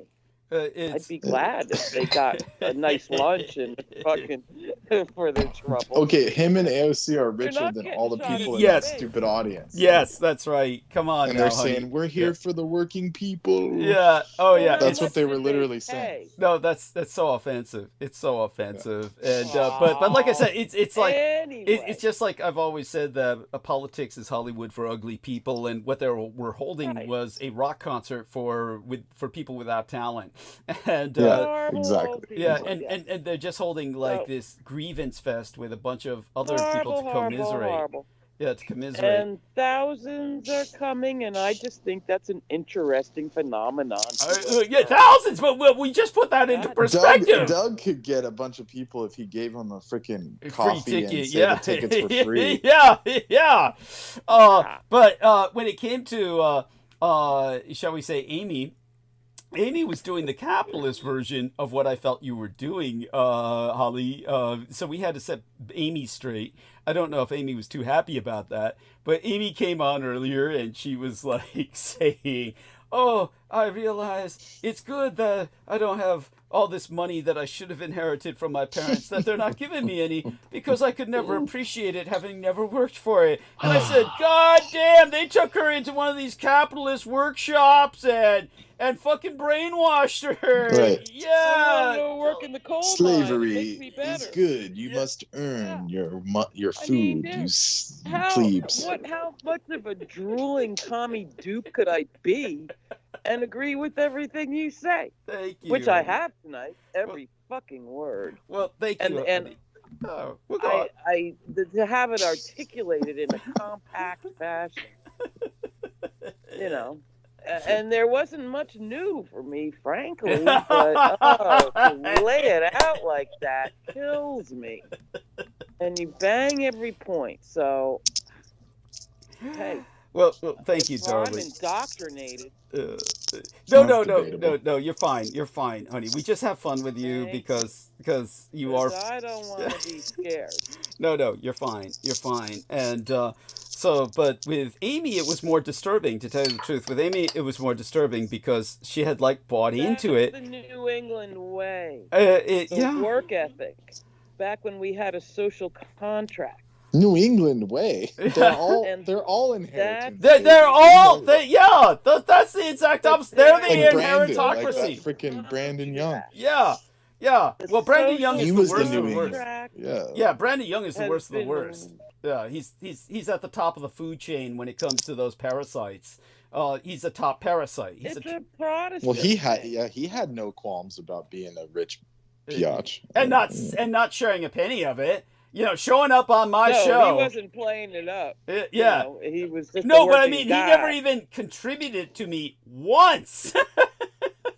No, I remember. And then lied about it when Sammy sent you those bottles. Yeah, Sammy sent me a bunch of bottles, and then Brendan claimed he had sent them. That's the kind of low-life scum piece of shit he was. What were you saying you remembered about him? The Holly? stupid thing I remember that, I shouldn't remember this, but he was really uptight one night Uh-huh. because he wanted to make sure was he every night. received his donation. You remember that? Yeah, that Brendan? was when he was lying. Yeah, He yeah, was and I fucking never lying. got it. No, I never no, got it. I never You- got it. I said there the was no. donation Yeah. was $10. Yeah, that was it. The That $10. night, Yes, thank you. said you got it. That's So it. you got I his got Which $10. he- I got Which one of bill. those times it was Yeah. like withdrawn by PayPal? That's- Do you remember that, that's true. Doug? Yeah, I do He kept- remember. No, Ollie, he was claiming to have sent it to the wrong PayPal, but Right. it never shows up. Yes, that's And it. he That was was it. really worried about that $10. Well, it never showed up. Really Yeah, worried. It was just a reclaimed by- fake. It was it was just just like a yeah. It was just to I'm show like, off. What? Yeah, Yeah. he I was thought just it trying to was claim $1,000 he or was so. contributing, but it never even showed up because, like Brendan said, it was And I recalled by found PayPal. out it was $10. Yeah. No, remember when you had the issue with the double PayPals? Yes. He was pulling the freaking like the cup game. You know when Yeah. you play the cup game? Yes. He was saying, "Oh, I sent it to that one," and you would say, "I don't see it," and he said, "Oh, maybe I sent it to the other one," right, but it would right. just never show up. Yes. It was like putting the shell game, playing the shell game. So, Holly, are you Yeah. getting it now? He never sent the $10. He just kept claiming that he Lousy did. $10 you never did get. Yes. Well, he was And much even if worse. he did send $10, we're talking like a multimillionaire that Yes. has a Yes. picture of And him he was driving really a Ferrari. worried Yeah. that you wouldn't get it. He was a psychopath. That was his form of sick joke. He was like, he thought he was being funny. Yes. I don't need it, man. Yeah, Funny. by the way, Holly, you know what Let me puts get it all? You know what drives it all home, Holly? The fact that the What? author of the book American Psycho sent him an Yeah. autographed first edition. Get the Yeah. fuck out of here. Yeah, it's true. Because he It's was true. he was like the what is He was it? Not the living it. prototype, but he was the Yeah. product. He was like the perfect iteration or something. Yeah, Isn't that Chuck Cowahunk or something like that? Well, you know that the author of American Psycho, whose name I would have to look up, admittedly, I think it's Chuck. It starts with a P. Yeah, whatever his name is, we could look it up and we get it. Anybody can look it up. Just look up author of American Psycho. The guy is queer as a $3 bill. He's got a young lover who was out of his fucking mind, and I'm sure that the older man just drove him to traumatic insanity. And this young guy was on the phone with Brendan Zogit while he was breaking into girls' homes and stealing their underwear. Bear in mind, he's got a gay No, lover. with Brandon Young, Doug, not with me. Oh, I'm sorry, Brandon Brandon Young. My apologies. Jesus Christ. Yeah. So sorry. Don't worry. I do that. No, I never It talked to him. went I past never my talked to him. head. Yeah, the enemy does that. The enemy does that too, because the enemy keeps doing that. They keep No, confusing. RKC Yeah. still is Vince, convinced you're that the same I'm person. Brandon. Yeah. And we just do like a voice switch or something. Yes. Oh man. Yeah. Now my head is spinning. Yeah. Exactly. Yeah, you're telling me. Oh, and somehow it infects my subconscious. It really does. And Right. then I'll say Brandon Zoki when I mean say Brandon Young, and I'm so ashamed. Mea culpa, mea maxima culpa. That is, I'm bowing my head right now because I'm so embarrassed. Yeah, it's all right. It's actually funny because if I were to talk to that guy, I would be like bitching him out. Oh yeah. Because I hate that stupid, all Yeah. because of that book that Yeah. the freaking, Yeah. Tell they him. got that stupid Sigma meme and shit. Yes, They're that's so true. horrible. It's It's all his fault. It's true. Tell her what Sigma means. When where it they comes- made the film to have what's his name? Yeah. Is this the same American Psycho that I'm thinking of? I'm sure it is. There's only one American the Psycho. Bateman film, Yeah. not Bateman. What was his name? Yeah. Stupid, the actor that got Bateman. famous. Bale, Bateman. Christian Bale. Yeah. Yeah, Bale. They made the film off that book. Yeah. Am I thinking of the right book? I'm sure you are. Well, Yeah. Chuck Powahunk, I think is his name. Yeah. Well, he's old and he's a dirty old faggot. Anyways, I never talked to him. Yeah. No. But Brandon Young was on the phone with this little boy butt. But the novelist, I think it is. Yeah. He's pretty- Well, Brandon Young was on the phone with his gay lover, who was this young traumatized butt boy, the bottom boy. And the bottom boy was breaking into girls' homes and stealing their underwear. And Patrick Bateman. Patrick Bateman. Okay, there we are. Patrick Bateman. Written by Bret Easton Ellis. Yeah, Brett Easton Ellis. Okay. Yeah. Hmm. There you Yeah. go.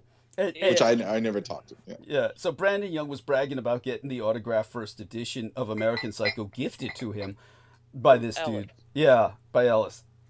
And Who wrote a couple other? He wrote. I forget the big thing. They made a stupid movie out of it too. Yeah. About dystopian LA youth. yeah, well, there you go. I mean, Rich. he's part of the gay mafia that runs Hollywood. So there's Totally worthless. Yeah. Yeah, thank you.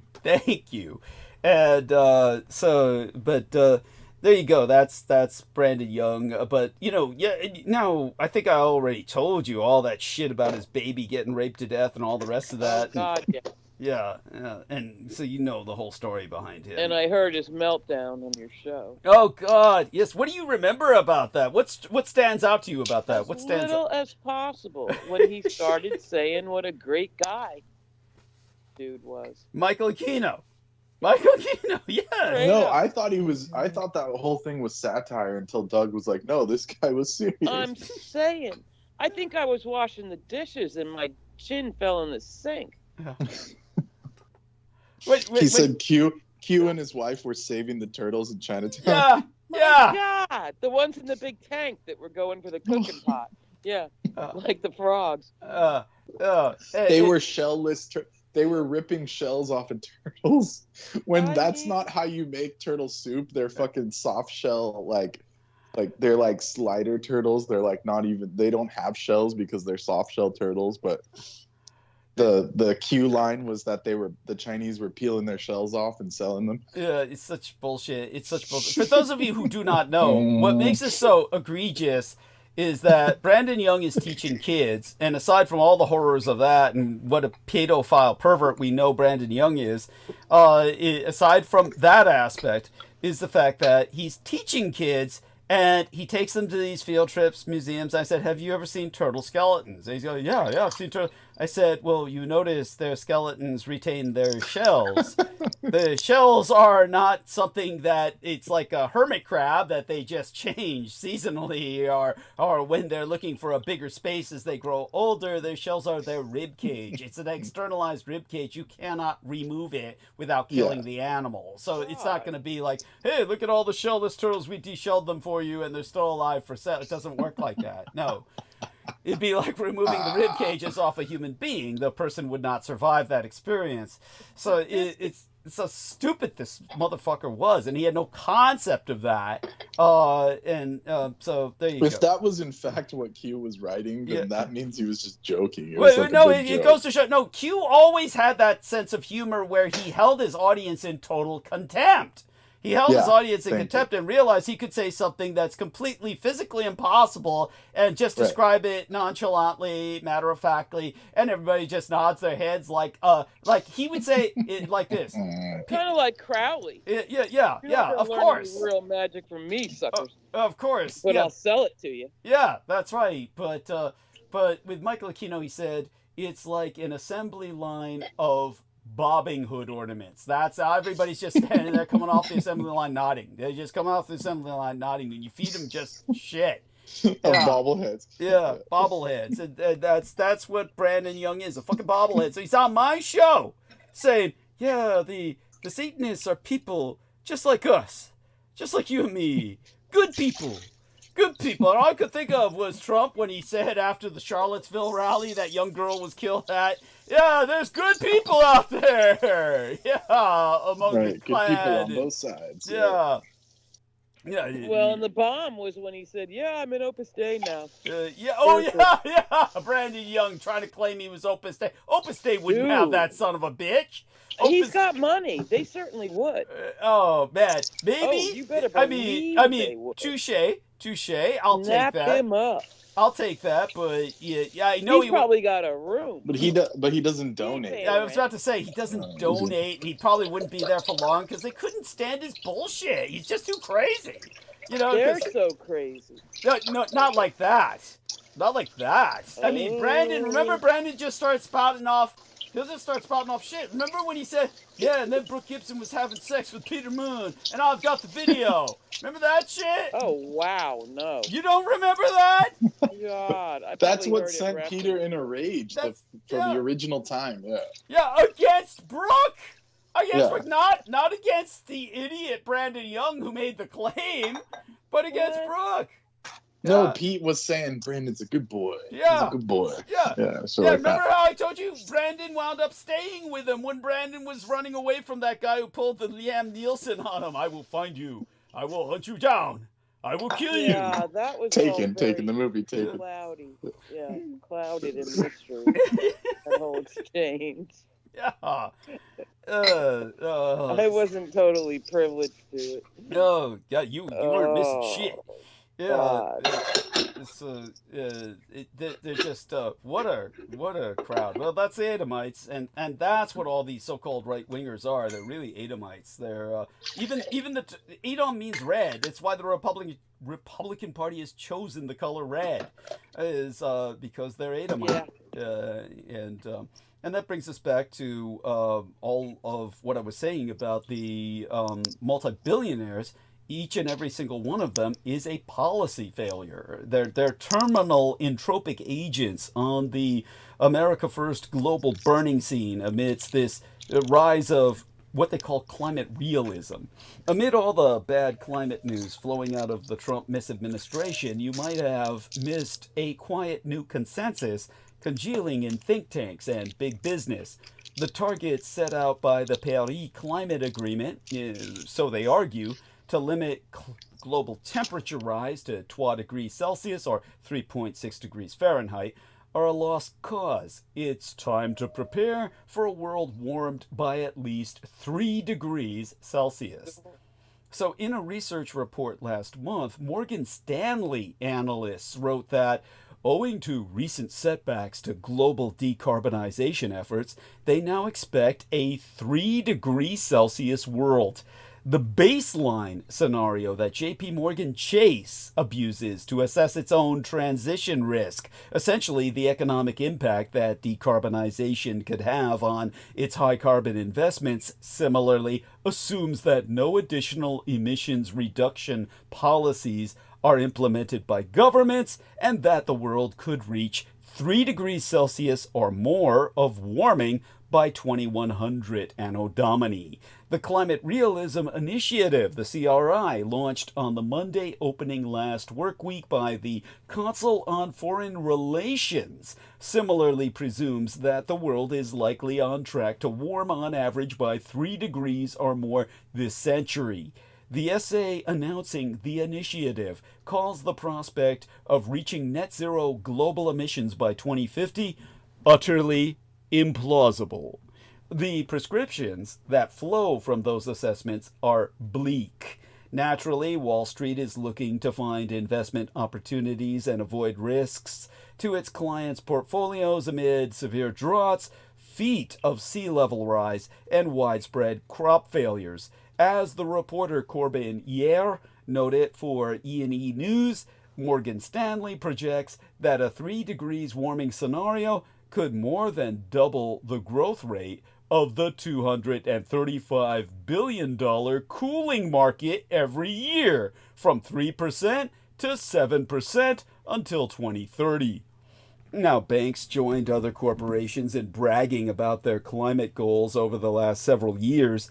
These more recent reports, by contrast, consistent with their widespread abandonment of those climate goals, are in keeping with what they've always done and will always do: try to make money.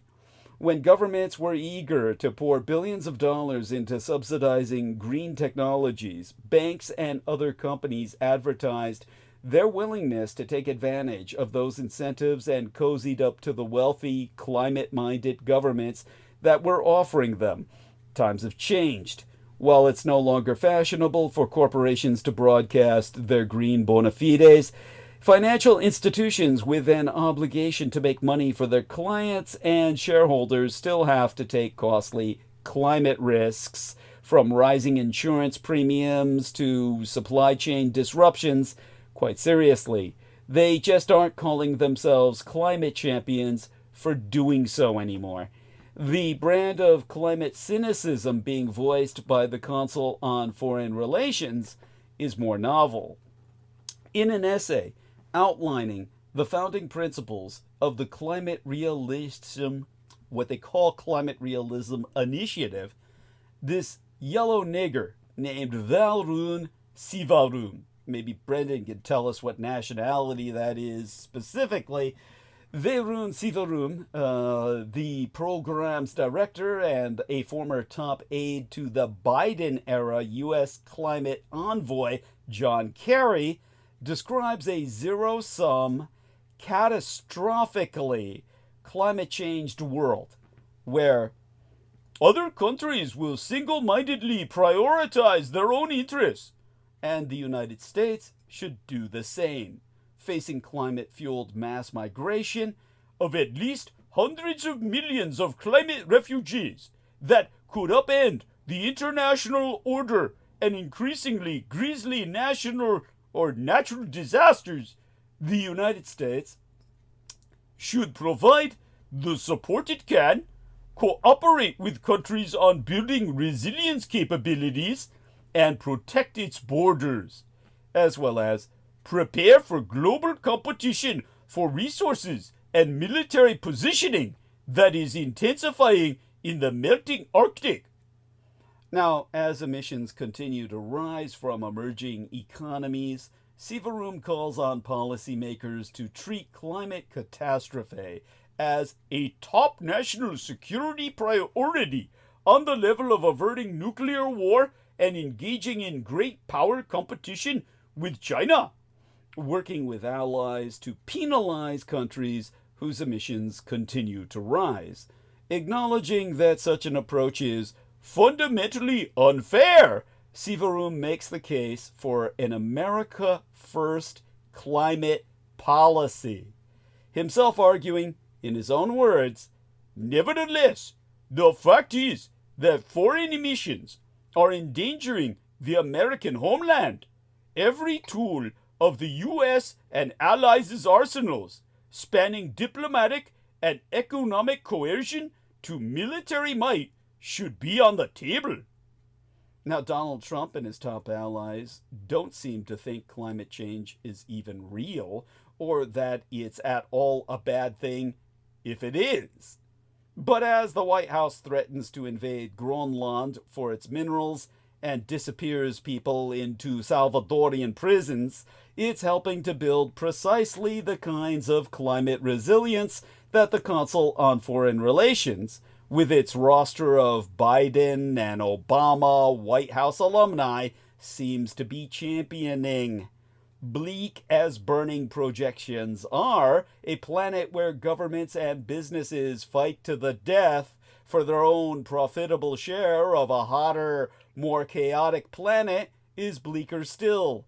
The only thing worse than a right wing that doesn't take climate change seriously might be one that does, and can muster support from both sides of the aisle to put America first in a warring world. And this brings us to some level of searching through history for any precedents and any possible solutions. And it brings us to the fact that fear was a big part of the New Deal. FDR ascended to the White House 92 years ago. His legacy and the legacy of his landmark legislation has shifted in the years since. Now, of course, we still want to take advantage of seeing that dear Brendan is on the call with us. So before he drops off from the call, hopefully he can bring up a few thoughts on climate catastrophe. I'm here. Yeah, by all means. We'd like to hear from Holly and yourself some thoughts on climate catastrophe, some thoughts on, what this manifests in terms of your own knowledge of the Vedas and cyclical history, as this is all part of Jupiter ascending.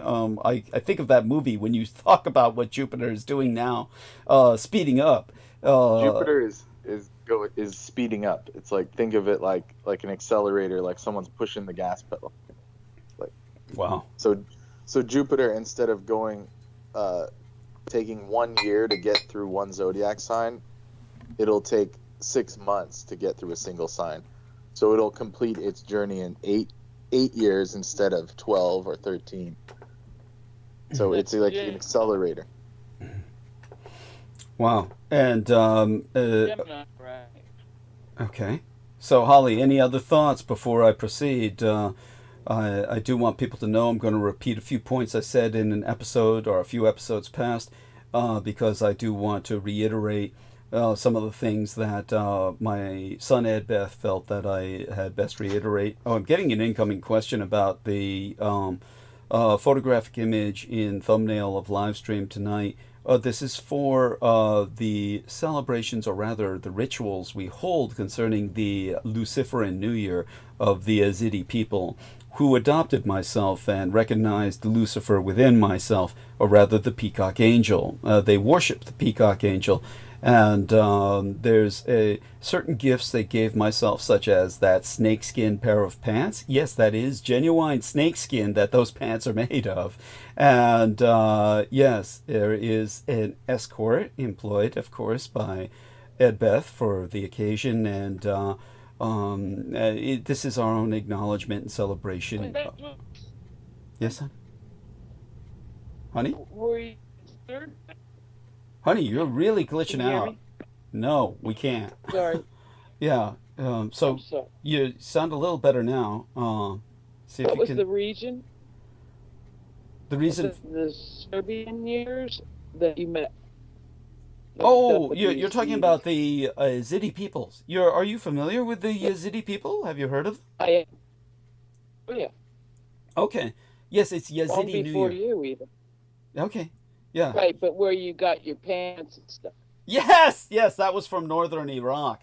The Sorani Kurdish speaking Yazidi people, who someday hopefully will have their own independent little nation there.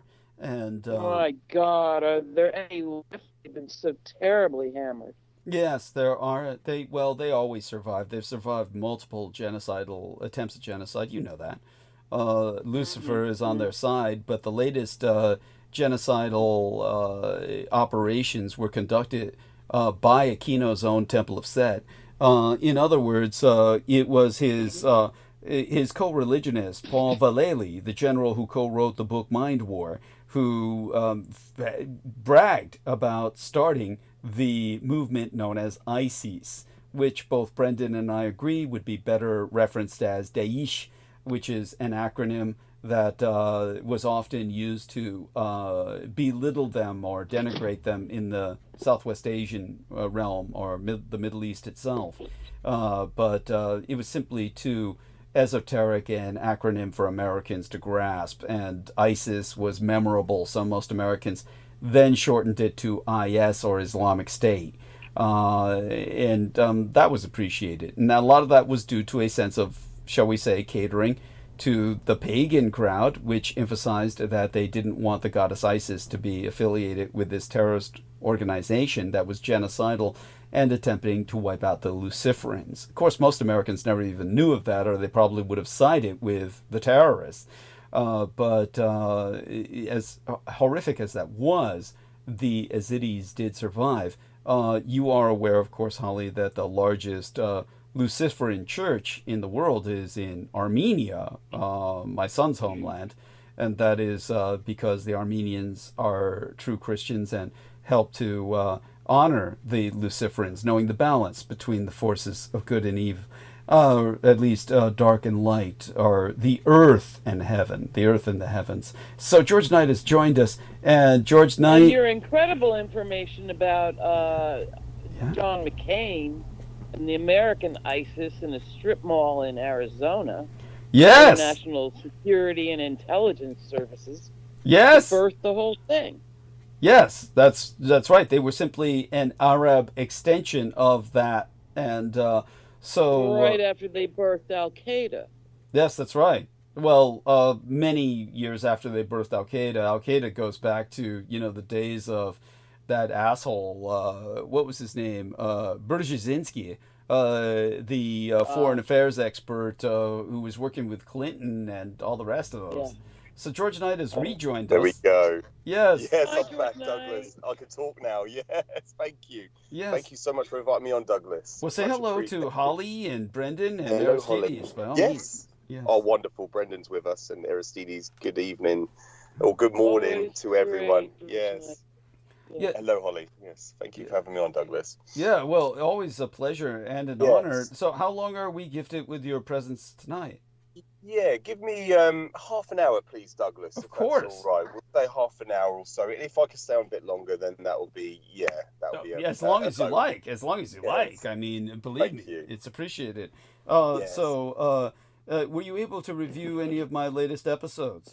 No, unfortunately, I haven't, Douglas. I've been so busy. I couldn't even join a Sunday show either, just because of the work stack that's going on at this moment. And I'm looking forward to a nice Easter weekend break, a bit of time off. I'm looking forward to it. So hopefully in the next, over the weekend holiday period, I'll be able to catch up with some of the previous transmissions. I need to. Because I've not been catching up with the latest current affairs that were going on. And of course, it's always developing. There's always stuff to rekindle and to relearn and to know what's going on. So yeah, I do appreciate Is this this time weekend with you, Douglas. Easter? Yeah, this Yes, weekend's well, Easter. Yeah, Easter break. This Okay. weekend, yes, Ollie, yes. We get in the UK we get a bank holiday weekend, so it's the Friday and the Monday. So if I'm able to join you on Sunday's show, Douglas, depending on my schedule, I might be able to be with you for a few hours, only if nothing occurs. Understood. But yeah, I will let you know. I'll send you a message. Yeah, please refrain from putting my name in the title, just in case if I don't make it, because something could come up. But yeah, but fingers crossed I'll be able to have some spare time in the day to join you for a few hours. So that'll be wonderful to catch up. Great. Yes, thank you. Great. Yes. And so we'll just take it opportunistically. If you're able to show up, you are. But like you said, I'll refrain from putting your name in the title just in case you don't. Yeah, just in case. Yeah. Just in case. Yeah. But such having been said, yes, do bear in mind the last few episodes have been shorter, so it should make it a little easier to review them. And the reason why is because these days I'm starting monologue earlier so that I can end the shows earlier, and that's because I usually have appointments these days, and so these appointments are early to me, and therefore it's not only that, it's also a number of other things have been happening, but nothing particularly negative. It's just that I still turn in, like before it was Peter Moon droning on for 3 or 4 hours, and then I turned in about 8 hours of monologue, so I'm still turning in about 8 hours of monologue, but yeah, it's just starting in on it a little earlier and it ends a little earlier. If I can and I have the energy for it and I don't have an appointment the next day, I'll drag it to 12 hours if I can, but most of the time I haven't had the energy for that lately, or mostly I also feel that it would dilute the message. Once I get a certain message out, I feel that further information would only dilute it.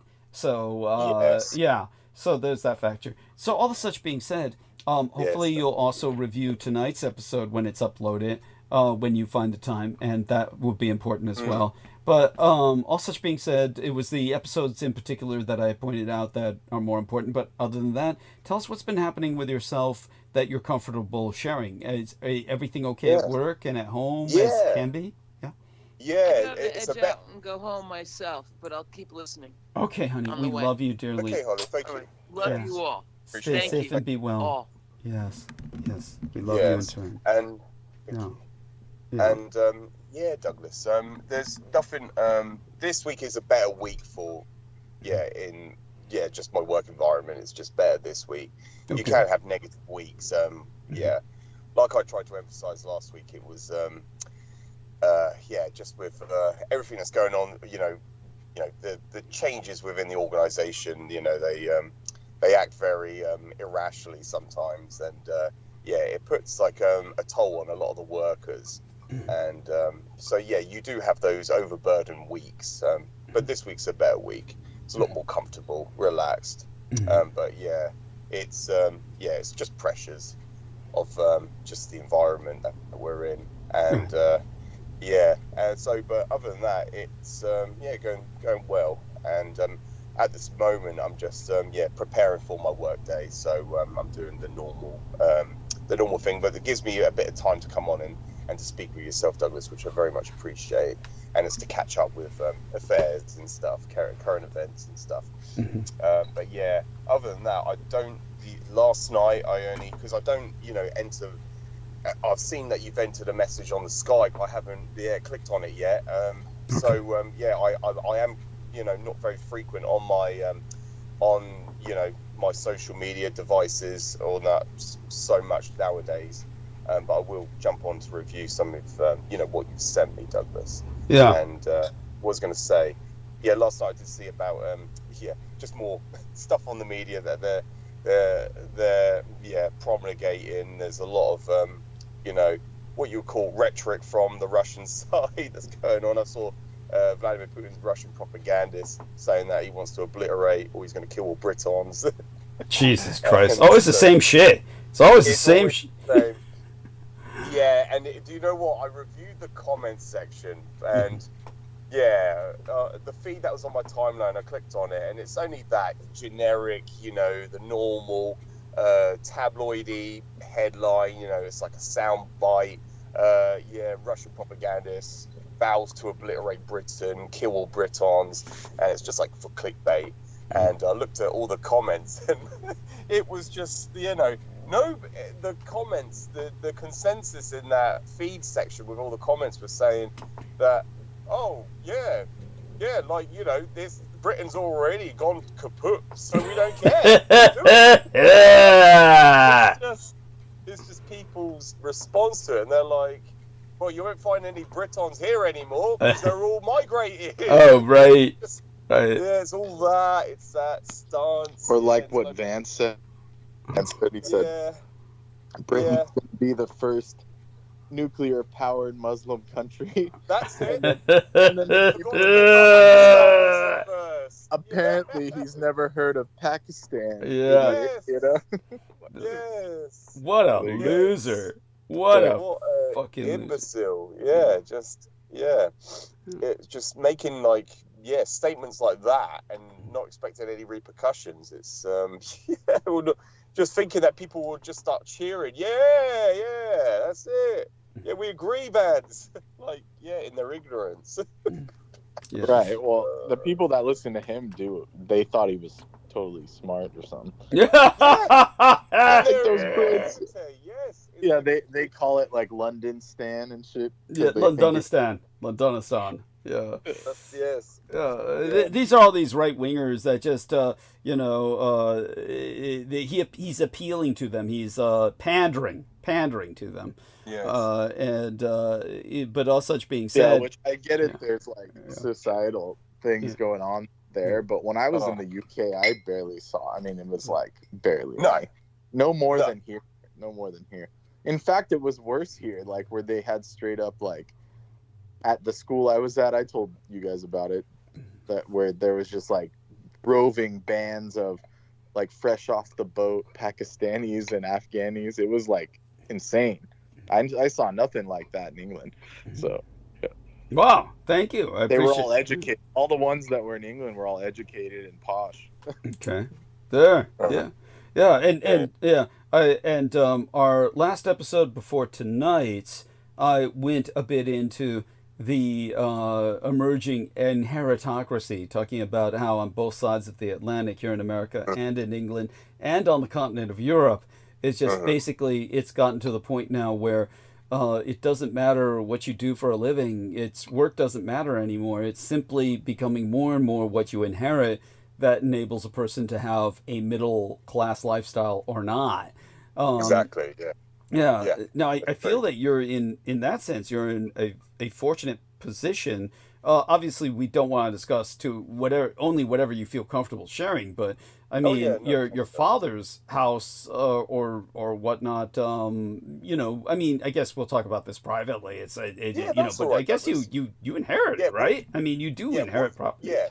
What happens is if you own your property, then that will get passed down to whoever the next whoever in their will they proclaim it to.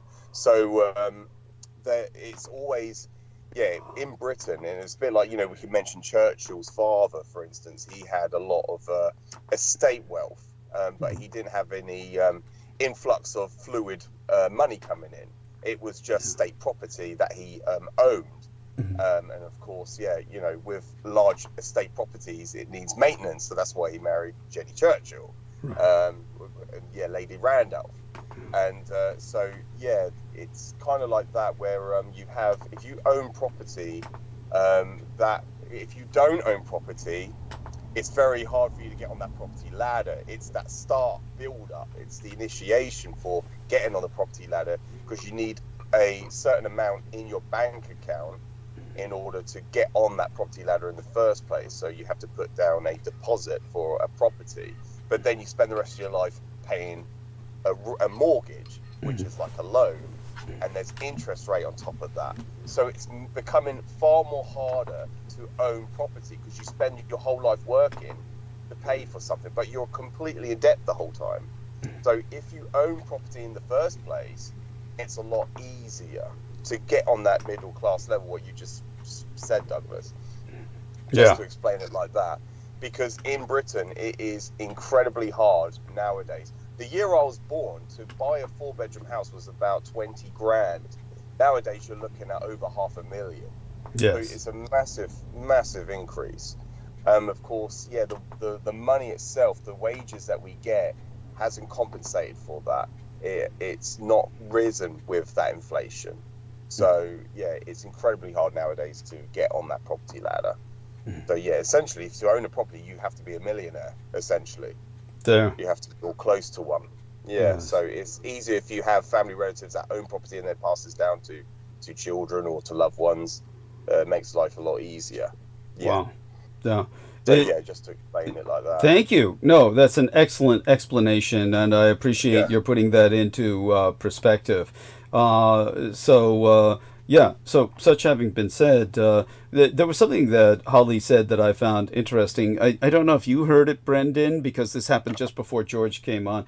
But when I asked her, because she was glitching out so badly, so I didn't know whether she knew what I was talking about. But she had asked about the Yazidi, or was asking about something. I'm still trying to figure out what she was asking about, but I said, "Oh, are you familiar with the Yazidi?" Because it's George. I don't know if you took a Yes. look at tonight's title, and it's the Yazidi New Year. It was yesterday. Over there, Yes, it's thank already you, the next Douglas. day for you. But it's still the Appreciate Yazidi New Year Day here in the Pacific West Coast, where Yes. it's San Francisco's not yet midnight, so it's still the Yazidi New Year. It's still ÇhARŞhÆMÆ Sor, or the Red Wednesday. So when it sounded like Holly said, I've known about the Yazidi before you did. Did she say that, Brendan? It sounded like she said that. And I thought, okay, well, I mean...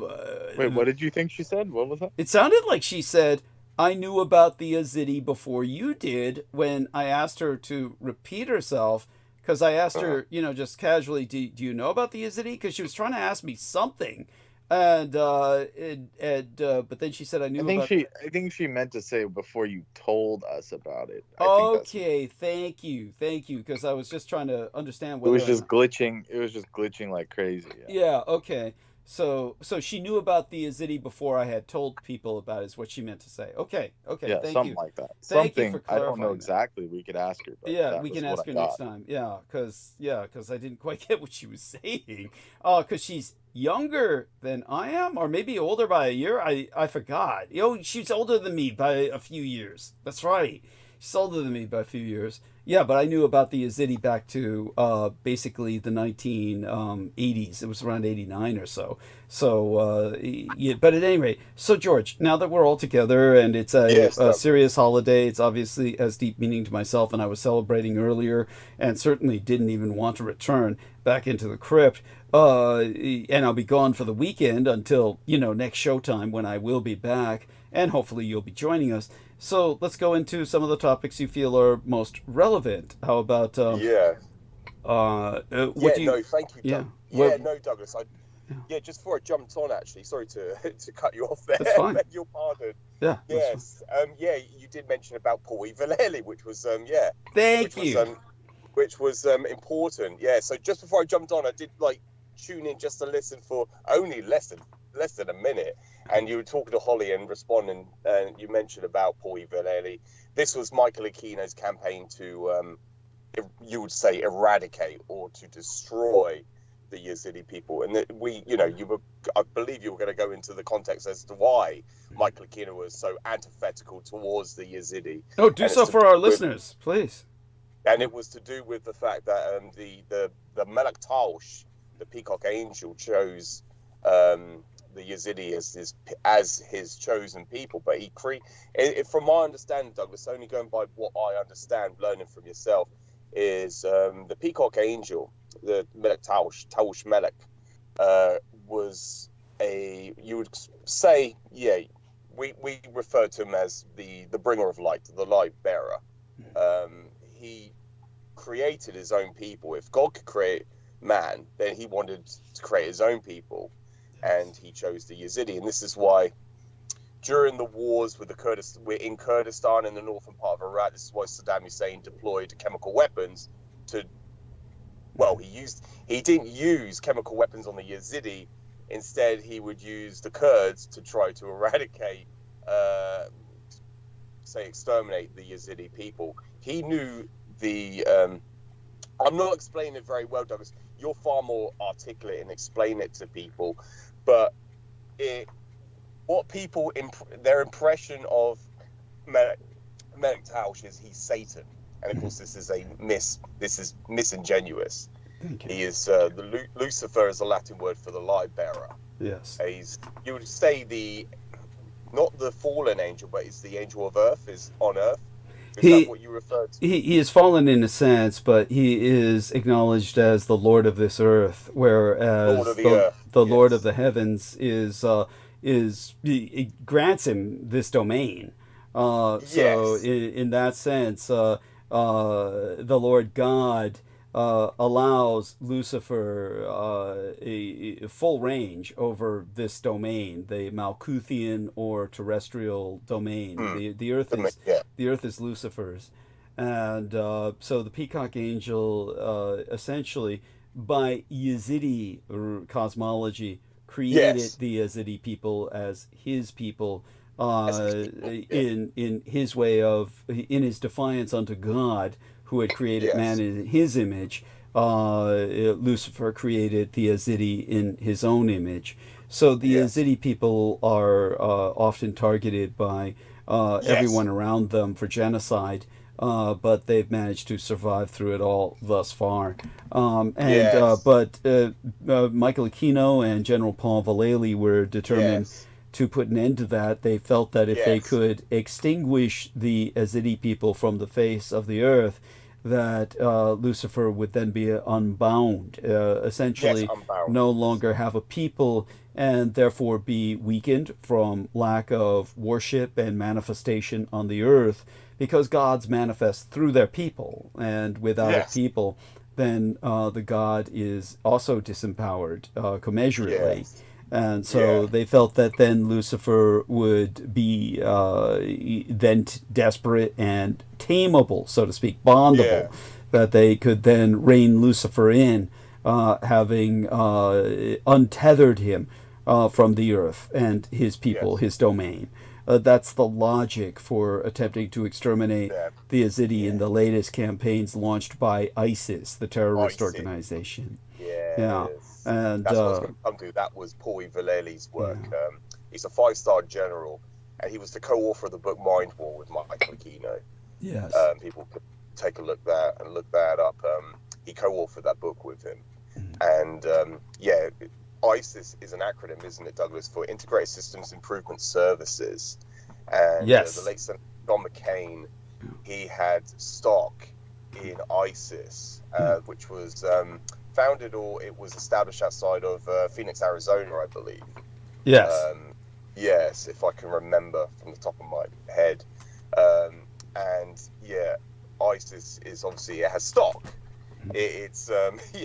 ISIS, they had to change it to ISIL or IS, Islamic State, because people would start pointing out that, hang on a minute, the late Senator John McCain, he's got stock in this. He has shares in this ISIS. When you have General Paul Vallely and Senator John McCain meet up with the Caliphate of ISIS, or the Caliphate of Syria, the Caliphate of Iraq, Libya, they met up with these individuals, and people can look this up. You have pictures of John McCain, I know, with Abu Bakr al-Baghdadi, which was the Caliphate of ISIS. Yes. And each Russia, even Vladimir Putin and Donald Trump, have both claimed they've killed this man multiple times. We don't know when he was killed, because different dates they say that they killed him. They both claim that they killed this man off. Which is ridiculous. Because this man has been, told they've come out to the world and said, "Oh, we've taken out the head of ISIS, Abu Bakr al-Baghdadi, multiple times." And so you think, hang on a second, I thought he died a few years ago, and now they're saying that they killed him now. And so it's kind of like parallels with Osama bin Laden, kind of, that whole trope. It's absolutely. By the way, you notice something here is that George Knight was feeling that he was unable to express himself as well as I could about this topic, But once you got into it, you've just demonstrated that you were able to reiterate in great technical detail and quite accurately everything about it far better than I could. Honestly, George, this is you don't give yourself enough credit. No, And I think, just my self-esteem. No, to yes, thank you, Douglas. to clarify for our listeners who don't get it because they heard from Holly Kiefer that the acronym ISIS was for this one particular kind of American, which we shall say, acronym, where it was Integrated Systems Improvement Services, whereas our man, Mr. George Knight, has brought up that was Integrated Strategic Intelligence Services. So I do want people to know that these were not two separate corporations. It was the same corporation, but its acronym meant two different things depending on which part of the corporation you were contacting or contracting. So that people understand, the Integrated Systems Improvement Services that Holly was referencing was headquartered outside Fort Huachuca in Sierra Vista, Arizona, and they were the brawn branch. They were the muscle of ISIS, the mercenaries, whereas there was an empty building that was awarded a grant by the Department of Defense for the Integrated Strategic Intelligence Services, which was a trademarked think tank. That was the brain branch of ISIS. That was the mind of ISIS. And so depending on which one you were contracting, or if you were contracting both, you were integrating then both of the departments of a private corporation, a private mercenary corporation. And so ISIS was considered federal in the sense that it was basically augmenting the United States government's security capabilities. It was like Geico, for those of you who don't know, Geico, the little fucking gecko for Geico in all the commercials with the British accent. Yeah, Geico is a acronym for government insurance company. That's why you see the little gecko on aircraft carriers and shit bragging about insuring, federal property. So they're contracted by the U.S. government, and the security that was provided for Geico was by ISIS. So then ISIS, of course, was taken and expanded by Paul Vallely ordering them to recruit straight out of all of these North African and Southwest Asian, meaning Middle Eastern, the insane asylums and prison systems, and they just took all these lunatics and criminals and armed them with machine guns and cut them loose to mass assassinate people and to exterminate the Yazidi people that were thankfully able to take shelter within Kurdish territory or Kurdish militia protected areas of the Sorani-speaking Kurds, what then became unofficially Kurdistan. So there we have that. That puts that into some perspective.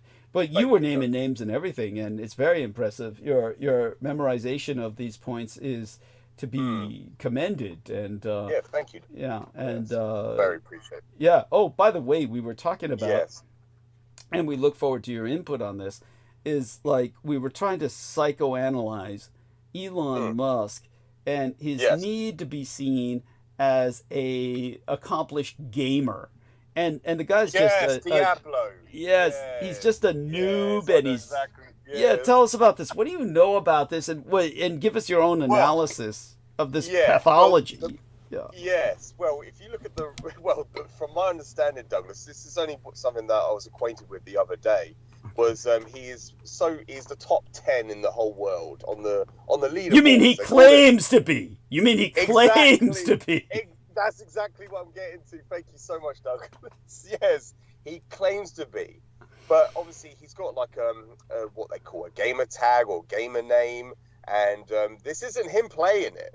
This is somebody else or a series of people playing it, and this is what he's claiming that he plays. And so in order to become the best in the world, you have to be playing that 24/7. You have to be And so this guy's obviously, I'm not doubting he's ever played it, but you would have to be playing that constantly.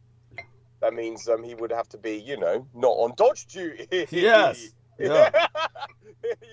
he would have to be, not in the Oval Office. It would have to be, but it's just ridiculous that this is what people, they jump on that bandwagon. Oh, he is a gamer. He can, we're related to him. And this is what, it's just fanatical. It's just asinine. Just this whole, why is he promoting that trope that he is the best Diablo 4 player on Earth, or one of the top 10 in the world? And why that particular game? I mean, that game is about isn't the main character of the game possessed by a demon? It's just ridiculous, Douglas. I've never followed it, and I've got several friends that rave about it. I can't see the infatuation with it. I can't see the attractiveness of the game at all. Okay. Just by going by first impressions, there's nothing that's attractive. The modern versions are just like RPG. You like pick your class and you become like a paladin and shit. It's just an RPG. Okay. Yeah. Thank you. There's no story. I mean, there is a story, role-playing game, and okay. So it's mostly just D&D. Essentially, it's a D&D kind of rip-off. It's like an MMO. And I see that everywhere as well. Massive Dungeons multiplayer. And Dragons. Yeah. I see Dungeons and Dragons everywhere. Okay. Yeah, I see that rife. It's rife throughout UK high store market. The high street. Yeah, you see. You have to basically, in Diablo 4, the story centers around Lilith. Mephisto's daughter. That was what was I found quite intriguing, why they used the name Lilith as the antagonist. Okay. Well, she's like the most powerful demon. It's like Lilith Kino. Okay. Yeah. Well, that makes sense. She's like again the boss. I guess the boss of the game in terms of. By the way, so Nemo says he's been streaming. Nemo says that Elon Musk has been streaming Path of Exile 2 lately, action RPG. I mean, whatever he's doing, he sucks at it anyway. He just sits there and he looks like an idiot and he falls flat on his face. And why people tolerate it and just let him get away with it is beyond me. Yeah. Hopefully they just shit and piss all over him. That's what was happening to him on some of the footage I saw.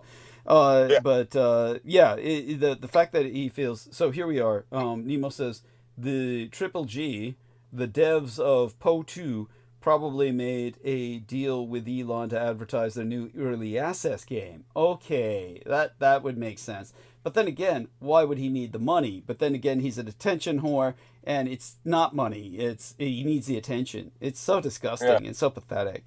So there we have that. But as George is saying, just like George is back into working out again, and you just have to live in the gym to get to the point where he used to be. And I don't know if you could do that while working, but it would be the same way for Elon Musk. If Elon Musk wanted to be this hyper gamer, he couldn't do anything else. That basically becomes your career. So exactly. Yeah.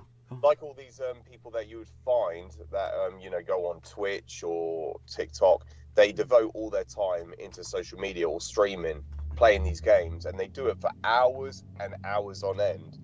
There's no way of them making any money if they didn't do that. They need a following in the first place, so they have to devote so much time that and none of us have. So they have to do nothing else. So they become what's the word? I was going to say hermits then, but you would have to literally be dormant, just completely dedicated. That's right. Yourself. Yeah, and so Nemo says the devs needed Elon to show off their game to increase player base. I get it. Okay. But he actually paid a price for that. He paid a price in terms of people shitting and pissing all over him for how bad he was. So there you go. Yeah, hopefully Douglas, that brings... Yeah, go on. Yeah, sorry. I didn't mean to cut you off again, Douglas. I do have a valuable question, actually. Something that you can, I need, with your professional expertise, I do need to ask you a question, actually, Douglas. It's to do with these tariffs with Donald Trump has imposed. and it's to do with the NRX, what they call the new or the neo-reactionary movement, with their ideology with creating CEOs. Now, from my general impression and my understanding of these tariffs, it just boosted the profits only for individuals in certain individuals. So you could call it Trump's friends or Trump's buddies profited or benefited from these tariffs immediately on their inception or imposition. Was that in line with that movement of creating CEOs, making very powerful, wealthy men, just individuals, as opposed to the economy booming? From your, Are you referencing the Be-Nightenment movement as I've exposed it? Yeah. Yeah. The So new Renaissance, Paris- what they call the new Renaissance or some bullshit. Yes. They have this way of saying that it's dark enlightenment, that kind of crap that they use to obfuscate the fact that it's merely Be-Nightenment. Yes. So what you're pointing out is very important, because when Samuel Romero came on, Sammy was based on his understanding of what I said, which was accurate. It was not inaccurate at all. Samuel Romero understood everything I was saying, but he was pointing out some of the things that I had pointed out about the fact that Trump is making himself bigger than the machine. He's basically alienating the people who are truly in power, meaning these dark and very shadowy individuals of enormous wealth who essentially will exist no matter no matter who's in charge. We're talking about basically old, rich, established families, kind of dynastic families, oftentimes industrialists, the old industrialists. We're not talking about new ones in tech, but these are the old ones from back in the day that basically have become essentially the machine, as is a term that's often used for the deep state. So these were terms before they had this deep state concept that they're bandying about. And what Sammy was saying was essentially what I was saying. But after Sammy had to tend to his duties as a father and basically get off the call, it was at that point that I brought up the fact that George Knight is bringing up. I brought up the point that George Knight is now articulating, which was the fact that what Trump did was he's basically conducting an act of supermassive market manipulation. And so in this act of market manipulation, he is helping the people who are behind him to make actually lots of money. Now, I was pointing out the fact that when the stock market rises, this amount that is impressive to people, and they say, "Oh, it's risen higher than it has in 9 years. It's gotten to this new high," and that in no way, shape, or form it compensates for the trillions of dollars that have been lost. Not in a general sense, not in the sense of the general public. This is not helping the economy at all. No. Yeah. All, yes. And yet what... if you want to say goodnight before you go to sleep, Brendan, please do so. We'll see if Brendan comes on to say good night. Gute Nacht. Yes. I will speak with you all later. Yeah. Good night. Okay. Well, we love you dearly. Stay safe and be well. Okay. Take care, Brendan. Yeah. All right. Bye for now, dear Brendan. And hopefully he has pleasant dreams. And so, such being said, yes. So what happened with Trump is that he's obviously conducting market manipulation. People are calling him out on it. And obviously it benefits a few, but it's not benefiting the general investor or the general trader or anybody who's engaging in the marketplace. So as for that... there was another thing I pointed out, which is important for you to review in the latest episodes. Yes. The last two episodes, I brought up what he's trying to do in Black Africa, where he's trying to contest the communist Chinese domination of Africa, and as a result, he is engaging in market manipulation almost in tandem with this strategy of confronting the Chinese, and this has to do with the tariffs applying only to China in their most intensive sense. So he's like downplaying the tariffs with, the majority of people, while leaving them at still a baseline worldwide tariff. He's instituted basically a war against the world with a basic, what we will call a flat tariff. And this flat tariff that he's impugned upon the world, of course, is by orders of magnitude inflated for communist China. Yeah. And so there's the fact that he's trying to wage a trade war against communist China that is part of his tariff scam, but his tariff scam is obviously also a market manipulation, which he is multitasking it to, so that friends of his can also get rich whenever he basically pulls back. So this is a form of market manipulation that can only go on for so long. I mean, how many times, if this were crypto coin, you'd call it a rug pull. It's the opposite of what happens with crypto coin, but it's a good analogy. In other words, with crypto coin, they'll create a meme coin, like what happened with Hawk Tuah Girl, who I haven't checked in on a long time, so I don't even know if she's still alive.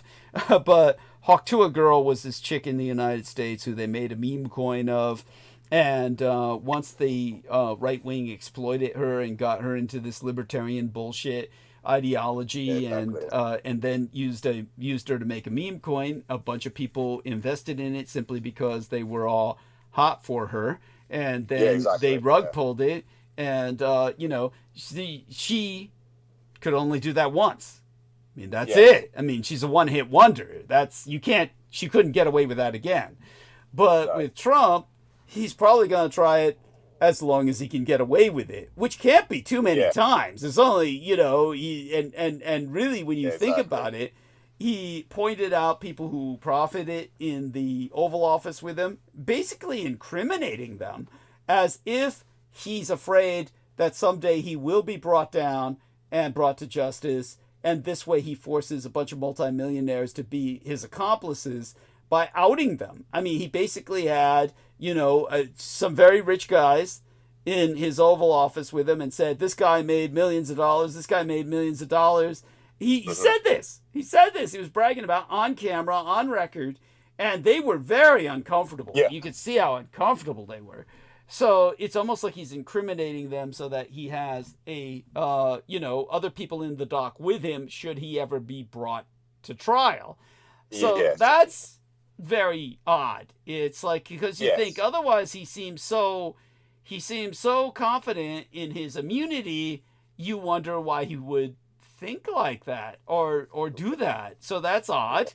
But it goes to show he is market manipulating. So yes, you're bringing up the fact that this is shameless and of course it's criminal, but he's going to get away with it as long as he can. Yeah. But that being said, so how long will this work? Basically, his popularity rate is going way down, and he's still talking about serving a third term. So I mean, I'll get into that in monologue tonight for as long as I can stand. But I appreciate your bringing it up, broaching the topic. But does that, in a sense, answer your question? There's some method to his madness. Thank you. But there's some method to his madness, but it's still madness. But still that dark enlightenment. It's still it's just enlightenment. What about your own investigations into this ideology? Have you what does it bring to mind? Yeah, not further expanded, Douglas, from what I've said before. But there was nothing new about it. Like, I remember you saying in previous transmissions, it's called the New Reactionary Movement, NEO, but it's nothing new about it at all. Yeah. And as you said about with Trump, it comes. I've just had a message pop through, Douglas. It popped up on my feed from our lady fangirl in the UK. Oh, ask her if she heard yes. what I said about Canada the other day, because she was asking about Greenland. So I went into talking about Greenland. Did. Yeah. Right. Yes. Okay. Thank you, Douglas. Much. Yes, she did. I think she acknowledged that. She did listen, actually.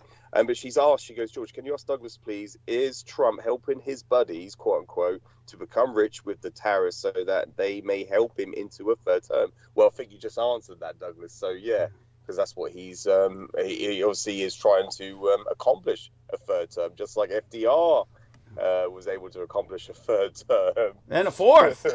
Yes. And the fourth, he was elected a fourth time. Yeah, that's right. Yeah, just before he died. Yeah, and but with Trump, it's hard. I'll tell you the truth. It's hard to believe that Trump will make it to the end of this term, because it's hard to believe that the powers that be, meaning actual powers behind the scene, meaning very wealthy people, will tolerate it. I mean, with the damage that he's causing, and yet, Now, we do have like Herbert Hoover. When Herbert Hoover was presented with a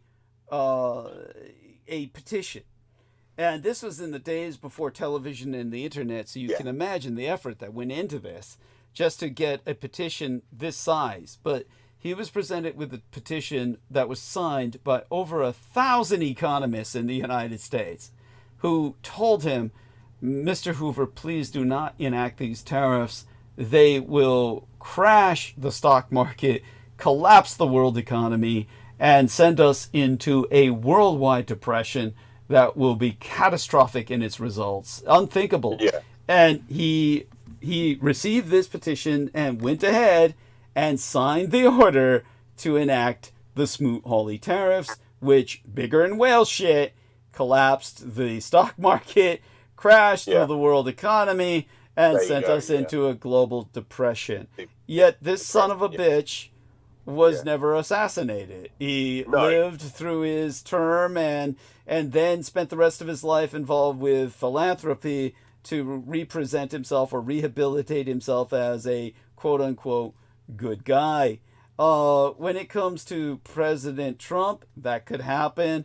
Or we have a historical precedent, the other man to enact tariffs, who later came to regret it and did his best to withdraw them, was President William McKinley, who also got America involved in the Filipino conflict, which was America's first Vietnam War. And this was a war that was genocidal in nature. Millions died, millions of Muslims in the Philippines. And so what happened was ultimately McKinley was assassinated. And someone actually took that son of a bitch out on September 11th to 1901. Yeah. Yes, that's it. Yes. Yeah. 100 years before 9/11. Yes. Yeah, to the day. So when William McKinley was taken out, that could be the fate of Donald Trump. I mean, how long can you pull shit this egregious and not have someone try to kill you? So whether or not it was a conspiracy behind the McKinley assassination, we actually, I'll be one of the first people to say we'll actually never know if there were, greater powers behind Leon Czolgosz, who was the man who pulled that trigger. But from what I can understand, it was mostly just an angry young Filipino. And then the conspiracy that emerged was the cover-up to try and hide the fact that this was a Filipino who came to the United States and took down the American president. But understand, it was right after that, as George Knight can attest, I'm sure he remembers this, it was right after that and modeled on that assassination that two Koreans took out the American-installed dictator of their country, Durham Stevens. Durham White Stevens. Durham White Stevens. Yeah, Durham White Stevens. I do remember. Yes, Douglas. Yeah. Yes, And thank you. yeah, and so they so with that in mind, yeah, what will happen to Donald Trump? Will he be assassinated or will he survive? Personally, I find it hard to believe he can make it to the end of his term alive. It's like it's tough for Yeah. me to imagine that. But such being said, and also he could simply be maybe truly impeached. I mean, to the point Yes. where Yeah. I mean, he's already been impeached, but Yes. you know, more than once, twice. Yeah, But I mean, twice, actually. third Yeah, time's yeah, the yeah. charm. Third time's the charm. He may have to leave office. I mean, it may be that egregious at this point. But yeah, but everything he's doing will work ultimately towards what George Knight and I feel will be the world the way it should have been before World War II. Honestly, he's forcing Germany to remilitarize. He's forcing, you know, Japan Exactly. to take the lead. That's another thing I spoke about in my latest episode before Yes, tonight's Douglas. was how Japan's Greater East Asian Co-Prosperity Sphere was finally realized through their Trans-Pacific Trade Partnership, and how they took over after America left, and now the United States is not in it, so they're effectively the lead member, and it involves Canada, and I pointed out that what's evolved, so therefore I hope you review the latest transmission will. before tonight, Yes. because I speak about what's evolved in terms of the good guys, the allies, is a new trilateral commission.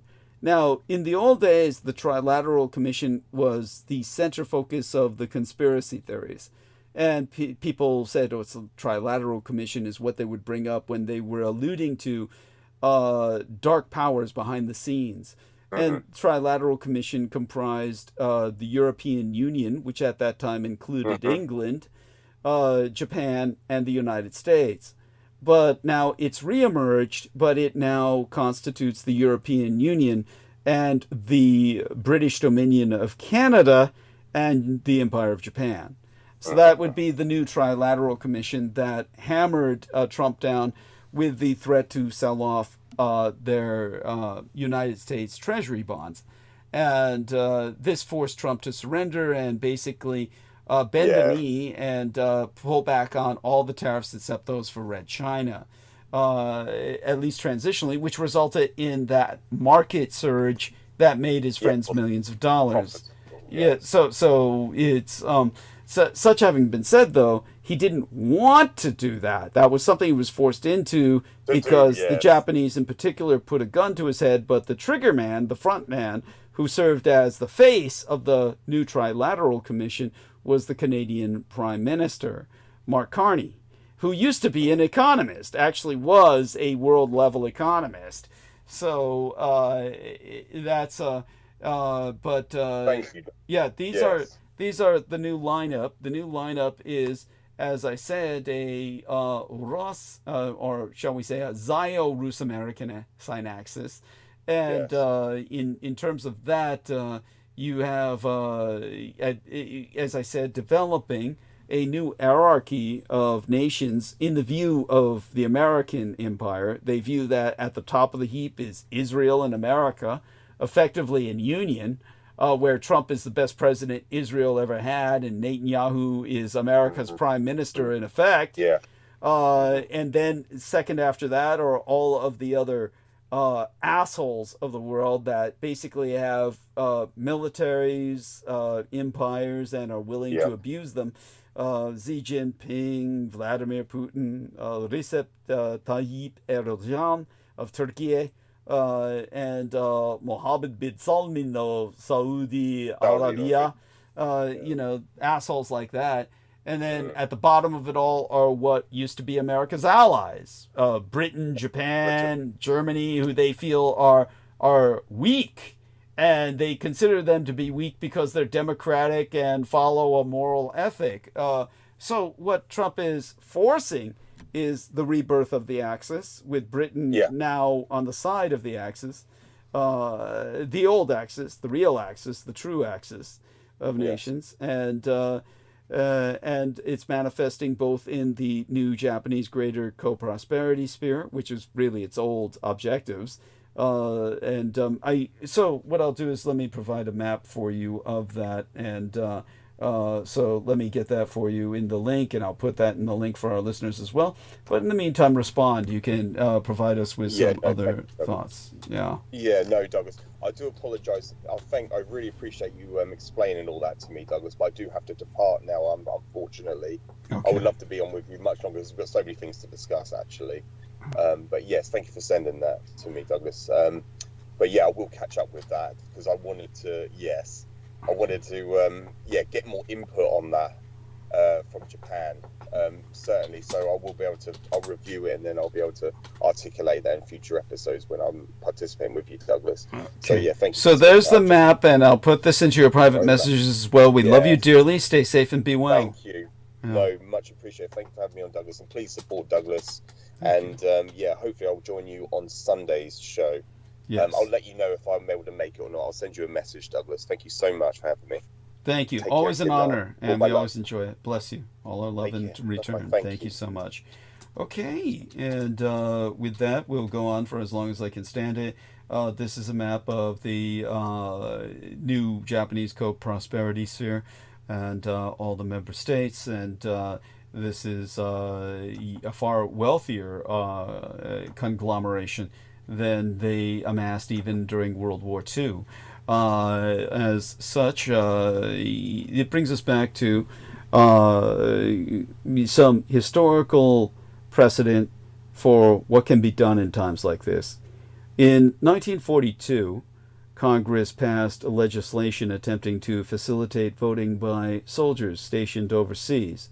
Passed too close to the date of the general election and after the primary election season, and creating a cumbersome process, that bill was ineffective. As the number of American soldiers overseas continued to increase, the lack of practical access to the ballot was intolerable to President Franklin Delano Roosevelt. He sent a bill to Congress in 1944 that would have created a simple federal ballot, making it much easier for soldiers to make their voices heard. Now, despite having the authority of a wartime president, however, that bill failed. Congress instead passed a much weaker version, more similar to the 1942 statute, that did not send out a uniform federal ballot and left administration in the hands of the states. Fewer than 33% of eligible soldiers were able to vote in the 1944 elections. So how, during the height of wartime, could such a basic democratic right be denied to so many soldiers risking their lives for their country? And the answer, as Ira Katznelson details in his brilliant book titled Fear Itself, published in 2013, which I've assigned as one of the textbooks to my tutés, the blood transfusion affiliates that are adopted into the estate where I work through, of course, my son and my son's husband. Basically, this book explains that a coalition of Republicans who believed that soldiers largely represented a pro-FDR demographic, and solid Southern Democrats who feared that even this limited form of federal intervention would threaten Jim Crow because so many blacks had been drafted into service, both wanted to limit ballot access for soldiers. The clash between the imperatives of war and the constraints of congressional politics makes the failure of FDR's 1944 bill a paradigmatic New Deal story. And what is so ironic here is that if all those soldiers had been given the vote, they would have voted FDR out of office in a heartbeat, just like the British, by a landslide, voted out Winston Churchill before World War II was over. It would have been the same case this side of the Atlantic, I assure you. But, as analyzed in this text, the clash between the imperatives of war and the constraints of congressional politics makes the failure of FDR's 1944 bill this paradigmatic New Deal story to provide us a object lesson. 92 years ago, to the third day of Yestermenses, last month, in a line that was to be plagiarized by Winston Churchill, FDR famously said during his first inaugural address that the only thing we have to fear is fear itself. The New Deal, which Katznelson evinces, must be seen as encompassing the period between the election of FDR in 1932 and the election of Eisenhower 20 years later, was, as articulated via the research made available via the sourcebook that I'm citing, titled Fear Itself, conducted in the shadow of three major fears. First, there was the fear about whether capitalism would survive the Great Depression as axial nation-states such as Japan, Germany, and Italy turned to economically independent autarkic responses remaining based on the gold standard and ergo immune to the United States dollar domination. Second, there was the fear intrinsic to protecting national security interest as represented first by World War II and then by the so-called Cold War, which was the Third World War in effect, and the atomic age into which the Second World War directly merged. Remember, World War II was a nuclear war. And third, and crucially, was the solid Southern Dixiecratic fear that its system of white supremacy would not survive. The first 12 fears created an impetus for unprecedented federal action. But this federal action was, throughout the New Deal, shaped and constrained by the third fear. One of the many strengths of this work, titled Fear Itself, is that it brings Congress back to center stage in the New Deal era. American politics past tend to be retrospectively seen through the lens of the executive in the person of the presidency, an impulse that is particularly understandable with respect to FDR, who almost certainly did more to shape the American political landscape than any politician of the last century. And yet, FDR, and to an even greater extent, Harry Truman, were frequently constrained by Congress, with expansions of executive power often made only at the initiative of Congress. And the importance of congressional power meant power for the Jim Crow South, the solid Southern Dixiecracy, because liberal Dixiecrats never constituted a majority by themselves. Or should I say, liberal Democrats never constituted a majority among the Dixiecrats by themselves in an era in which Democrats generally had huge majorities in both houses of Congress. So, solid Southern Dixiecratic support was frequently needed for legislation to pass. In other words, to be a Democrat meant you were a Dixiecrat, which pretty much meant you were a Klansman. And Democrats were the party of the KKK. When you were a liberal Democrat, it was something outrageously exceptional in the most surprising sense. It was like saying you're a Christian Satanist or something. It didn't make any sense. So liberal Democrats effectively were so peripheral, they did not exist. If you were a Democrat before the Vietnam War, you were a Dixiecrat, which meant almost guaranteed 100%. Well, fuck it. It just meant 100% flat out you were a goddamn Klansman. That's what it meant. So, basically, because the single-party South meant lengthy tenures for many key Southern congressmen, Southern Dixiecrats used control of the committee system to gain even more influence over the congressional agenda than their raw numbers would indicate. And this influence was, of course, largely pernicious. As the opening story in this book that I assign as a text for my tutées explains, about the denial of ballot access to soldiers, well, it indicates the most important impact of the ability of the Solid South to act as a veto point was that New Deal legislation had to be perceived as leaving solid Southern white supremacy undisturbed. As a result, the African Americans who most needed New Deal benefits were given a disproportionately small share thereof. The New Deal required, as Katznelson puts it, practical forgetfulness on the part of FDR and Northern liberals in Congress about the horrific injustices of the apartheid state South.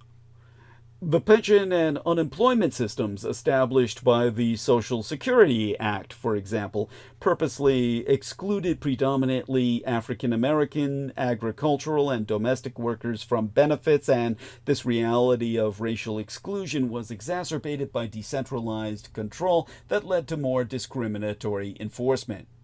Solid Southern Democrats were also crucial to overriding Truman's veto of the Taft-Hartley Act, which devastated the American labor movement and intentionally broadened the definitions of agricultural and domestic work in ways that made it much more difficult for African Americans to ever organize. And yet, nothing about the politics of the New Deal is straightforward. The influence of solid Southern Democrats was not uniformly negative. From 1933 to 1938, solid Southern Democrats were strong supporters of many New Deal initiatives. This support was not simply a matter of being cowed by FDR's abuse of the bully pulpit or arm twisting. As Katznelson puts it, even Theodore Bilbo, the cartoonishly demagogic racist senator from Mississippi, supported progressive economic policy as a state politician because the Deep South in the 1930s was simply too poor to afford economic libertarianism. There were times when the solid Southern Democrats staked out a position to FDR's leftmost, notably attaching a major public works program to the Industrial Recovery Act, or the IRA, of 1933 that FDR, who never fully abandoned his fiscally conservative instincts, actually didn't want.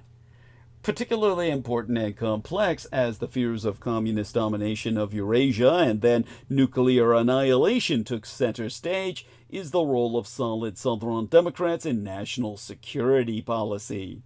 Solid Southern Democrats were crucial to overcoming Republican isolationism and facilitating a robust American intervention in World War II.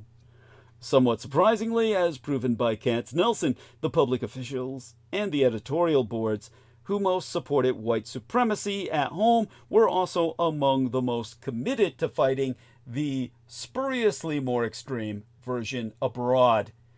However, the commitment of solid Southern Democrats to the national security state also persisted in its more dangerous aspects. The growth of the security state and its ongoing threats to civil liberties and lives, as Katznelson reminds us, was not a simple matter of presidential usurpation.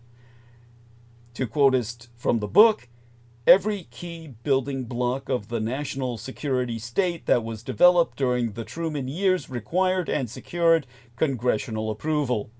Solid Southern Democrats were often crucial to overcoming the opposition of isolationist Republicans and liberal Democrats and building the military-industrial complex.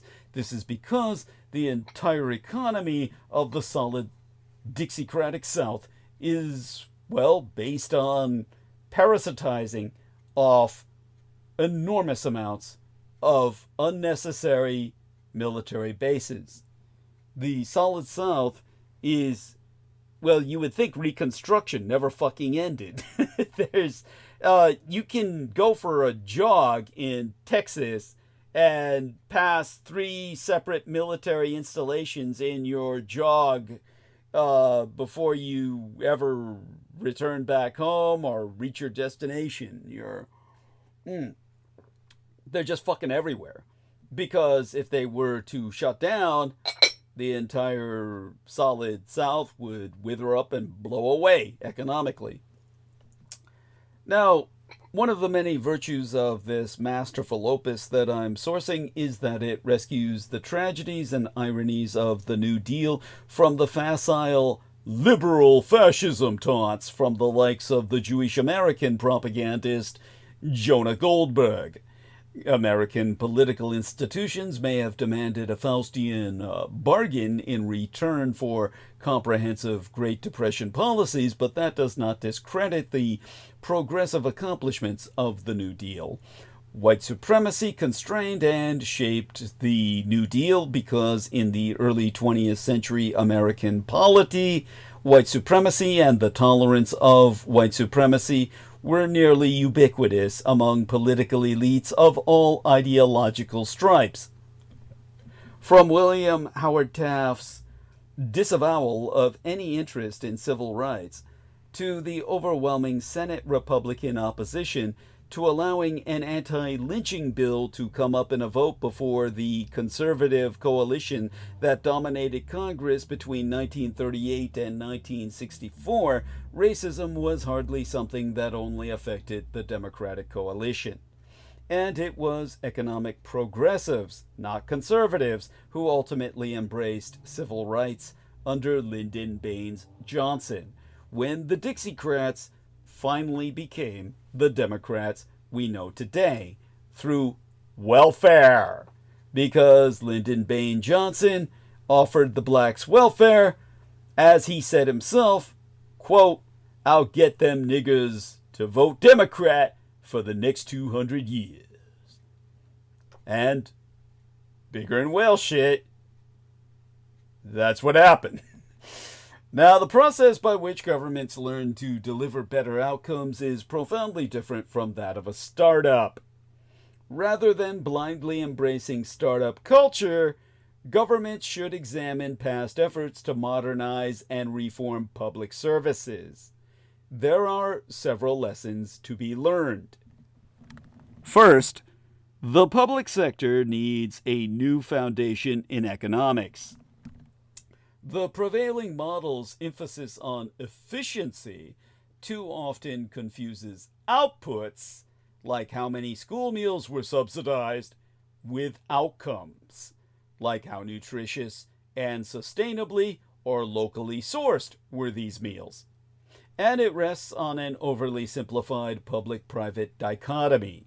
The result is an over-reliance on superficial heuristics like cost-benefit analysis, which does not necessarily measure progress toward desired systemic outcomes. Governments also need to improve how they account for the long-term value of public investment. Exempla gratiae.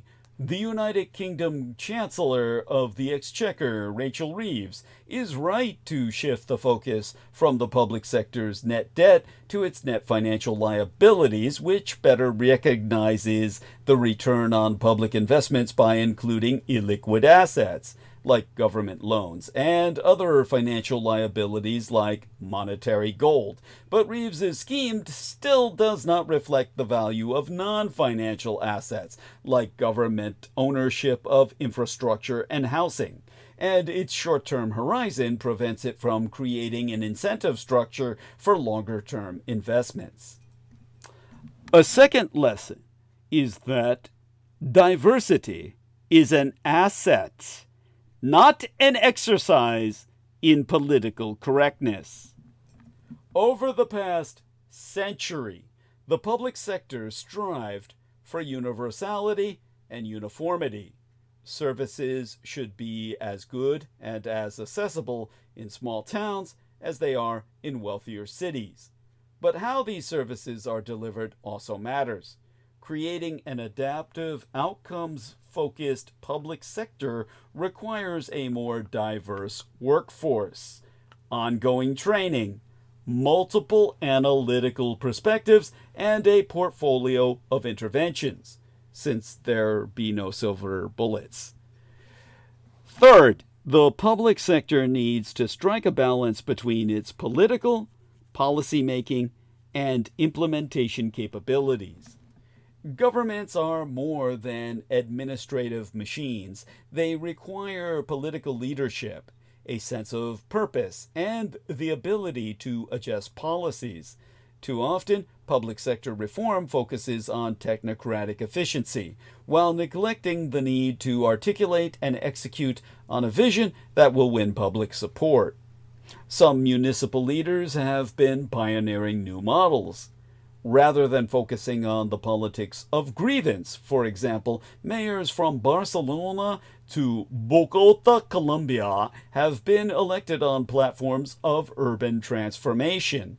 Their success underscores the importance of balancing political vision with feasible implementation. More broadly, to equip the public sector with the capacity it needs to address contemporary challenges, governments and what I myself would call, entrepreneurial states, must cultivate 6 capabilities that will enable them to learn, adapt, and adjust. The first is strategic awareness, an ability to identify emerging challenges and opportunities proactively. The second is agenda adaptability, so that priorities can be balanced while responding to crises. The third is coalition building and partnerships, so that the public sector can foster collaboration across sectors and communities. The fourth capability is self-transformation, the continual updating of public agencies' skill sets, organizational structures, and operational models. This presupposes a fifth capability, experimentation and iterative problem solving in public service delivery. And lastly, the public sector needs outcomes-oriented tools and institutions. Building such capabilities across the public sector requires rethinking public service training, competency frameworks, and organizational models. Above all, however, it means rethinking how we measure and assess the public sector's work. That is why the UCLIP, UCLIIPP, UCLIIPP, or UCLIIPP, the University College London Institute for Innovation and Public Purpose, is creating a public sector capabilities index to evaluate government capabilities at the city or municipal level. Such tools can identify gaps in skills or resources while linking capability development to better outcomes. Governments should not be run like startups because they serve vastly different purposes, answer to different constituencies, and operate on entirely different timelines. Rather than chasing a Silicon Valley mirage, policymakers must focus on building the structures and capabilities that enable governments to be responsive, resilient, and effective. Alongside the work being done at the IIPP, others like Jennifer Palka and Andrew Greenway at the Nishkanian Center have offered further visions of what this could look like. Ergo, therefore, reform must be rooted in a deep understanding of public sector dynamics, rather than in the desire to mimic unicorns chasing the next big disruption. Too little, too late. And yes, we are learning in real time that disruption alone is a recipe for disaster. Almost a century after FDR identified the fears of the age so memorably, the New Deal remains an achievement worth celebrating. Whereas Trump's tariffs and the American empire's final gamble conveys unto us all the cost of the war room when waging war by other means.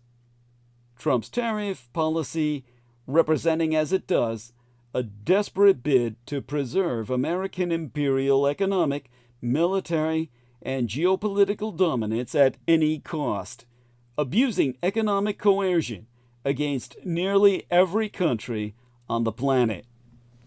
CEOs have long axiomated that if they know the rules, they can play to win. But if they can't do it, well, if they can't know the rules, well, who can under Trump? They can't win if the rules keep changing. Let me try and rephrase that so I can put that into a soundbite for a bumper sticker. Well, I'm too academic to do that, so I'll say this, or reiterate what I just said more concisely. CEOs have long axiomated that if they know the rules, they can play to win. But they can't do it when the rules keep changing. So what on earth should they do now? History cannot tell us. The past 6 days of tumultuous tariff whipsawing are simply unprecedented in United States history. It's already hard to believe. Last Wednesday, President Trump imposed the heaviest tariffs the American empire had levied since 1909, but only 12 hours later, he paused them, leaving a universal 10% tariff, except on red China, which faced a 145% tariff. Then, late Friday night, the misadministration announced it was reducing the mainland Chinese mega tariff, at least for smartphones, including Apple's iPhones, computers, and other electronic equipment made in the People's Republic of China. But 48 hours later, it appeared those products would be subject to higher, unspecified tariffs, with Trump posting, "Nobody is getting off the hook." As of yesterday afternoon, the day before yesterday by now, since it's 8 minutes after midnight in San Francisco, Trump was considering tariff exemptions for imported vehicles and parts.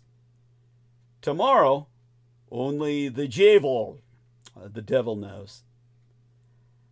Business leaders desperately need to make significant responses to this environment, but how? The environment changes profoundly by the day. As KPMG, or Kleinveld Piet Melwick Goodills, U.S. supply chain leader Mary Rollman observed, "Almost every client I talk to has a war room. They get a team spun up and the members have completely dropped their day job.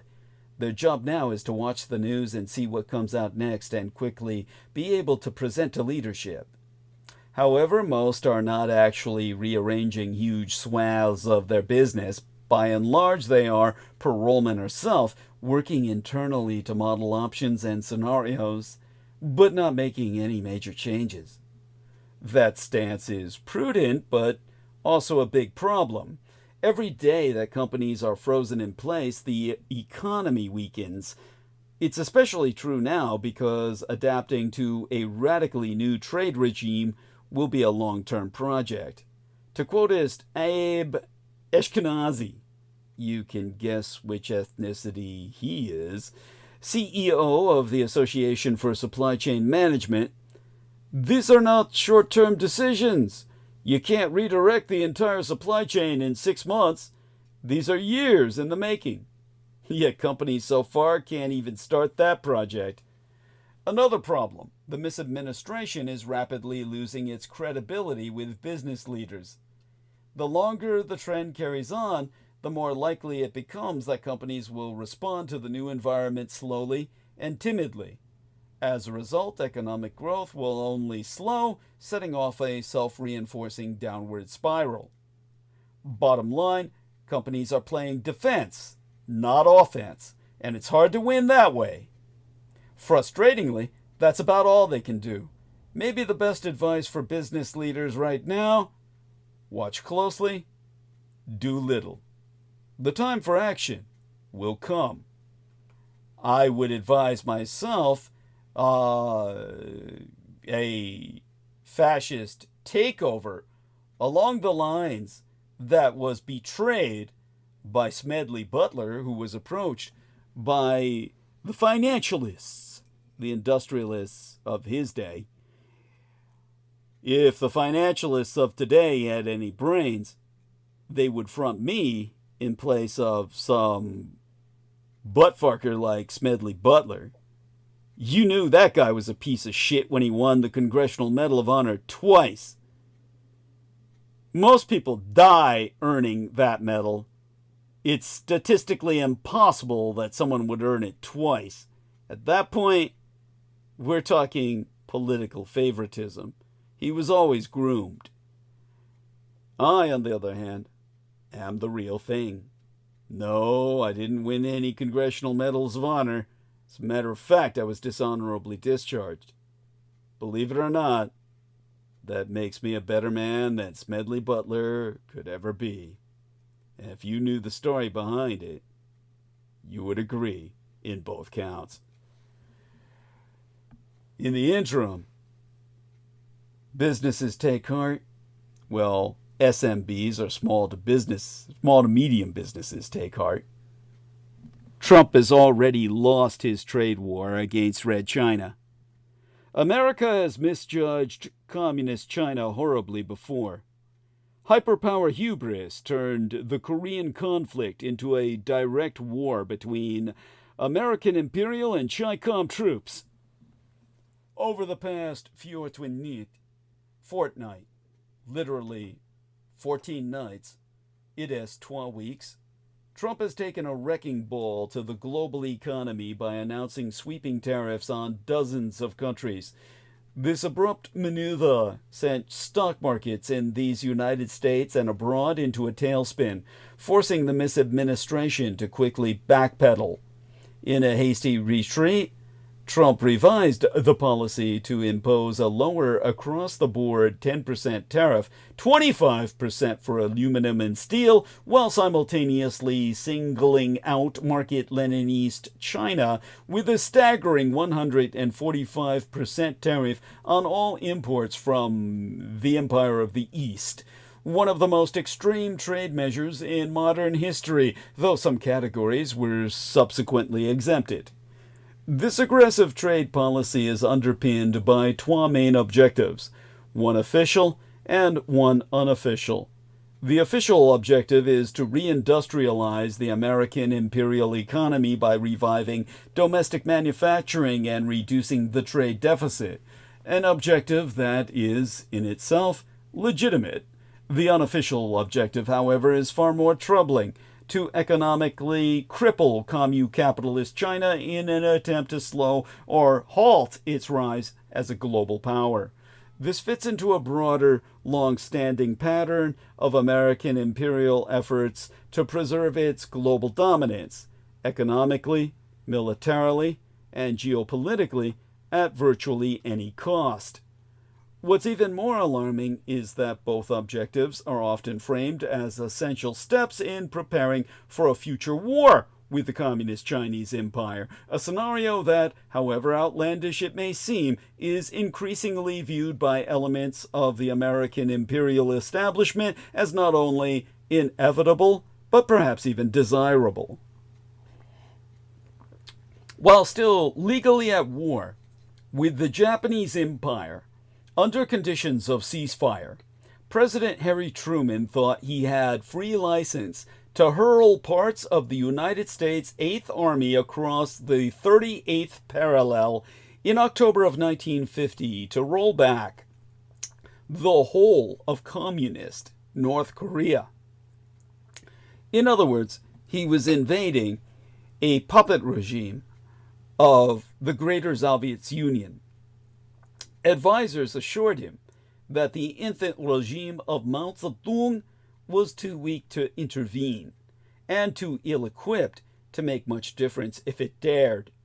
It was the worst failure of United States strategic analysis in modern times. Orders of magnitude in importance and in impact above that chicken shit little Cuban Missile Crisis. American imperial-led forces faced rout, encirclement, and total humiliation as 200,000 Chinese troops poured across the Yalu River. As a Department of Defense librarian, I always knew how close Truman came to using atomic weapons. 9 Mark IV nuclear capsules were sent to the 9th Bomb Group in Okinawa. Truman signed an order to use them against Chi-Com targets on April 6th in 1951 if need arose. General Dogarasu Makatura, as the Japanese called Douglas MacArthur, the Emperor's own general at that point, considered a traitor by Harry Truman, later said he proposed dropping 30 to 50 cobalt H-bombs, or hydrogen ordnance, to create a radioactive belt across the neck of Manchuria, calling his plan a cinch, based as it was on the successful precursor conducted by the Japanese against the Greater Soviets on the Korean Peninsula itself, creating the demilitarized zone that still exists today. The only man-made object, aside from the Great Wall of China, visible by the naked eye, through a faceplate, of course, from the moon. The mainland Chinese do not call it the Korean War. They call it the Anti-American War.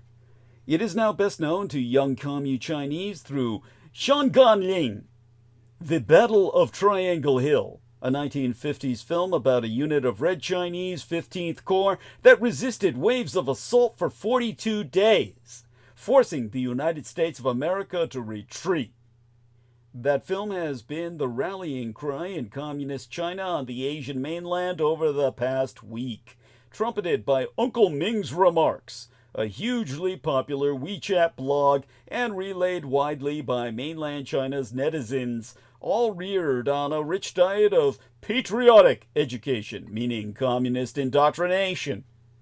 If a penniless and backward Maoist China was willing to face down America at the zenith of our global power in 1950, commercial centralist China is hardly likely to roll over today now that it is the world's industrial hegemon and financial creditor, with some $6 trillion, or £4.5 trillion sterling, for our lady in England who asked the question that prompted my response just now, of foreign exchange assets, once you include the opaque holdings of state-owned banks. Uncle Ming asks, how has it ever been possible in history that the world's largest creditor would be defeated by the world's largest debtor? Well, indeed. America's savings rate has collapsed to 0.6% of gross domestic product. The United States Treasury depends on foreign investors to fund a national debt rising higher than ever before, already 122% of gross domestic product, with a structural fiscal deficit of 6% to 7% as far as the eye can see. The Treasury must roll over 33% of its $36 trillion federal debt over the next 12 months. The People's Republic of China had nothing to do with last week's Treasury route, which I articulated and analyzed and explained in depth, the defining fiasco of Donald Trump's mad antics. There were plenty of other reasons. A disorderly upwinding, or I should say unwinding, of the basis trade by hedge funds caught flat-footed, and above all, the capitulation of Republican deficit hawks in Congress, willing to go along with a budget gimmick that lets America slash taxes and spend trillions more that it cannot afford. But it is easy to see how communist capitalist China could create panic just before Treasury auctions if it wished to do so. Did Trump have any idea what he was doing when he launched his tariff war against the Communist Chinese Empire, jauntily shutting down the anchor trading relationship of the international system. One might have thought that the political pain threshold of the totalitarian, web-controlling Chinese Communist Party was infinitely higher than the threshold of Walmart shopping MAGA American or Republican politicians facing midterm elections next year. And equally, that Xi Jinping has much to gain from defiantly refusing to kiss ass, as Trump so delicately puts it himself.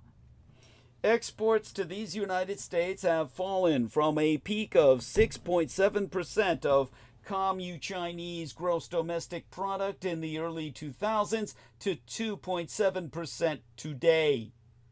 Almost 86% of Chi-Com exports now go to the rest of the world. The Maritime Silk Road is turning much of the global south into a commercial-centrist Chinese economic system.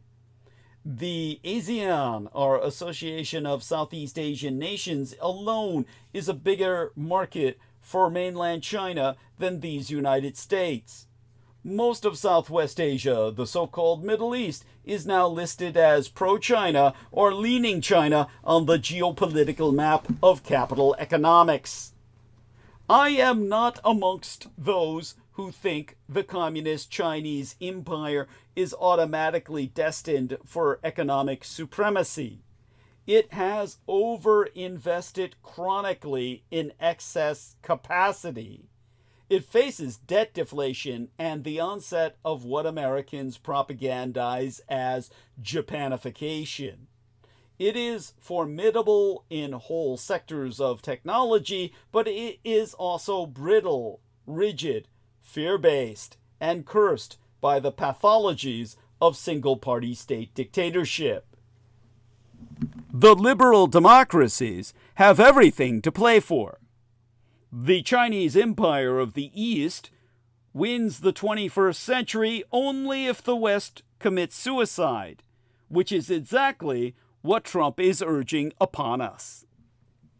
However, much of Hongzhonghua, Red China, and its $500 billion export trade to these United States is expendable. Shipping toys, furniture, shoes, and clothes for bargain sales in American Imperial supermarkets is not profitable, nor is it the market niche that central market China wants as a rising high-tech power. The former Morgan Stanley banker Andy Xi has gone on record to state, "It's time for all these low-value businesses that sell to Walmart to close." And as Su Ping-chan reports, there is an entire school of economists in mainland China arguing that the Trump shock is exactly what market-Leninist China needs to break out of the middle-income trap and jump up the value ladder. So who suffers most political stress from a total and violent economic decoupling? Xi's tightly controlled monolithic communist Chinese superstate, or Trump's febrile, restless America, where 100 million consumers live on maxed-out credit cards and zero savings, acutely vulnerable to a price spike in day-to-day goods with no safety margin whatsoever when they inevitably lose their jobs. The U.S. Treasury Secretary, Scott Bessent, says that Red China's playing with a pair of twos, which is one way to describe its stranglehold over critical minerals and much of the resource base of the 21st century high-tech economy. To quote as the chairman of the Critical Minerals Institute, Jack Lifton, "The U.S. civilian economy is totally disorganized and has no coherent plan if China cuts off rare earth supply." Well, Communist China has already restricted exports of gallium, germanium, antimony, and graphite over the last 12 years, and has now only widened that list. This stranglehold is no accident of the free market or geography.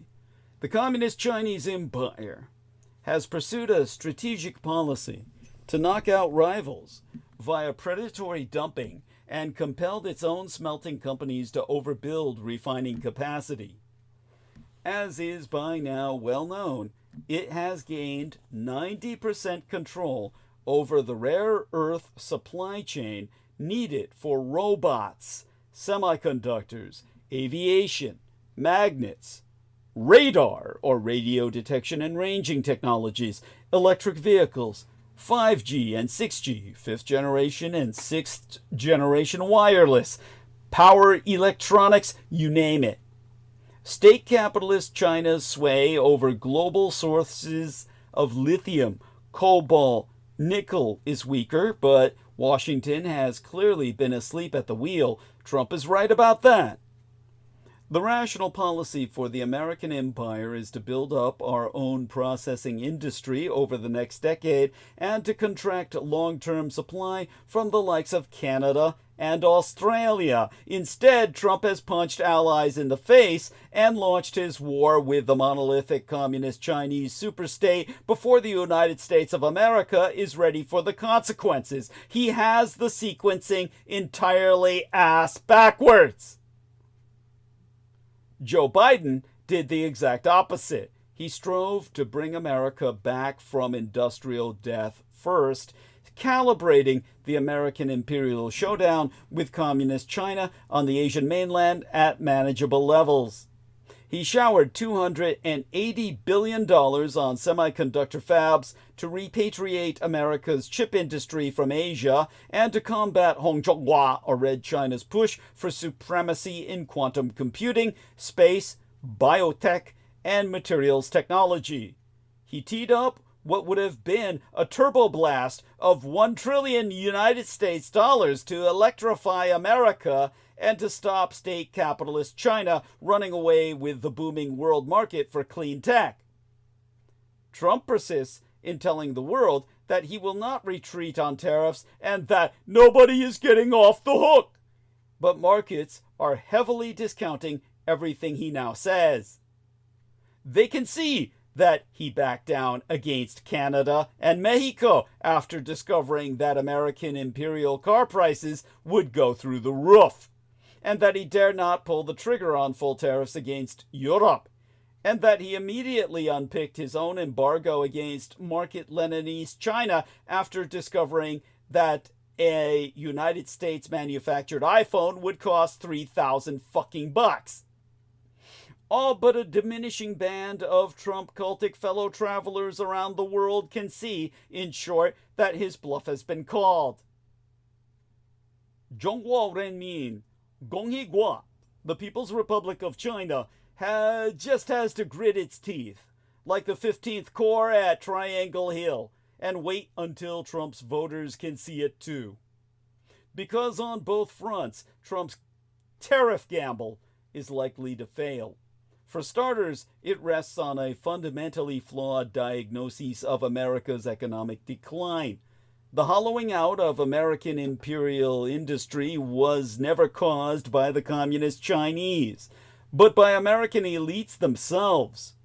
Starting in the 1980s, they embraced hyper-financialization, prioritizing short-term gains from financial markets over long-term investments in productivity and employment. They were the ones who offshored manufacturing to low-wage countries, mainland China chief among them, enabling American imperial corporations to reap enormous profits while decimating domestic industry and working-class communities. And it was these same elites who aggressively championed the global free trade regime that made this massive offshoring possible. This wasn't just an economic project, but a political one as well. It wasn't just about giving more power to mega corporations, but also taking power away from the people by surrendering national prerogatives to international and supranational institutions and superstate bureaucracies, such as the European Union and the WTO, the World Trade Organization. These institutions completely untethered capital from national democracy. Meanwhile, American imperial elites exploited the United States dollar's status as the world's reserve currency, which effectively bestowed upon these United States the exorbitant privilege of not having to pay for its imports, unlike everyone else, because it could simply help itself to the foreign goods and services it needed by paying foreigners with its own currency, printed at no cost. While this system did, to some extent, raise standards of living in these United States, or more accurately, cushion the blow of deindustrialization and wage stagnation by providing American consumers access to cheap imports, it overwhelmingly benefited America's imperial elites. Wall Street, multinational corporations, and, above all, the national security establishment. Not only did the United States dollar's reserve currency status turbocharge Wall Street's rise by turning these United States into the global sink for surplus capital, it's also what allowed the American empire to sustain a regime of perpetual war and to exercise financial dominance over much of the world, weaponizing said power for its own economic and geopolitical goals. However, for these United States, supporting the world's primary reserve currency also entailed running permanent trade deficits in order to satisfy the world's demand for United States dollars, thus further eroding American imperial industrial and manufacturing capacity. This is why the manufacturing share of American employment has been falling steadily for the past half a hundred years, long before the monolithic communist Chinese superstate's industrial rise even began.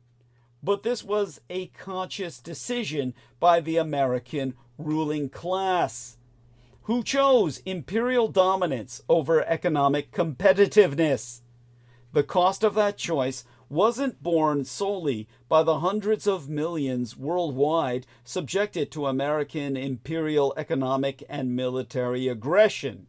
It was also paid by American workers, farmers, producers, and small businesses left behind in the wake of a system designed to serve elite interests.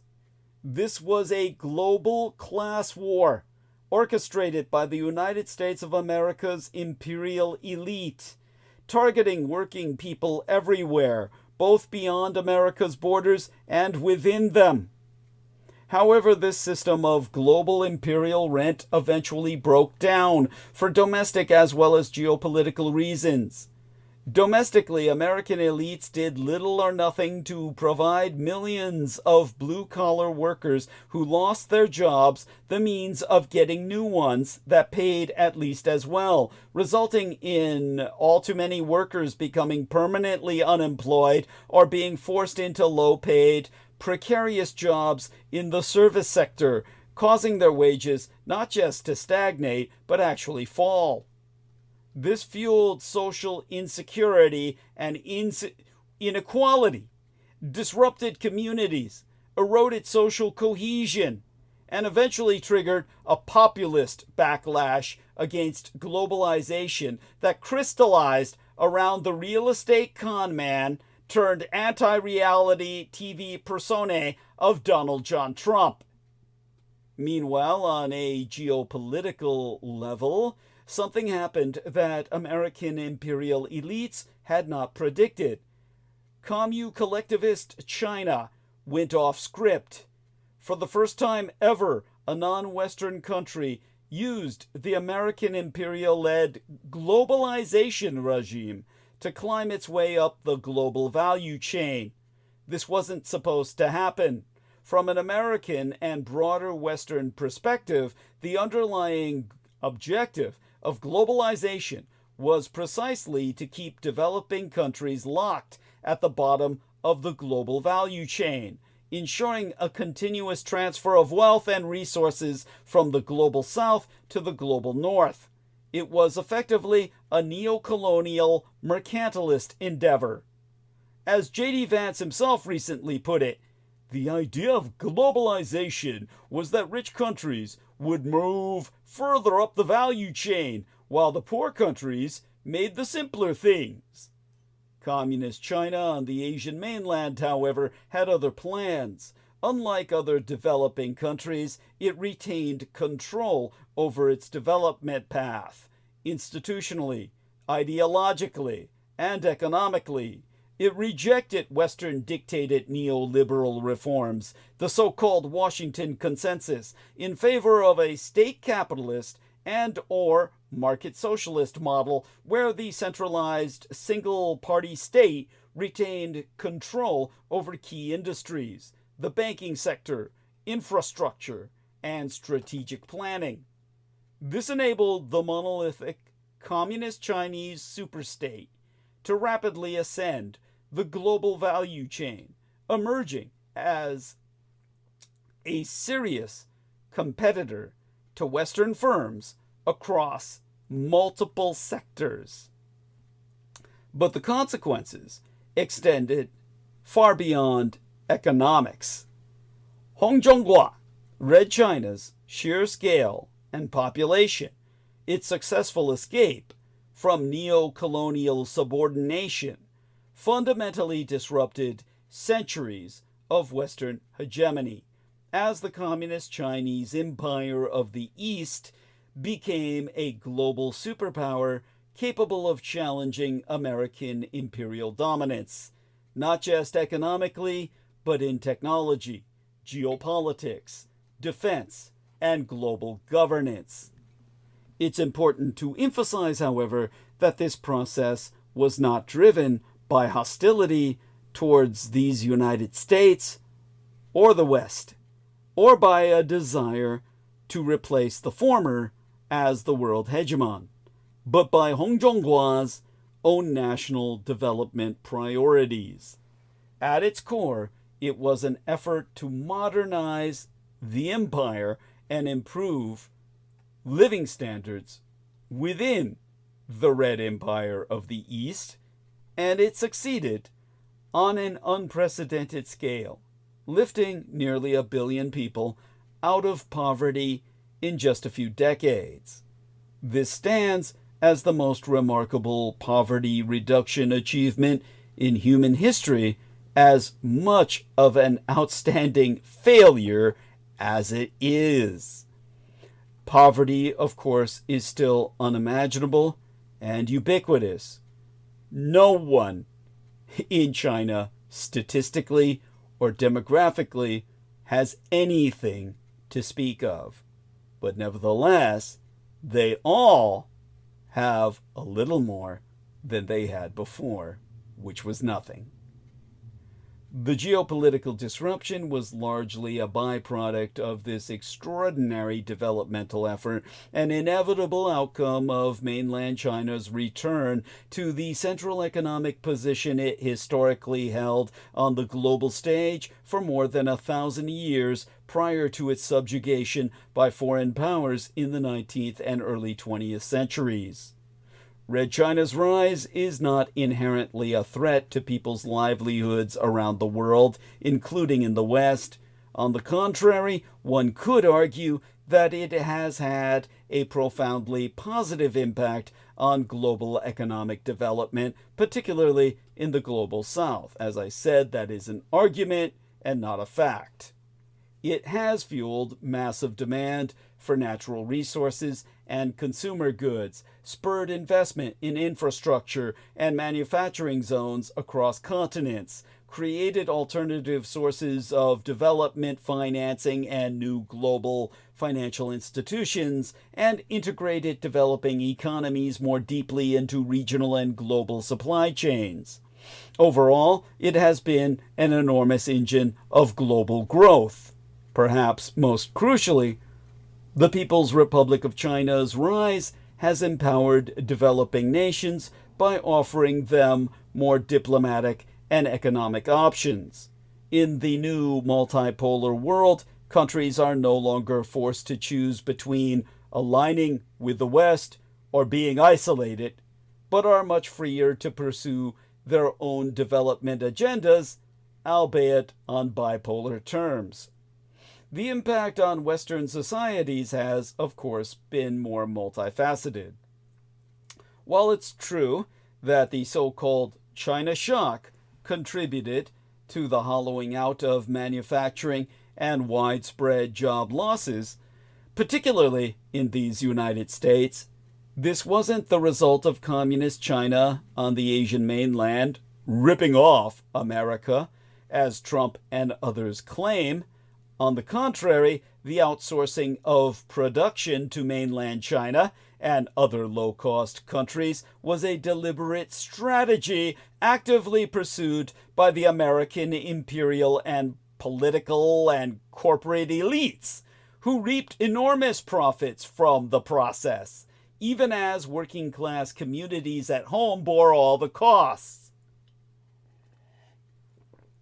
Indeed, American imperial elites would most certainly have continued embracing globalization had the communist empire of the East remained content with the subordinate role assigned to it in the global division of labor, that of manufacturing goods for Western multinationals, as the factory floor of all the world. It was only when People's China refused to play by the rules and began to chart its own path of autocentric development, therefore destabilizing the American imperial-led hegemonic order, an order from which those elites have long profited, in no small part by relying on mainland Chinese workers themselves, that they began casting it as a systemic rival from which the American empire needed to decouple. Obviously, this concern had nothing to do with any newfound sympathy for the plight of American workers.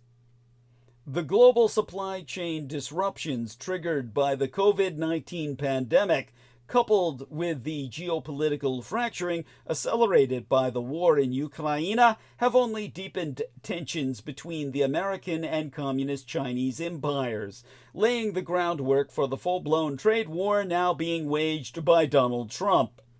As already noted, reindustrializing these United States and scaling back hyperglobalization are meaningful and legitimate goals, both from the standpoint of American workers and national security. This isn't because the People's Republic of China is inherently an enemy, but because reducing excessive reliance on far-flung supply chains for critical goods is simply a matter of common sense. However, for this strategy to succeed, it must be grounded in an accurate diagnosis of the problem and an effective remedy. Trump's policy, ergo, therefore fails on both counts. His misadministration's entire tariff narrative is based on the idea that the hollowing out of American imperial manufacturing and related import dependencies are the direct result of other countries, chief among them the communist Chinese empire of the East, ripping off and free-riding on America. As Trump himself so puts it, for decades, our country has been looted, pillaged, raped, and plundered by nations near and far, both friend and foe alike. American steel workers, auto workers, farmers, and skilled craftsmen, we have a lot of them here with us today. They really suffered gravely. They watched in anguish as foreign leaders have stolen our jobs, foreign cheaters have ransacked our factories, and foreign scavengers have torn apart our once beautiful American dream. This is gaslighting on a grand scale. It's the world's largest economic and military power playing the victim and blaming others for the consequences of its own elite-driven policies and the class war waged by the United States ruling classes against their own fellow citizens. Rebalancing the American imperial economy requires confronting the true structural roots of its decline. Hyperfinancialization, chronic underinvestment in domestic industry, imperial overstretch, and perhaps most crucially, the global reserve currency status of the United States dollar. Now I'm going to get a bit sarcastic here because I have to forewarn when I satirize, because most Americans are fucking insane. The classical definition of insanity is concrete thinking.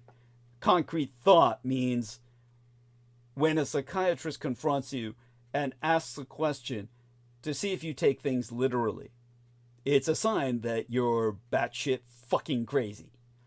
They come in and say, what does it mean when the Bible says, if thine eye offends thee, pluck it out? Your average idiot will indeed say, it means, pull my eyeballs out of my head. Which, of course, is, well, a dead giveaway. It's symptomatic of a psychotic pathology. Unfortunately, most Americans fall into this diagnosis. So, understand here, I'm being sarcastic. At the same time, I'm giving you the facts. Trump is toppling the dollar because reviving American manufacturing is not merely a matter of tariffs or reshoring policies. It demands relinquishing the United States dollar's supremacy, and by extension, the imperial foundations of American imperial power. In essence, it calls for these United States to embrace multipolarity and evolve into a more normal nation, a regional power among other regional powers, rather than a guardian of the global economic order, by engaging with other countries, first and foremost, Communist China, to manage the transition to a post-dollar dominated global trading and financial system, both globally and within these United States. This would benefit virtually everyone, except the imperial elites who got the country into this mess in the first place. The skeptics take note. Only by my articulation of such rationale can any sense be made of the path being pursued by the Trump misadministration in his triggering of a dollar crisis. For most of my 4 careers, markets have believed in the dollar smile. This is the idea that the greenback outperforms other currencies at the extremes, both when the American economy is racing ahead, but also when turmoil leads investors to seek a haven. That smile, well, could become a scream. Since its peak in mid-January, the dollar has fallen by over 9% against a basket of major currencies. And the yield on 10-year treasuries has crept up since April 1st, All Fool's Day, of course, by 0.2 percentage points. That combination is more typical of emerging markets than the bedrock of the global financial system. The really shocking thing is that this scare has been triggered by the White House.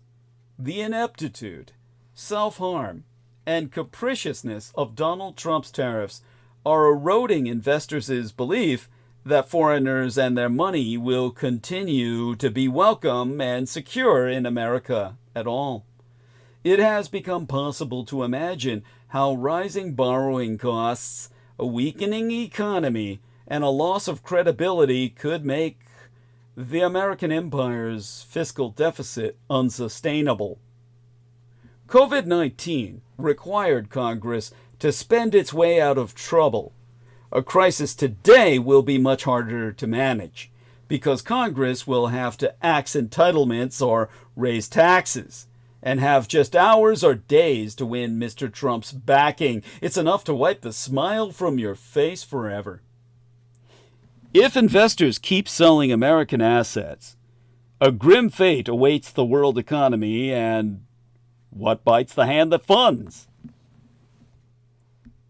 Paradoxically, Trump has repeatedly taken a hostile stance towards BRICS, the acronym for Brazil, Russia, India, China, South Africa, openly expressing his opposition to the emergence of any alternative reserve currency or reserve basket.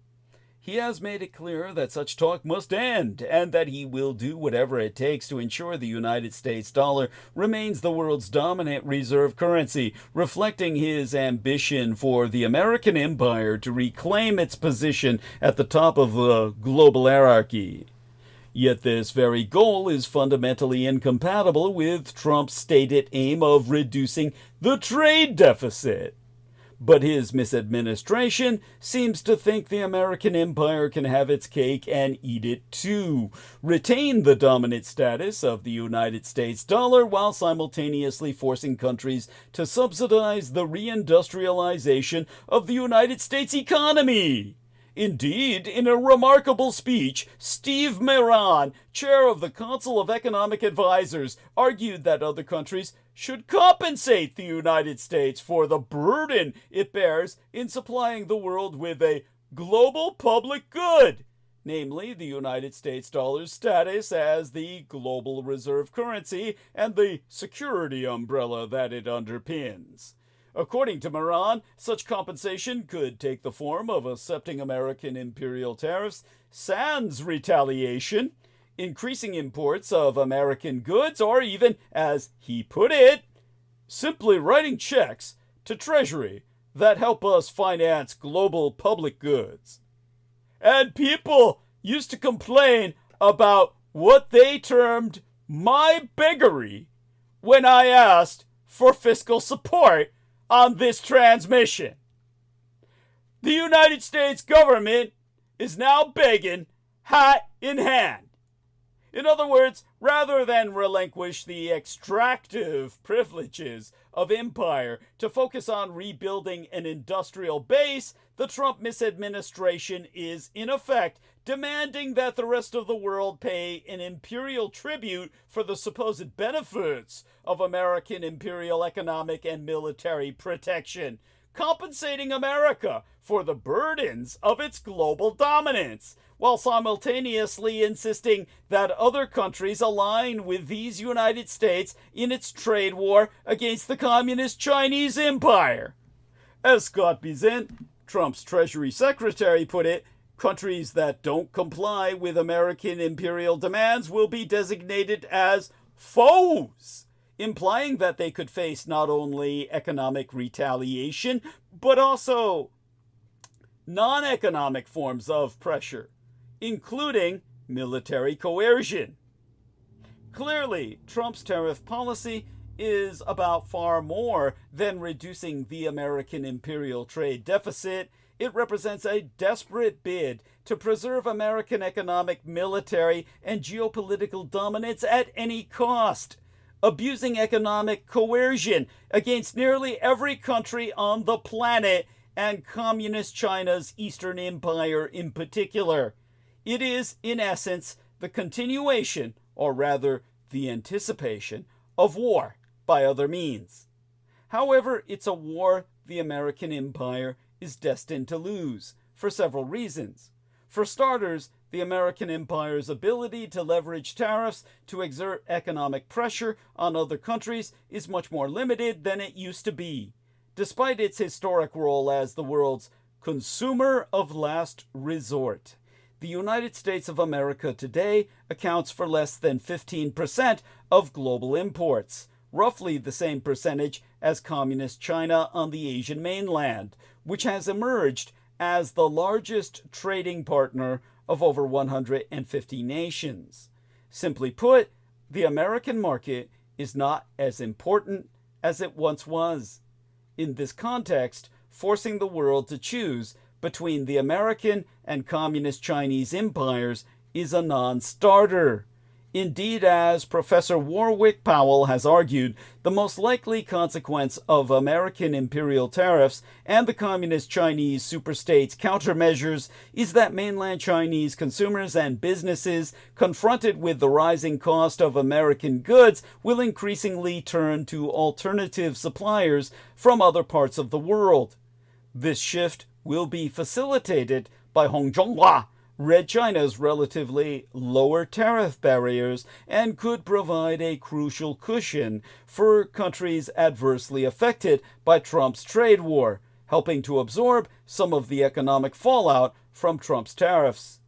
Meanwhile, it is highly unlikely that most countries, particularly in the global south, where many nations are already members of or aspiring entrants to the BRICS, will willingly undermine their own economic interests by adopting Washington's tariff agenda against the communist empire of the East.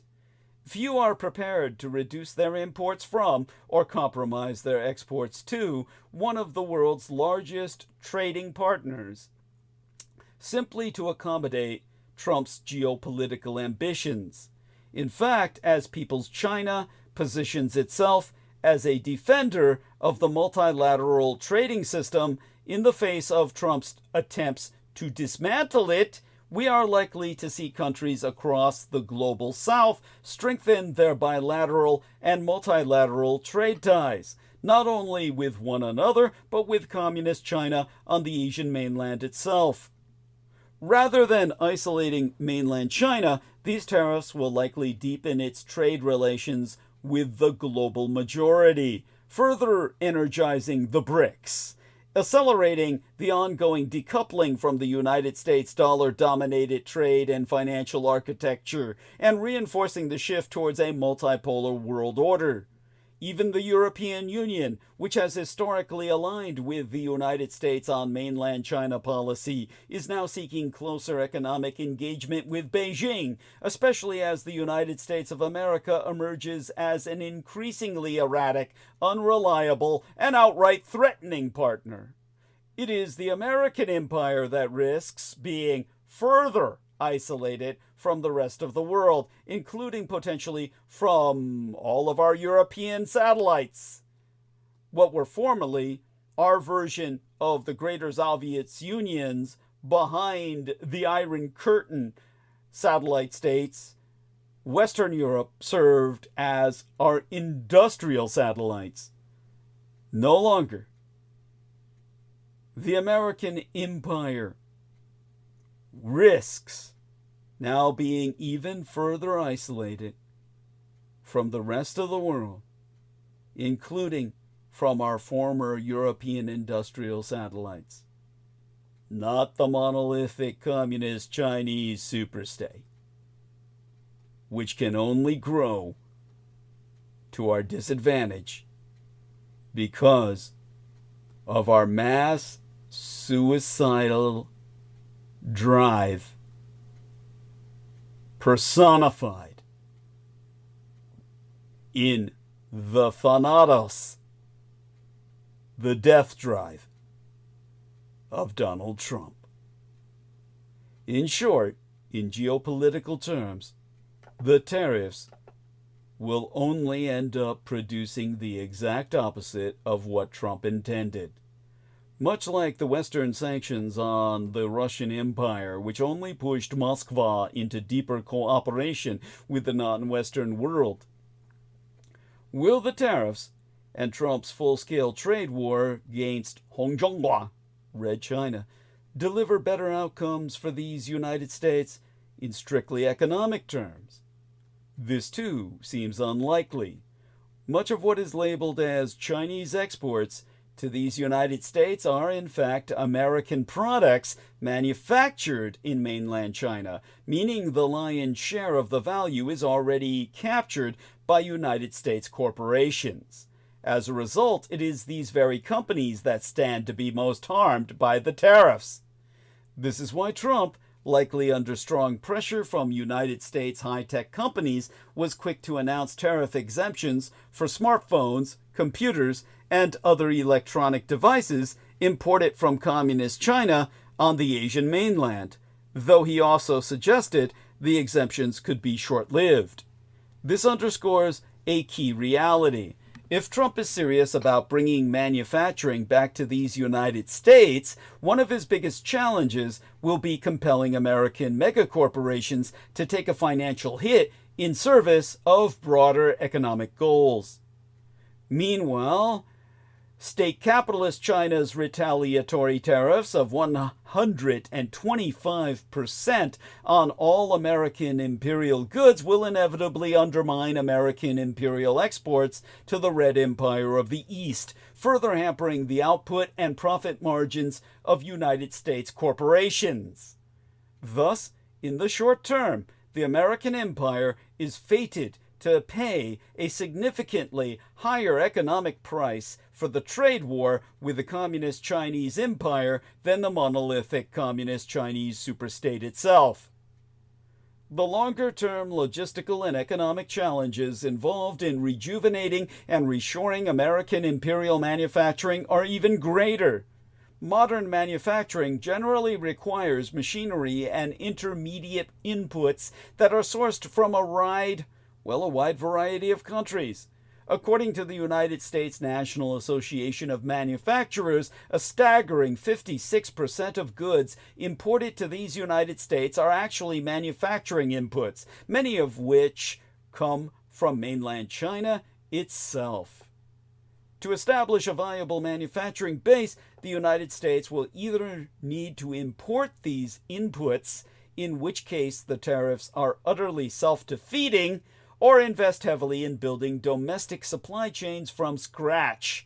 This is not an impossible feat, but it is one that will be time-consuming, technically complex, and extremely costly. And, of course, it will take decades. Thinking that tariffs will magically spur the kind of structural changes needed to re-energize United States manufacturing is delusional. Achieving this will require nothing less than a radical overhaul of the American economic model, one that ironically involves borrowing a page or two from state capitalist / market socialist China's own book. As noted already, and contrary to Trump's narrative, market Leninist China did not rise to become the world's leading producer in key sectors by engaging in so-called unfair trade practices like subsidies, practices that, in fact, are widespread across all advanced economies, including these United States. Rather, Hongzhonghua, Red China's success is rooted in the distinctive features of its economic model, a long-term, state-directed approach to industrial policy and strategic planning, including public control over the financial system and key industries. This model enables the Communist Chinese superstate to mobilize resources, coordinate investments, and guide technological development in a way that private capital in these United States, driven primarily by short-term profit motives unanchored from any long-term national strategy, is unable to match. The lesson is clear. If the United States of America wants to rebuild its manufacturing base, it needs to break once and for all with neoliberalism and the tyranny of private capital, instead of engaging in a self-defeating war against the Communist Chinese Empire. As it stands, however, there be little indication that such a shift is politically viable under Trump, or within the United States of America more broadly. As Michael Hudson recently wrote, and here I read from his writ at length and verbatim, Trump's cover story, and perhaps even his belief, is that tariffs by themselves can revive American industry. But he has no plans to deal with the problems that caused America's deindustrialization in the first place. There be no recognition of what made the original U.S. industrial program and that of most other nations so successful. That program was based on public infrastructure, rising private industrial investment, and wages protected by tariffs and strong government regulation. Trump's slash and burn policy is the reverse: to downsize government, weaken public regulation, and sell off public infrastructure to help pay for his income tax cuts on his mega donor class. This should not surprise us. As a manifestation of the broader problem, the oligarchic grip on the American economy, Trump cannot serve as its remedy.